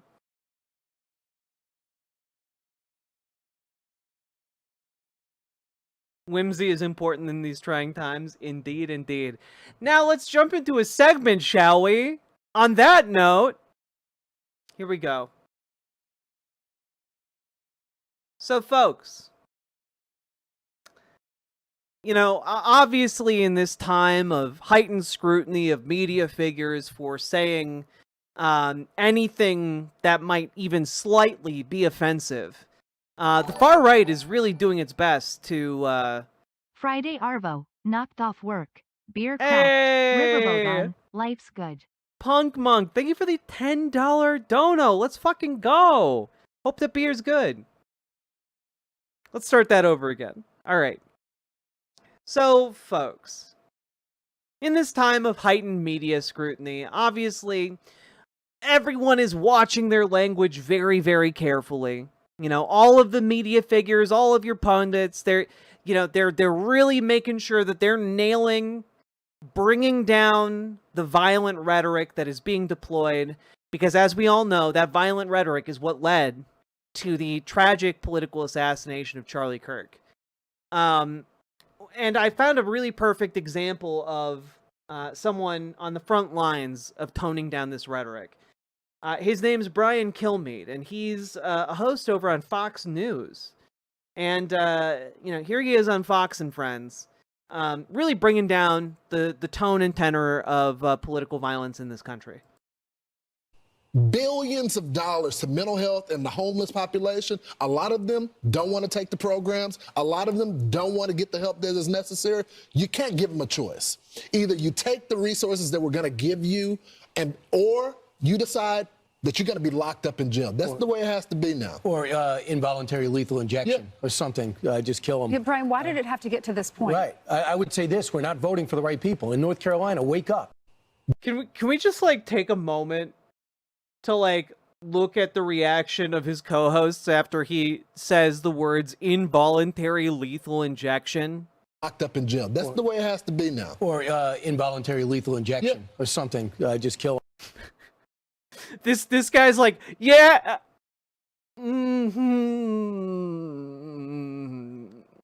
Did you? Like that guy was ready to fucking agree with him so hard, and then he just realized, you're calling for murdering the homeless. And, obviously, this is a time of making sure your rhetoric is on point and not, in fact, calling for political violence. So, obviously, there was a big fallout from this. Obviously, Brian Kilmeade no longer works at Fox News. Obviously. Oh, wait. Fox News Brian Kilmeade apologizes for saying mentally ill homeless people should be executed. Well,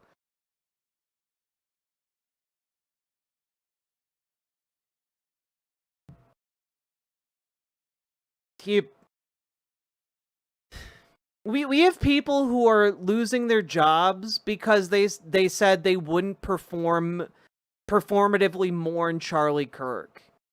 We have people who are losing their jobs because they weren't sufficiently sad about the political assassination of Charlie Kirk, who are being fired and losing their incomes and getting death and harassment nonstop. Brian Kilmeade experiences no consequences for this whatsoever. He goes on and does an apology. A 40-second long apology.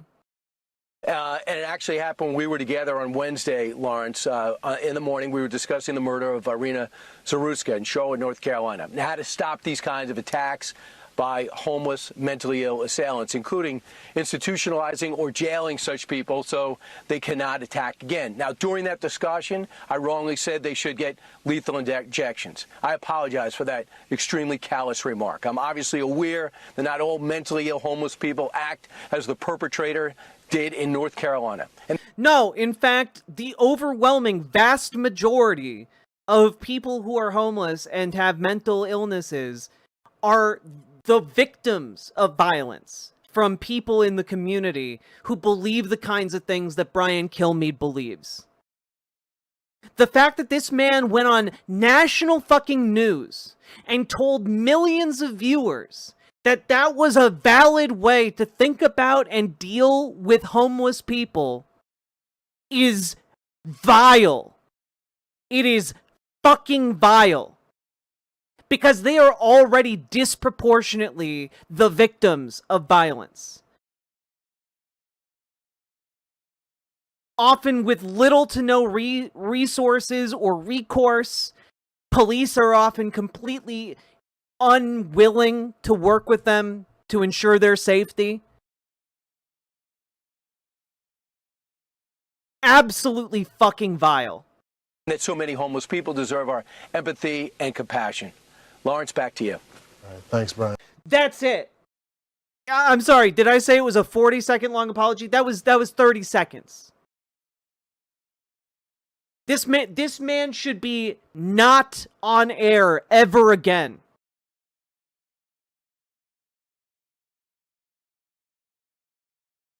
I'll see you tomorrow. Yep. All right, more Fox and Weekend. I'll see you tomorrow. Fuck you.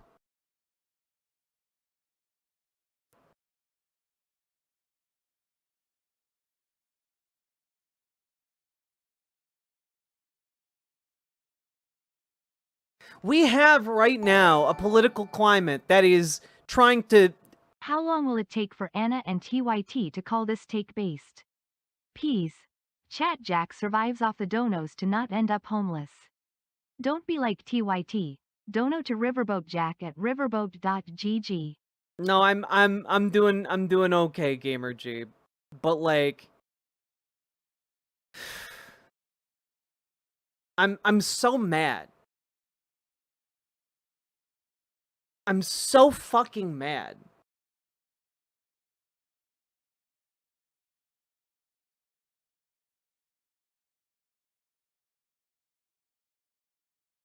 Like,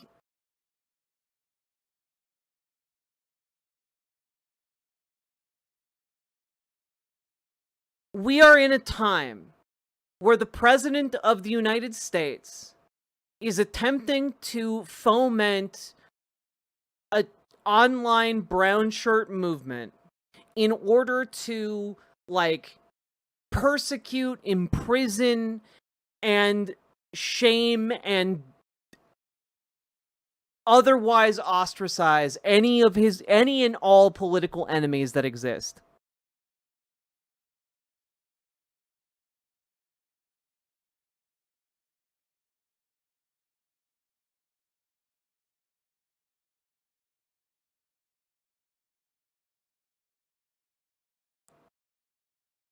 And they're saying it's in the name of, you know, ending politically violent speech.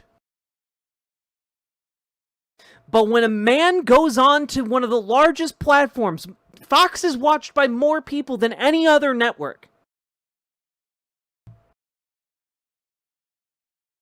More people than any other network. And says that these people should just be killed.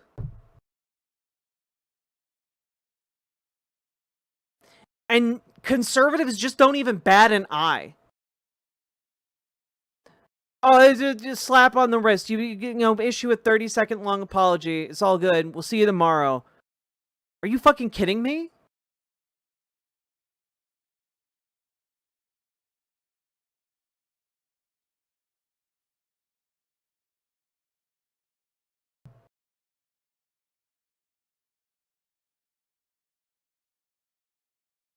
Here in Minneapolis, there were two mass shootings. But unfortunately, at a homeless encampment 2 days ago.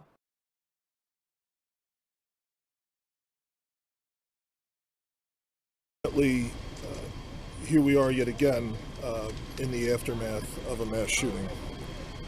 This is not normal. I'm providing details on yet another multiple victim shooting in which 8 people have been injured by gunfire. This time this occurred at a homeless encampment. The people of Minneapolis deserve peace and safety. All residents of the city deserve that on their streets and in their neighborhoods and in their homes. And I know it's been a lot of violence lately, and we just want our community to know that we are not going to give up and that we will continue to fight so that every person in this city can be safe.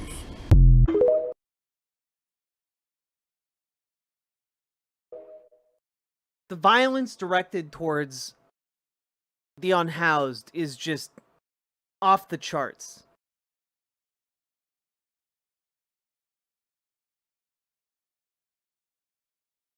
And, you know, it is being, again, when we talk about political violence being perpetrated by the state and perpetrated by folks representing the state.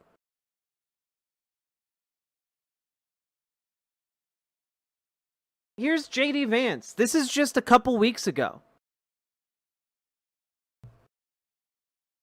And I don't know for the life of me what happened in this country where we decided that the compassionate thing was to let somebody fester on the streets instead of get the treatment that they need. You know, I'm just going to stop right here before we go any further. A wound festers when it's infected.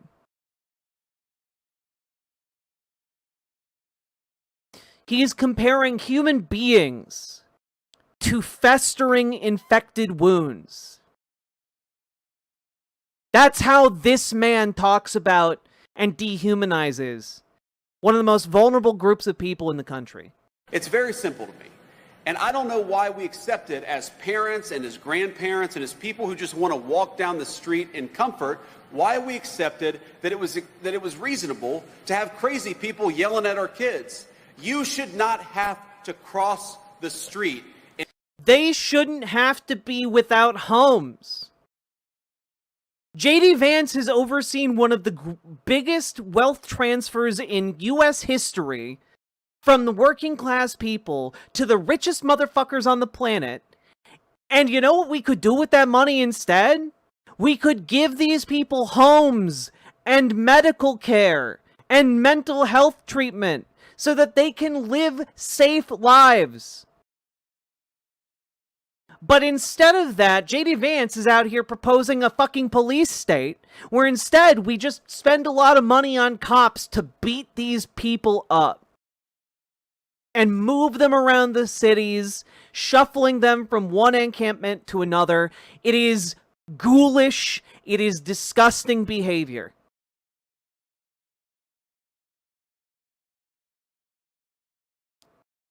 I remember a guy trying to circle around me at night kept saying, "You people are ruining my city." Thankfully, someone else stopped and I made a getaway. Again, the biggest threat to homeless people and people experiencing nights on the street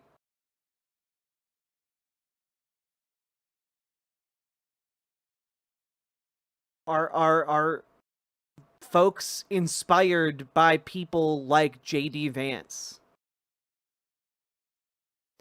You know, J.D. Vance will host the Charlie Kirk show and talk about how it's time for them to crack down on the far left's violent speech, but takes zero responsibility for the way his speech motivates people who follow him and believe him to do violence against the most vulnerable people in their communities.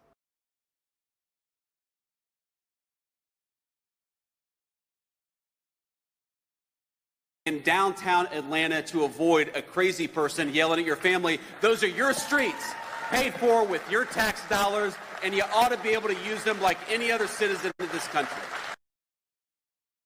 You ought to be able to use them like any other citizen of this country, but, you know, it's very clear that J.D. Vance doesn't think people without homes are citizens worthy of respect.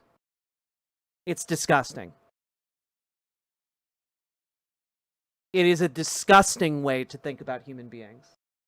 And it is all too common in our country. And it's not, by the way, it's not limited to just the conservatives are like this. Some people nominally on the left are like this too. Jacob Frey, the mayor of Minneapolis, who is a Democrat, is like this too. That shooting, he used it as an opportunity to try and destroy that homeless encampment. with the idea that, oh, well, you know, if you just shuffle that encampment away, all these people disappear. Gavin Newsom is like this.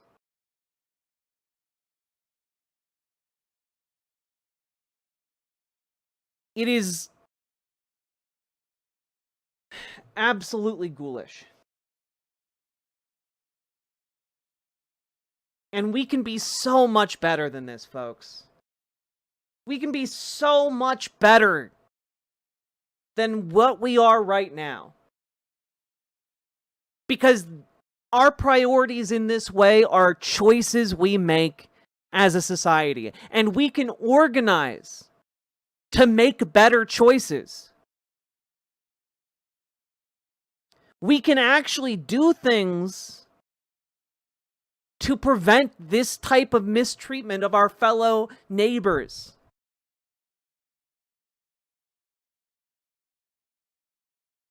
And if you're ever wondering, hey, why are these buildings in like areas affected by poverty, why aren't they being converted into housing? Why aren't they being used to like better the community? Why do they just sit empty and vacant, gathering dust and crumbling and dying? And that's because that is also a choice we have collectively made to allow. Because guess what, folks? Somebody owns those buildings that are crumbling and aren't being used for housing and aren't being used to better the community. And you'll never guess who owns those buildings. Here's a very interesting and revelatory video. Well, they can't even take care of their own properties. We have to save St. Louis. No, you don't, and you can't. I'm not saying no one can, but specifically you can't. Because I've heard how you describe these cities and how you see properties like this one and you're like, oh, it's a war zone, it's terrible. They can't even take care of their own properties. But in reality, this property is owned by Northside Regeneration LLC, which is owned by a man named Paul McKee. What you need to reduce crime rates is basic human needs being met. Access to food, access to shelter, and access to a sense of community. But when you have millionaire land prospectors buying up all the affordable homes and abandoning them, that decreases access to shelter. This area happens to also be a food desert. And you might be thinking, how could it be a food desert? You're sitting in front of a grocery store. It's an empty grocery store. This grocery store was built by a company owned by Paul McKee. Same guy. And just like the homes he owns, there's nothing inside. You might be thinking, well, at least he built something, but he used something called a TIF and other tax incentives to make it so that he's not spending his own money to build the grocery store. He's using our money, the taxpayer money, specifically the people who live around here. The property taxes go to buy him a grocery store instead of fixing our roads or creating community spaces. But when you look on a map, you see, oh, there's a grocery store right there. This isn't a food desert, but at least the community can get access to healthcare at this little hospital. I'm just kidding. I'm sure you've guessed by now that this is an empty hospital. No one works there. There are no doctors, and it's owned by Paul McKee. And you might be thinking, hey, aren't there laws to prevent people from doing stuff like this? Yeah, there are. But if you're making millions, tens of millions, hundreds of millions of dollars in tax breaks, then paying $20,000 in fines per year is no big deal. Land prospectors intentionally destroy neighborhoods all the time. But it's crazy how one guy can block access to affordable housing, infrastructure for communities, food, healthcare, everything that a community needs to thrive. Those are all factors that lead to increased crime rates, and things like this are happening in cities all across America. The men like Paul McKee that are doing this have a lot more in common with our president, the real estate tycoon, than they do with you and me. And so when he says he's gonna save St. Louis, what's he gonna do? Send the National Guard to do what? Are they gonna do community building activities? Are they going to do after school programming for kids? No, they're gonna come harass and arrest unhoused people. The National Guard isn't gonna go knocking on Paul McKee's door. So what I would say to Donald Trump is that the cities don't need you to save them. The cities need people like you to leave them alone, so that they can build community. Because, yeah, a lot of the reason a lot of these cities have parts that are dying, have places where nothing is being done,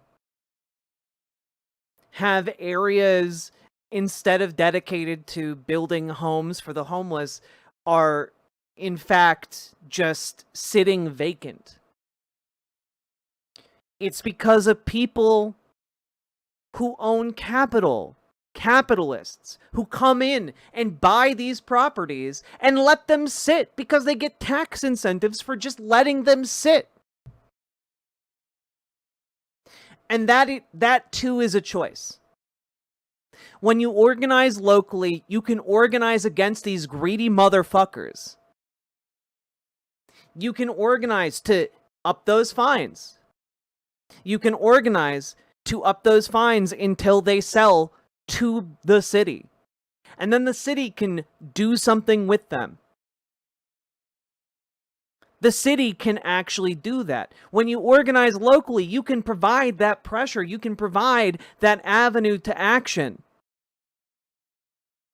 And together we can foster a world where, like, we actually provide for one another. We actually treat each other in the neighborly way we are all called to do.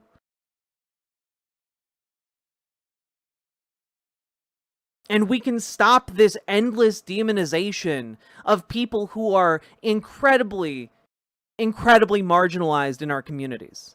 We can stop that. Because that is a choice that we do not have to make.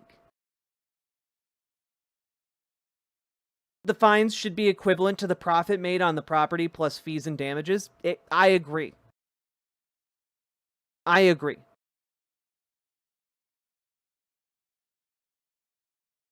There are ways out of this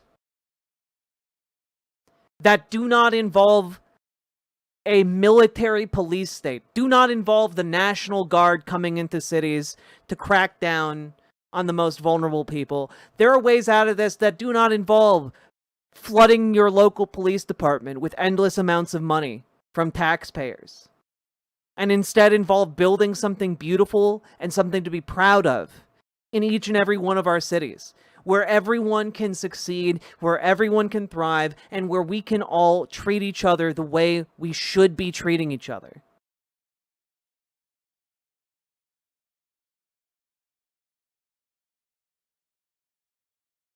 So when I call you to organize, it's not just to organize against the big bad fascist government. It's not just to organize against, you know, like, oh no, the threat to our democracy. It is also a call for you to protect your community, to stand in solidarity with your community, and to be able to build something better in your community. Because a better world is possible if we all fight for it. So I'm going to end this segment like I do for a lot of these segments, increasingly. Organize. Organize. There is nothing we can't do if we organize together.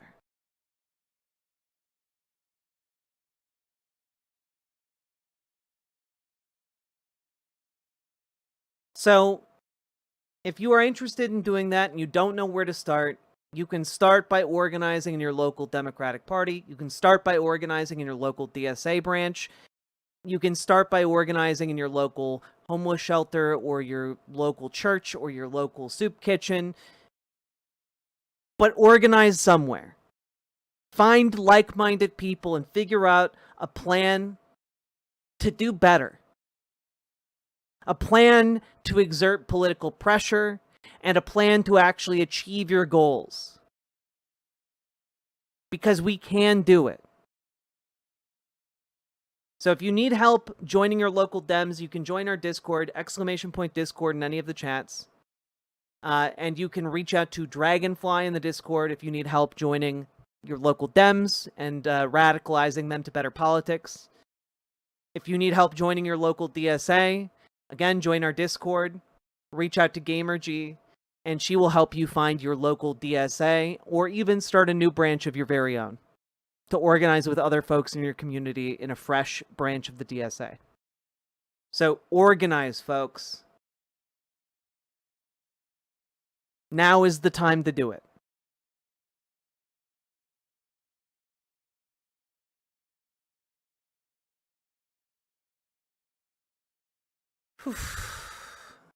Yeah, power concedes nothing without demand. It never has and it never will. Frederick Douglass was so real for that. Here's why organizing is so important. All right.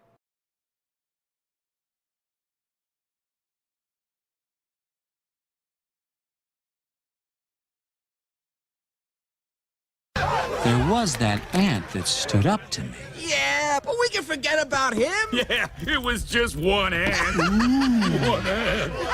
Yeah, you're right. It's just one ant. Yeah, boss, they're puny. Puny? Say, let's pretend this grain is a puny little ant. Did that hurt? Nope. Well, how about this one? Are you kidding? Well, how about this? I feel like that illustrates the point very well. Shimps together strong.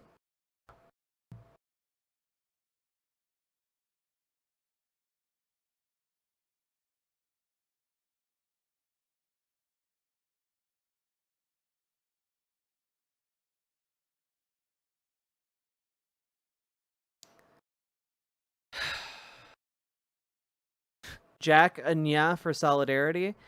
Nya.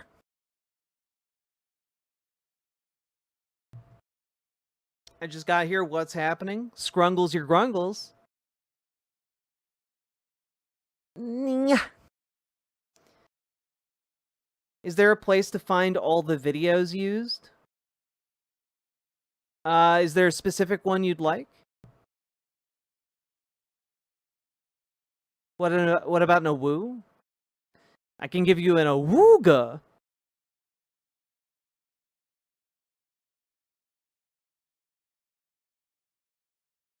Roll the rest of the clip. I don't want to risk a DMCA. Hey, why didn't this post? God damn it. My Blue Sky post didn't post. That's so sad. We need a shimp song.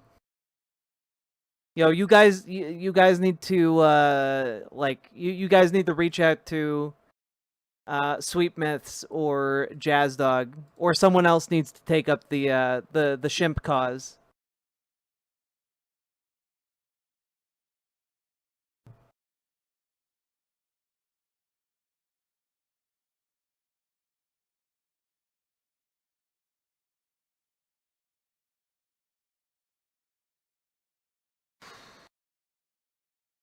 Okay. God, I am gonna have to do an entire stream about things we can do. You know? I have an entire segment planned of what to do. But it's very lengthy. Is Jazz Dog still here? Tell him I love his music. Jazz Dog is around, maybe. Who can say? Sweet Myths is cool as fuck. Sweet Myths is cool as fuck.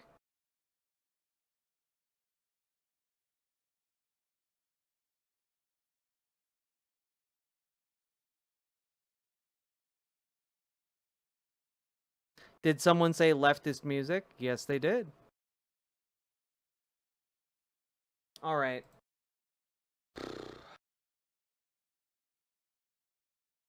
Okay, I think I have one segment left in me. And then we're gonna have to be done for a hot minute.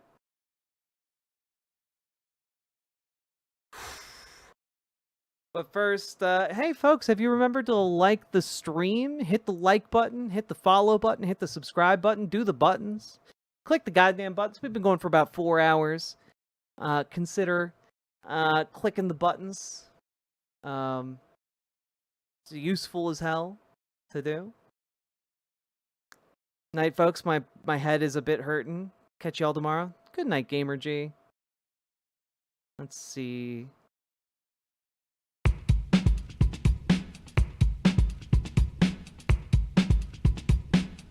Go, go, go. Click the button. Click the button. Click the button. Click the goddamn button. Click the button. Click the button. Click the button. Click the goddamn button. Click the button. Click the button. Click the button. Click the goddamn button. Click the button. Click the button. Click the button. Click the goddamn button. Click the button. Click the button. Click the button. Click the goddamn button. Click the button. Click the button. Click the button. Click the goddamn button. Click the button. Click the button. Click the button. Click the goddamn button. Click the button. Click the button. Click the button. Click the goddamn button. Click button.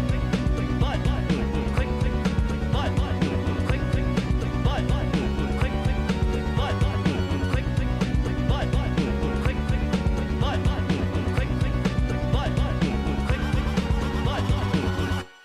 Just followed you in the sky. Love your show. Thank you, Almacat. Glad you're enjoying it. Okay. All right. One final push here. I think I got this. I think we can do it. I believe.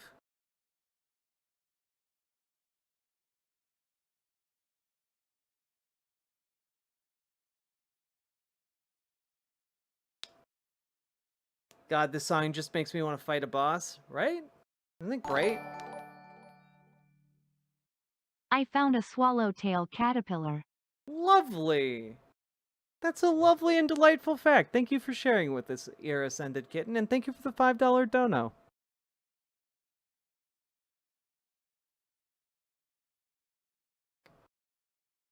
Okay.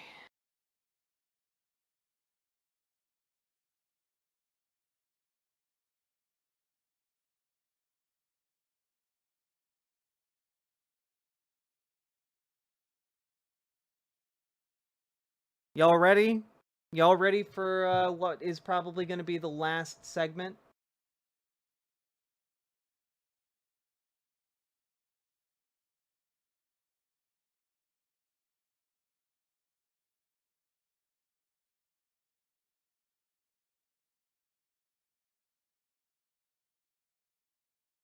No? Aw, come on. Come on, hit us with that okay. Let's go. The button song? The button song's great.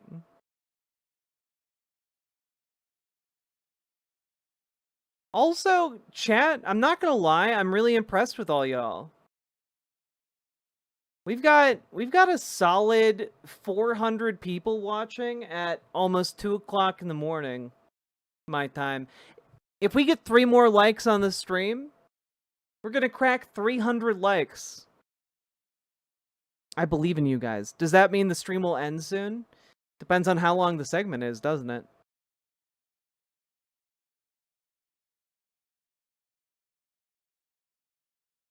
There you go. You did it, you scallywags. So proud of y'all.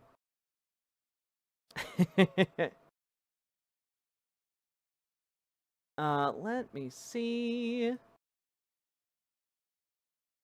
I can't re-like. It's all good. It's all good. Okay. Here we go, folks.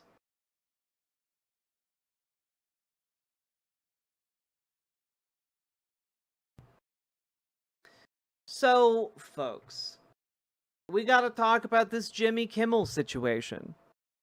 Like, I know we talked about it yesterday, but now, like, we have more of a reaction response to what came down the pipeline yesterday, and oh boy, it's really exploded. It's really been a big deal. So let's talk about it a little bit. And I can't believe I'm spending time talking about Jimmy Kimmel. Just I have always considered him a very low tier comedian that was very inoffensive, but you know, I guess the times we live in, am I right? Here is the clip that apparently got Jimmy Kimmel fired, just so we're all on the same page. We hit some new lows over the weekend with the MAGA gang desperately trying to characterize this kid who murdered Charlie Kirk as anything other than one of them and doing everything they can to score political points from it. In between the finger pointing, there was grieving. On Friday, the White House flew the flags at half-staff, which got some criticism. But on a human level, you can see how hard the president is taking this. My condolences on the loss of your friend Charlie Kirk. May I ask, sir, personally, how are you holding up over the last day and a half, sir? I think very good. And by the way, right there, you see all the trucks? They've just started construction of the new ballroom for the White House, which is something they've been trying to get, as you know, for about 150 years. And it's going to be a beauty. Yes. He's at the fourth stage of grief, construction. Demolition, construction. This is not how an adult grieves the murder of someone he called a friend. This is how a 4-year-old mourns a goldfish. We hit some new lows. Damn, that's crazy. That was funny. It was a good bit. It was a good bit. This is what Jimmy Kimmel said the day Charlie Kirk was assassinated. I'm going to read it out. Instead of the angry finger pointing, can we just for one day agree that it is horrible and monstrous to shoot another human? On behalf of my family, we send love to the Kirks and to all the children, parents, and innocents who fall victim to senseless gun violence. You know, obviously a heinous thing to say, for which he should be severely punished. Like,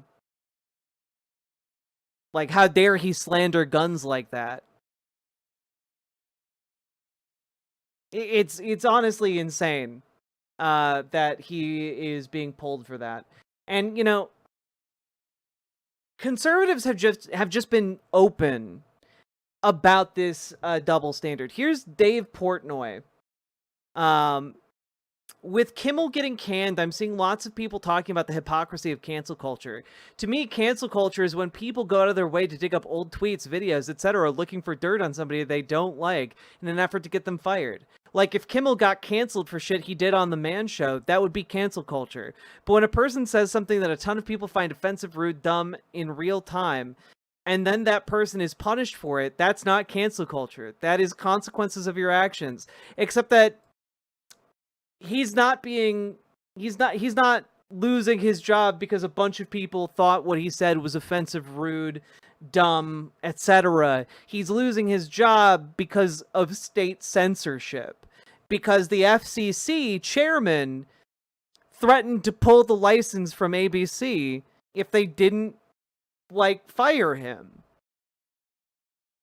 That is censorship, in fact. And, you know, I've seen some conservatives try and make the argument that, like, well, you know, it's not like the White House is making the hiring and firing decisions of ABC, but, like, if the FCC chairman is threatening to pull their license unless they do this, then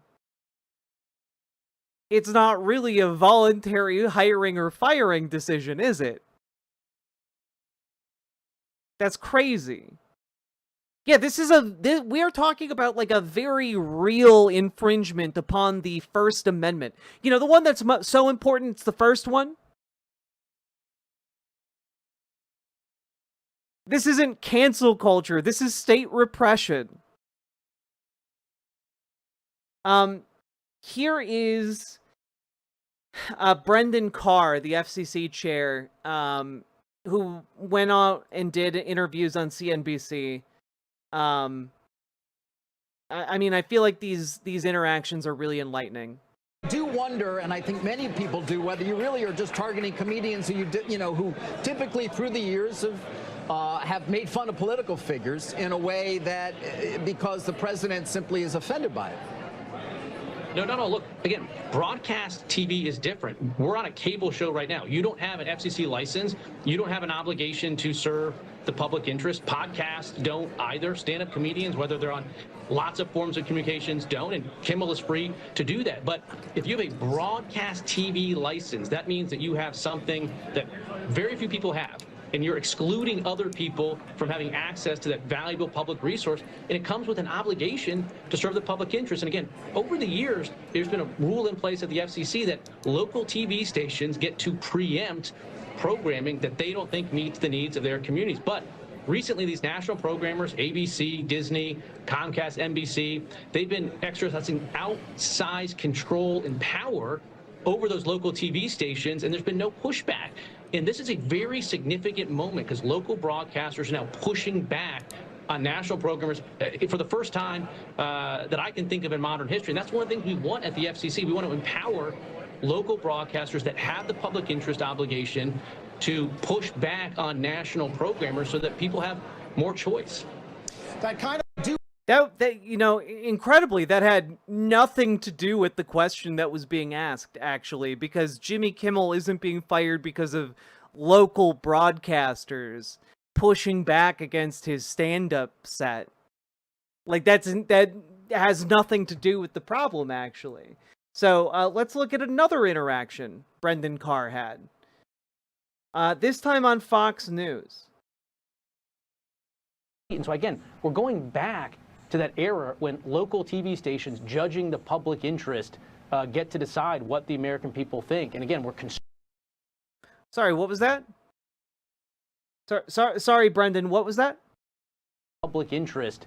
Local TV stations judging the public interest get to decide what the American people think. And again, we're Say that one more time, because I think this is a really telling look at what this man believes about broadcast television. To that era when local TV stations judging the public interest get to decide what the American people think. And again, your local TV stations get to decide what the American public think.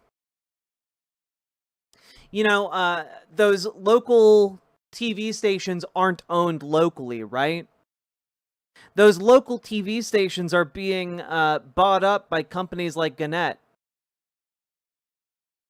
or Sinclair.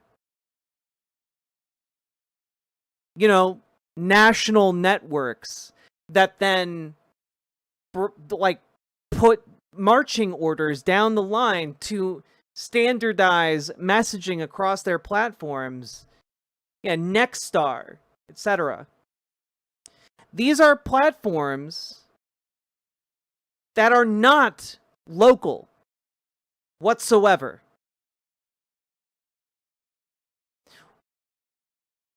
He wants to empower corporations to dictate what people think. There is no time better than right now to start disentangling yourselves from these particular networks of information that are going to be used to try and control you. Yeah, you know, TG, there's a, TJ,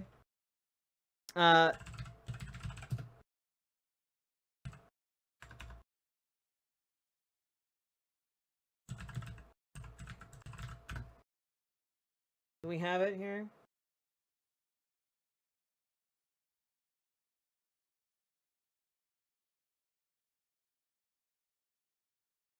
Yeah, here we go. Hi, I'm Fox San Antonio's Jessica. Local news.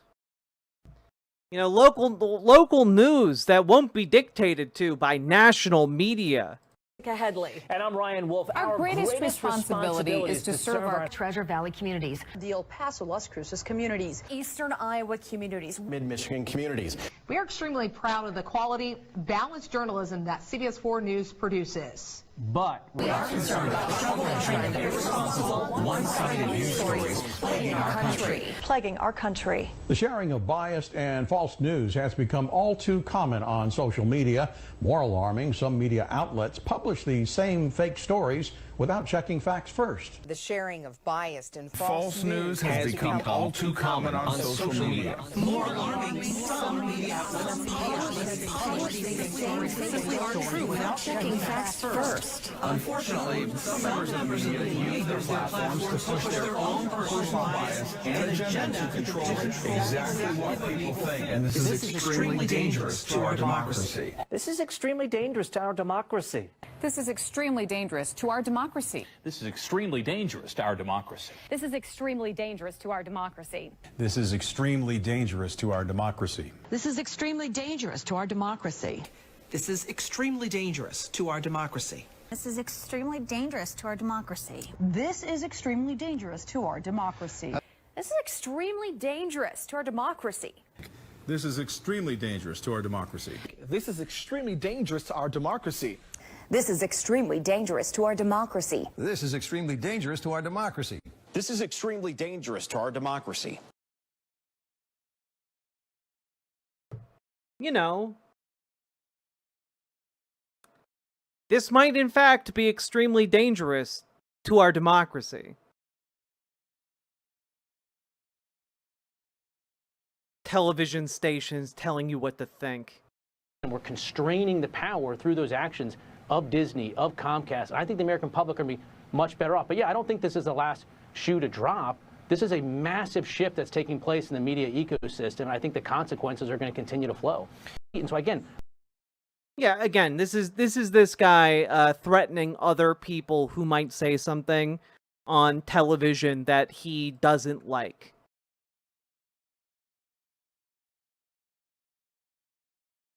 It is a truly disgusting turn of events.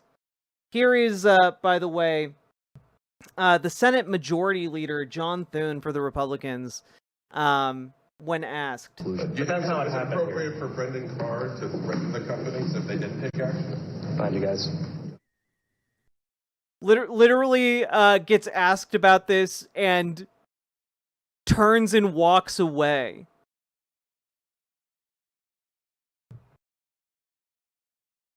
Republicans know this is political poison for them, by the way. They know that this is political poison. They know that this kind of stuff is what is going to light a spark under the and a blaze under the asses of a lot of liberals who, up to this point, have been largely unaffected by a lot of the major changes that have been happening in this country. But suddenly, their precious nighttime boy is gone? No, that is a bridge too far. If they can come for Jimmy Kimmel, they can come for any one of us. And that sounds insane to say, but it's true.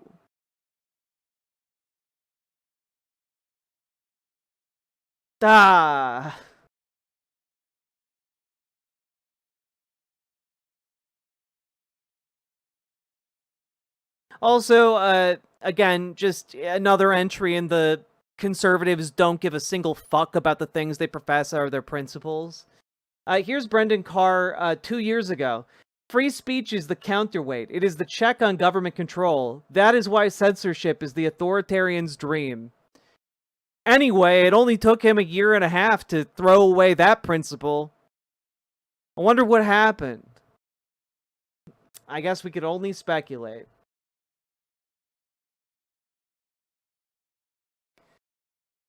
Anyway, we have a statement from the president of the American Federation of Musicians on ABC taking Jimmy Kimmel off the air. I'm just going to read it.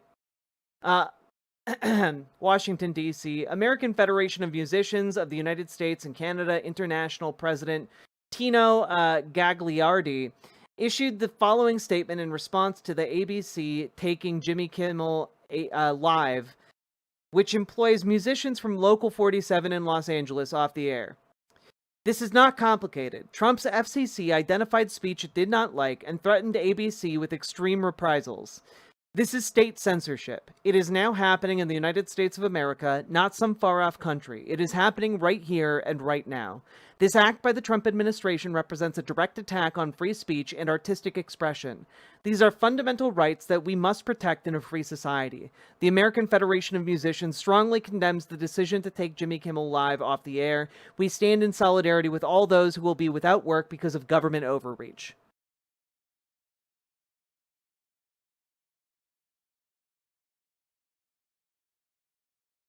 And like, you know how yesterday I talked about how this is going to be one of those things that makes liberals actually get off their asses and do something? I gotta be honest, my expectations were pretty moderate, but I didn't, in fact, anticipate that Hakeem Jeffries would be one of those liberals that would actually do something.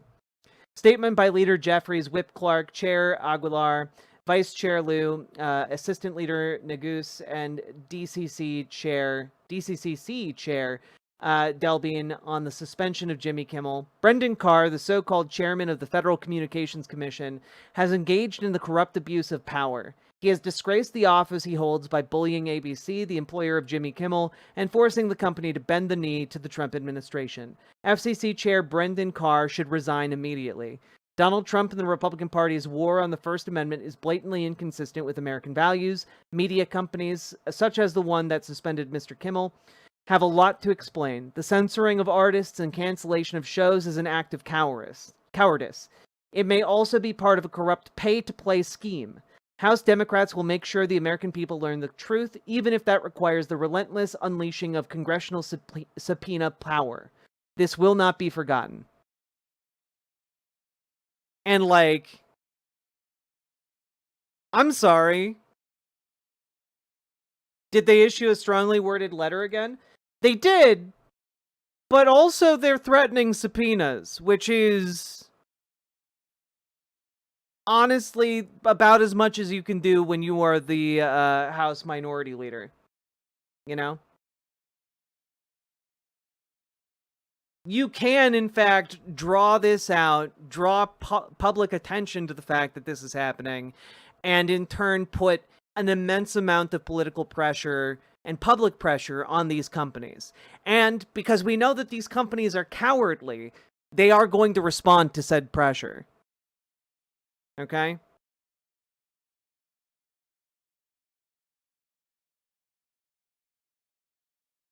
Yeah, also, this should go without saying, but now's the time to unsubscribe from various Disney services. Now is the time to start withholding your funds from these companies that are capitulating.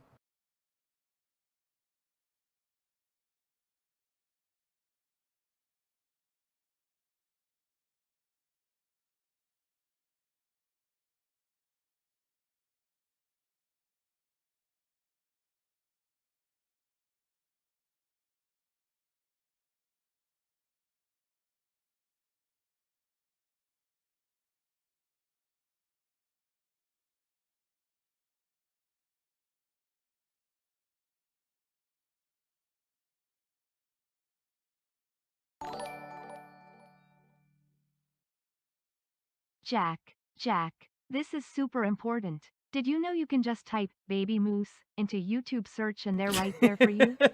Technology is amazing. You know, I didn't know that, but I'm going to give it a shot after we finish this segment. Inshallah. Thank you for the 5 tier 1 subs, Salmon Moose. That was very important. But, like, and when I say it's time to, like, unsubscribe from Disney, like, y'all,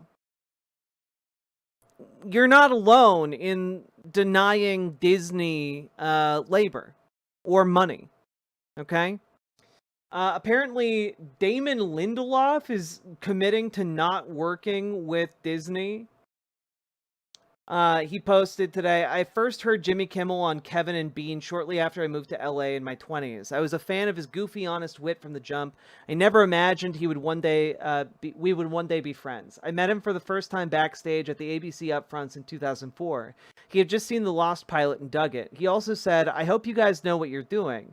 In the 20 years since, I've gotten to know Jimmy, and if you know Jimmy, you know his incredible wife and head writer, Molly, who is not just his better half... Wait, I didn't know his wife was also his head writer. That's cute. But his better 3/4. You also know he is caring and empathetic and grateful. You know he loves his country. You know he appreciates a good roast, and he can take as good as he gives.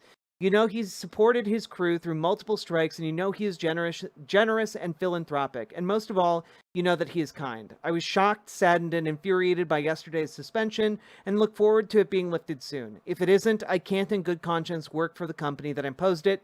If you're about to fire up in my comments, just ask yourself if you know the difference between hate speech and a joke. I think you still do. And Jimmy, you've always known you were doing. Love you and support you, D. Like, it's a touching show of solidarity, you know?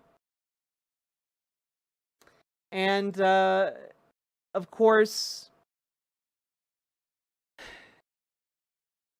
I think Jeet here, if you're not following Jeet here on Blue Sky, you really should be. I think he got it right here. This is the biggest attack on free speech since the McCarthy era, but it has significantly less popular consensus behind it than the second Red Scare. It's being done on behalf of a minority faction led by the most unpopular president in modern history. Organizing against this can win. And every single fact there is on point. This is the most unpopular president we've ever had, at one of his lowest points of popularity to date, doing some of the most unpopular actions ever that a United States president has done. And he has now kicked the hornet's nest and canceled someone that has national recognition. Oh, not canceled. He has persecuted someone with national recognition. A household name in so many different areas and venues of this country. And the people are just, like his goons are just going out there and being like, yeah, this is the best thing ever. And also I'm very boring and easily hateable. And so is basically everyone else around me. Harumph, harumph, harumph. And I'm sorry, but this is going to mobilize a lot of libs. They're already fucking furious.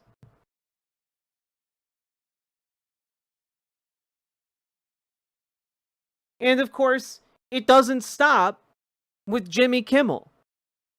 And it never was going to. Here's Kat Abu Ghazaleh. Censorship never stops with just one book, one newspaper, one person. The end goal of censorship is always complete control. For Christ's sake, Kimmel just showed a video of the president's own words. Stop capitulating. It will never save you in the end. And here's USA Today. Earlier today, after Kimmel's suspension, Trump set sights on Jimmy Fallon and Seth Meyers. Do it, NBC. Like, dude, he's gonna be, like, canceling Saturday Night Live soon. One of the most milquetoast programs that currently exists.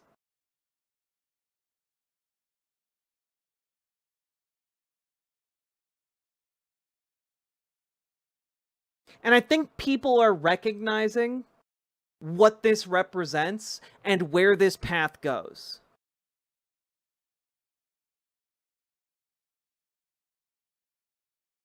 And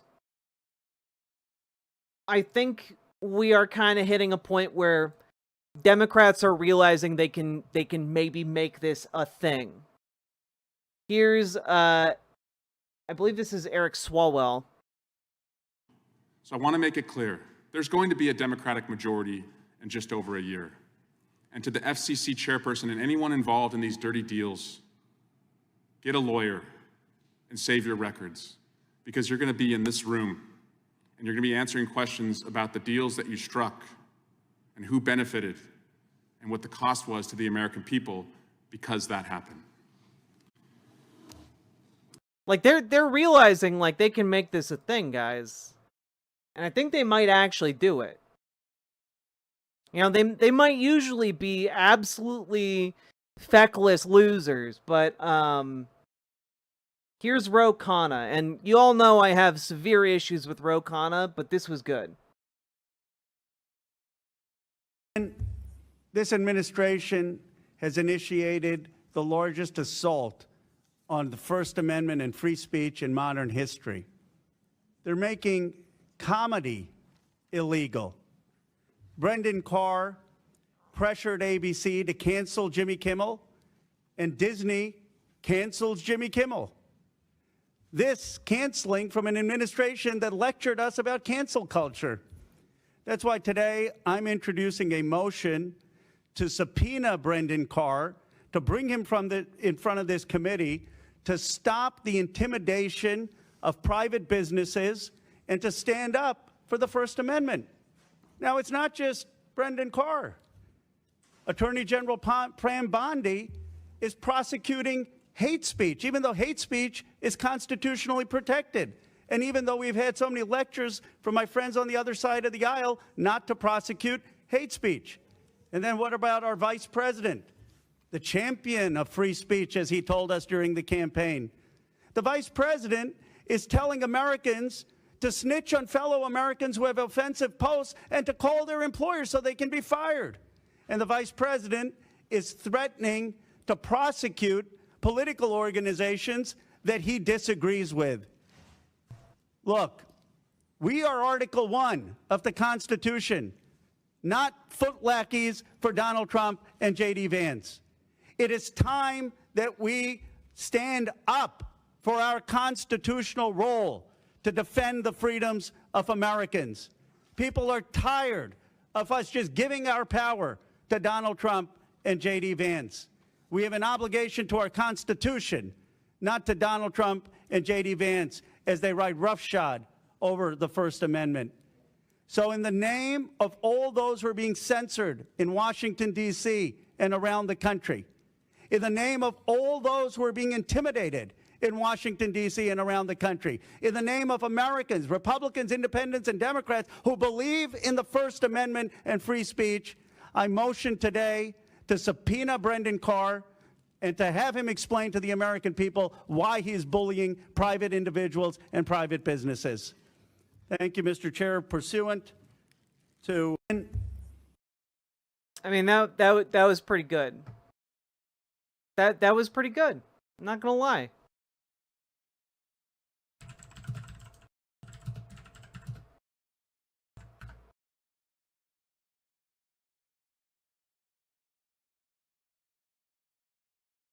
God.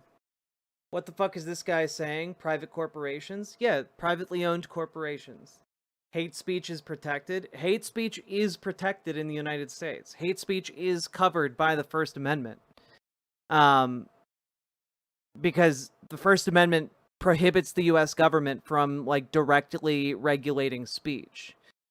But if you do a crime while using hate speech, or what might typically be used hate speech, it could make the crime a hate crime. You know? Unless you are out... This is why, like, neo-Nazis can, like, march in the streets of the United States, right? Like, they have a constitutional right to speech. As long as you are not making a direct call for violence, the First Amendment has typically been understood to provide you very expansive protections. You know?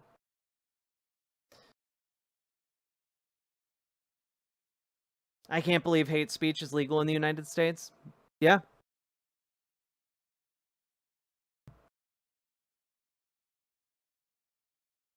Not fiery enough, to be honest. Pointing out hypocrisy to a fascist is meaningless. He could have been way bolder than that. Yeah, but I'm focusing on the fact that he's actually introducing subpoena legislation, you know? Not legislation, but a motion to subpoena these companies. I think that's good. I think we need more action of actually, you know, frustrating and embarrassing and drawing attention to these companies, making a bigger and bigger deal out of what is happening, rather than simply saying, that's bad, and then moving on. What I like about this is that he is introducing the subpoena for these companies. And we'll see where that goes. But I think making as big a deal about it as you can right now, that's a good play. That's a good play. It's good politics.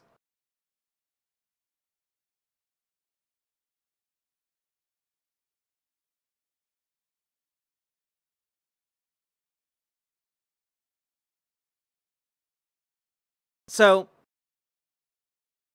all that being said, folks, we are kind of up the creek without a paddle. There is relatively little that Democrats can do about this for now, until, as Eric Swalwell pointed out, we are able to retake Congress in the midterms. And in order to do that, we are going to need to organize. We're going to need to organize locally. We're going to need to organize on a variety of different levels in order to make that happen. And it is also going to require that Democrats use what little power they have in order to facilitate and sustain public outrage. Right? Because part of what is going to make or break us is our ability to get outraged and continue to push back and refuse to accept the status quo that the Trump administration is trying to place upon us. Like, that needs to happen. We need to continue to be mad. We need to continue to be outraged. We need to continue to be, like, full of righteous indignation.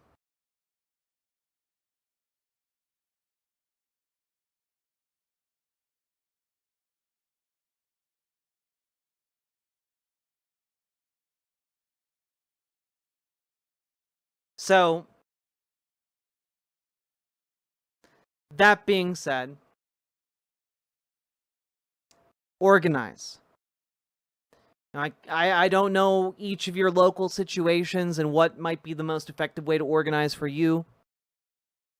You know, maybe it's in your local church, maybe it's in your local, like, support groups or your LGBTQ centers. But I can help you guys get joined up with your local Dems or your local DSA. Okay? So if you are interested in organizing and you don't know where to start, otherwise, consider joining your Dems, radicalizing them to better politics. Consider joining your local DSA and making them more effective in their political ambitions. And if you need help doing that, you can join our Discord, !Discord, in any of the chats. And then you can reach out to Dragonfly, and she will help you join your local Dems, because they can be kind of tricky to figure out what's going on in your neck of the woods. And if you're interested in joining DSA, reach out to GamerG on Discord, and she will help you join your local DSA or even form your own DSA branch. We gotta do this shit, folks. It's not the most glamorous. It's not the most interesting. But going to the meetings, sitting down and doing the logistics, we need to do that shit. We need to organize now so that we can win later. So organize, organize, organize, and do not allow yourselves to give up. And also, it's okay to take a break if you need to take a break. Just don't rest on your laurels too long. So with that, folks, like, comment, and subscribe. It always feels so weird saying it at the end.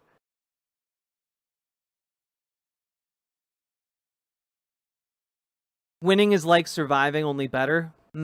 I like that. I like that a lot. Stay safe out there, friends. Indeed, indeed, indeed. And folks, if you're enjoying the stream, hit that follow button, hit that subscribe button, hit that like button. And please consider dropping those subs, donos, memberships, super chats, etc. Because, folks, you guys make this stream possible. Literally couldn't do it without you fine people. I almost said fine feeple, and that's just not how you say that. I have every intention of weaponizing being annoying. Hell yeah! Call your elected representatives and senators. Okay? Get on the phones with them every single weekday and let them know what you want. All right? Laurel's restless, Jimmy's rustled. Let's go. Let's go.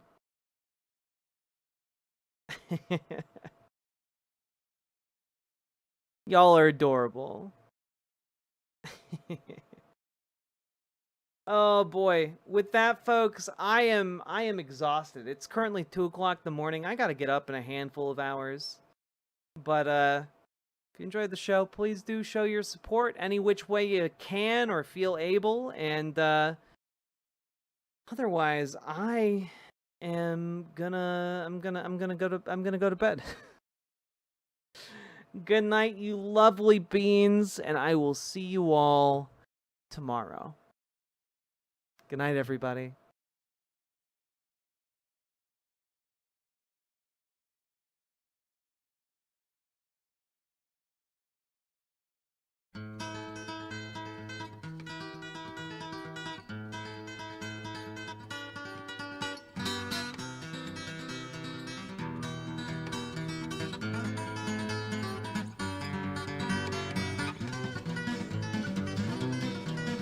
on and take a walk with me through this green and growing land.